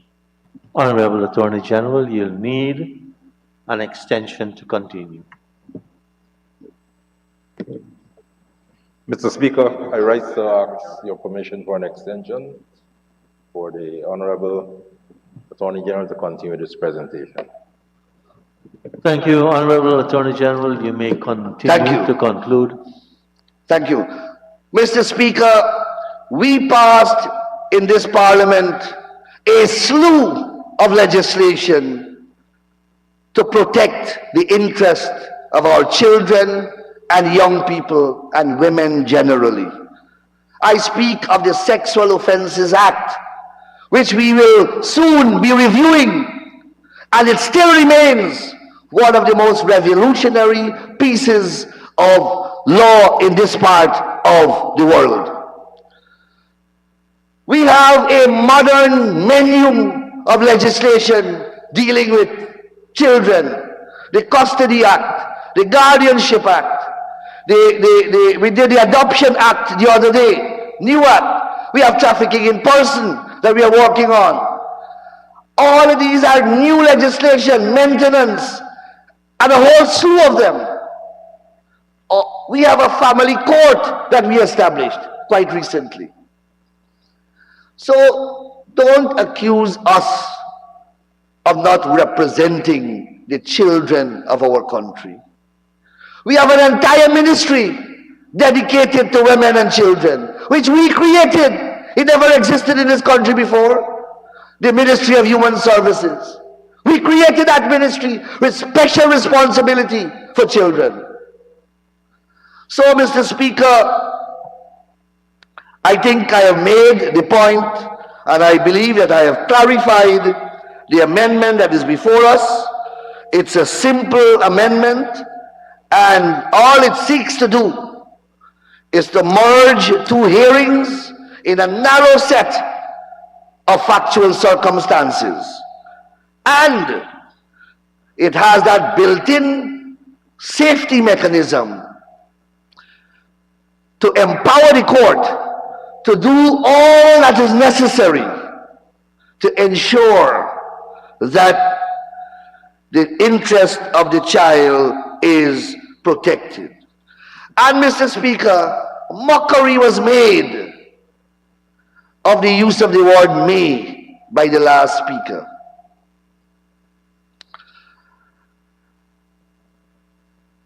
And that perhaps comes out of a lack of understanding of how useful the term may is in legislation. In every situation here, the word may is used. This is not a mandatory course of conduct. So if at any point in time a court feels that to do this hearing will in some way prejudice the interest of the child or the juvenile, then the court doesn't have to proceed in this direction. The may here is discretionary. And the bill also authorizes the court, again investigated another wide discretion, to do all that is necessary to take such measures, any measure available in the law, to ensure that the interest of the juvenile is not unduly prejudiced and affected. So, Mr. Speaker, we have heard a lot of, I don't want to say crocodile tears, I want to be a little local, caiman tears. Can I say that? We have crocodiles in Guyana. I prefer to say caiman. A lot of caiman tears. And a lot, Mr. Speaker, of this veneer of care and attention. A veneer of care and attention being showered upon our children. And creating this horrendous impression that we are going to mutilate, brutalize, and commit infanticide in this country by this piece of legislation. Nothing is further from the truth, Mr. Speaker. And therefore, I lend my full support to this simple piece of law reform. Thank you very much.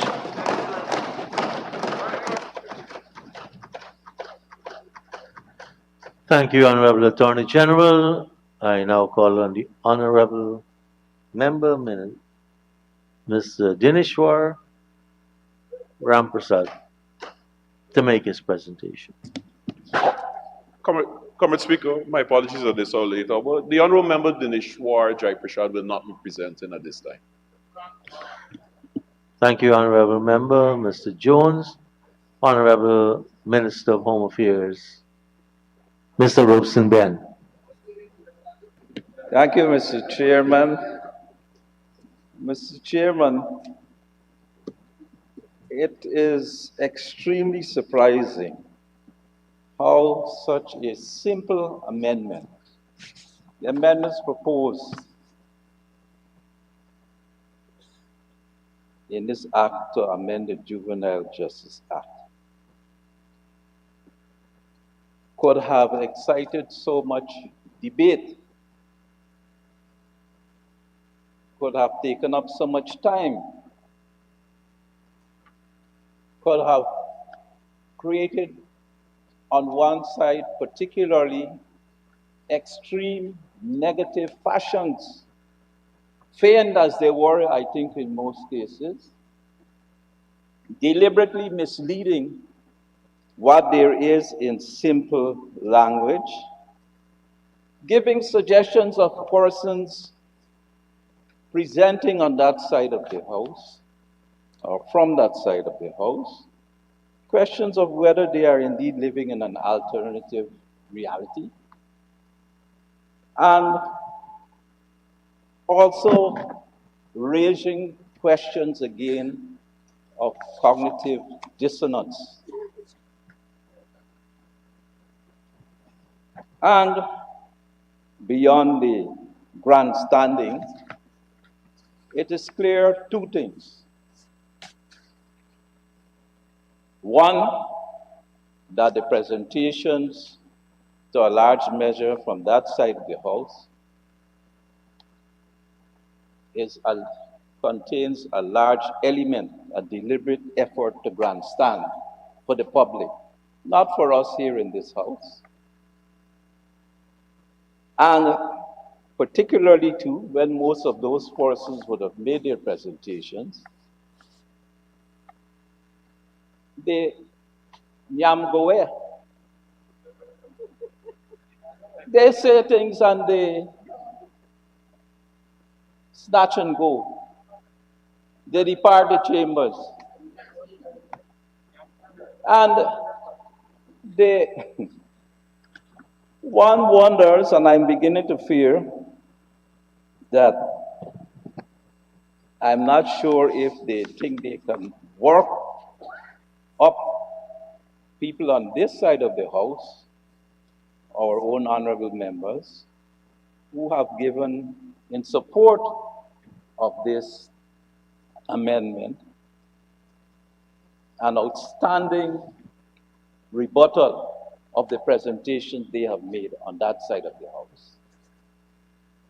Whether or not, maybe hoping somehow, when some of us, particularly on this side of the house, gave impassioned replies, they're not hoping that perhaps we may get a heart attack, an apoplexy, an aneurysm, and in our effort to explain clearly to the public, to the Guyanese people, over and over again from each presentation from this side of the house, what is the plain and simple intentions of the intended amendments to this legislation. And I don't know that I could add much more to what has been said. All of the things about retrograde steps, the honorable member, for purposes of this house round the time,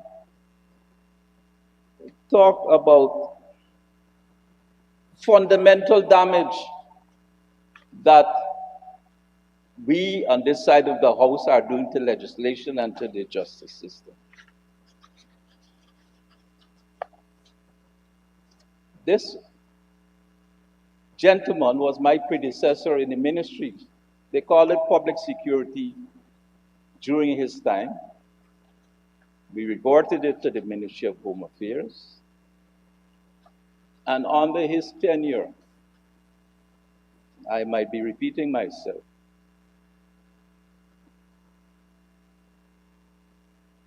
two of the three principal prisons in Guyana burned down.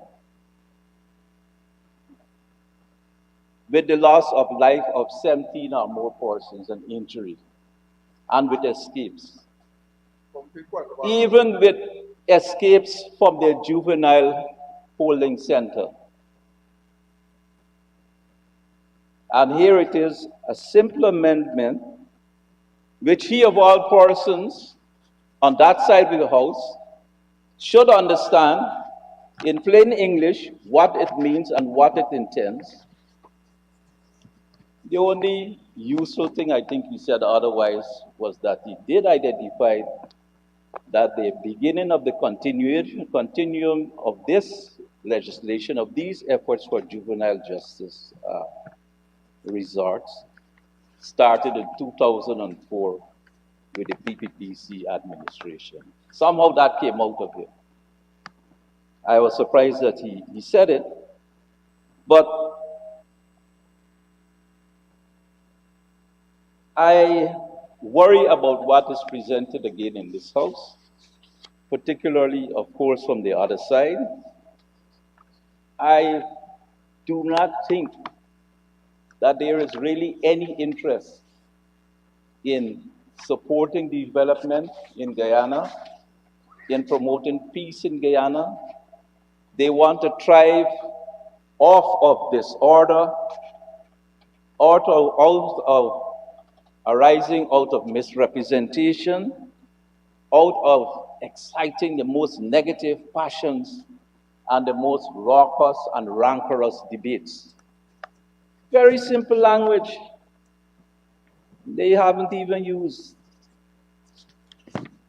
For them on this side of the house, and for me, who thankfully am not a lawyer, any bit of Latin or anything in it, pure English. But here,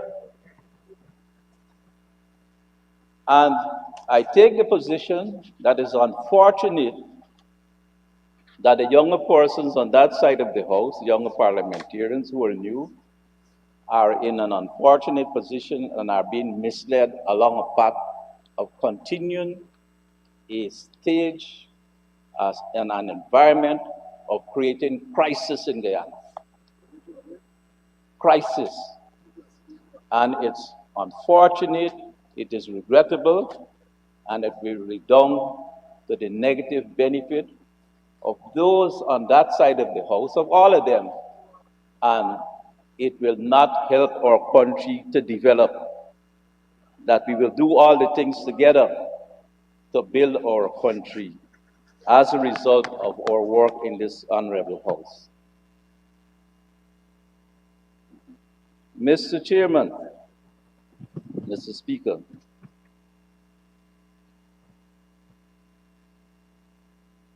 I was even called callous and uncaring in respect of the this amendment of the Juvenile Justice Act, bringing this here. Callous and uncaring. And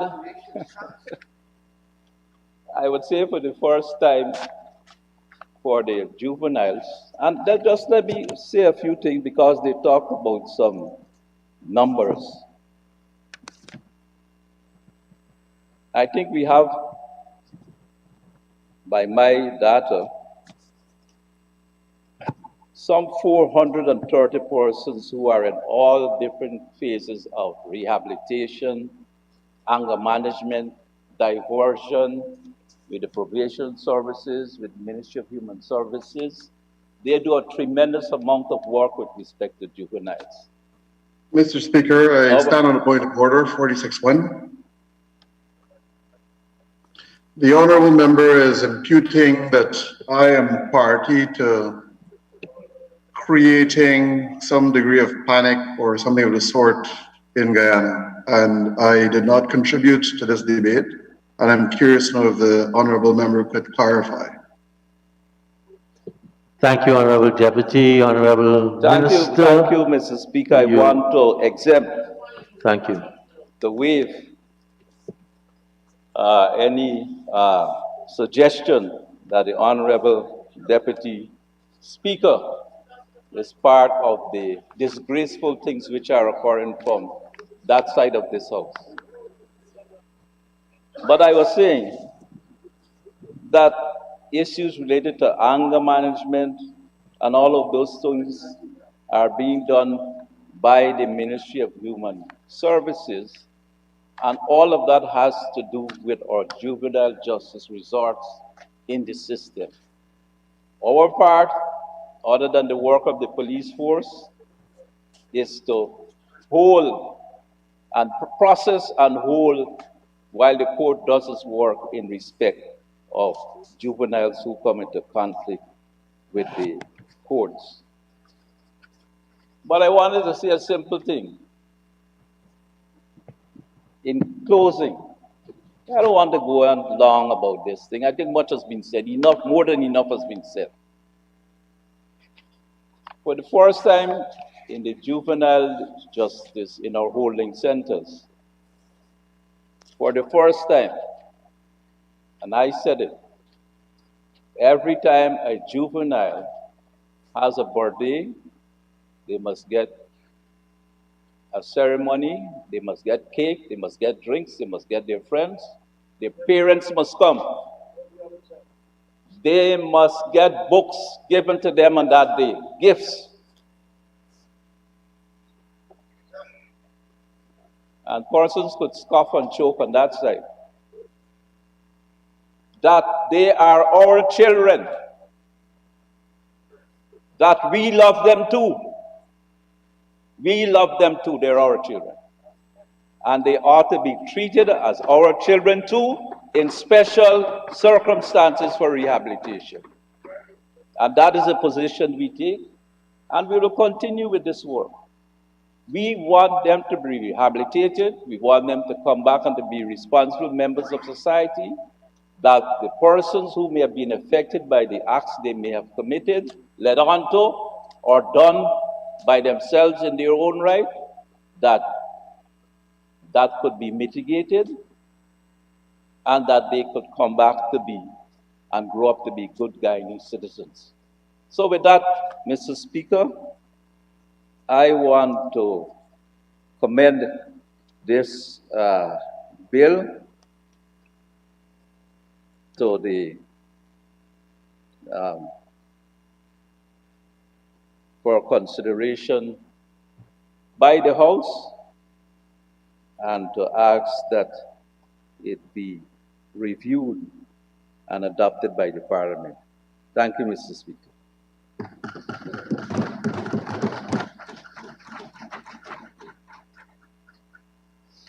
Thank you, Honorable Minister. Honorable members, I now put a question that the Juvenile Justice Amendment Bill 2022, Bill number 5 of 2022, be now read a second time. Those in favor say aye. Those against say no. The ayes have it. Let the bill be read a second time. Juvenile Justice Amendment Bill 2022, Bill number 5 of 2022. Honorable members, we will now resolve ourselves into committee to consider the clauses of the bill. Honorable members, we have two clauses in this bill, and I propose the question that clauses 1 and 2 form part of the bill. Honorable members, I propose a question that clauses 1 and 2 form part of the bill. Those in favor say aye. Aye. Those against? Aye. Those against say no. The ayes have it. Honorable members, clauses 1 and 2 now stand part of the bill. I now put a question that the bill be reported to the Assembly. Those in favor say aye. Aye. Aye. Those against say no. Ayes have it. Let the Assembly resume. Honorable Minister of Home Affairs. Mr. Speaker, I rise to report that the Juvenile Justice Amendment Bill 2022, Bill number 5 of 2022, was considered in committee clause by clause and was passed without amendment. I move that the bill be now read the third time and passed as printed. The question is that the Juvenile Justice Amendment Bill 2022, Bill number 5 of 2022, be read a third time and pass as printed. Those in favor say aye. Aye. Aye. Those against say no. The ayes have it. Let the bill be read a third time. Juvenile Justice Amendment Bill 2022, Bill number 5 of 2022.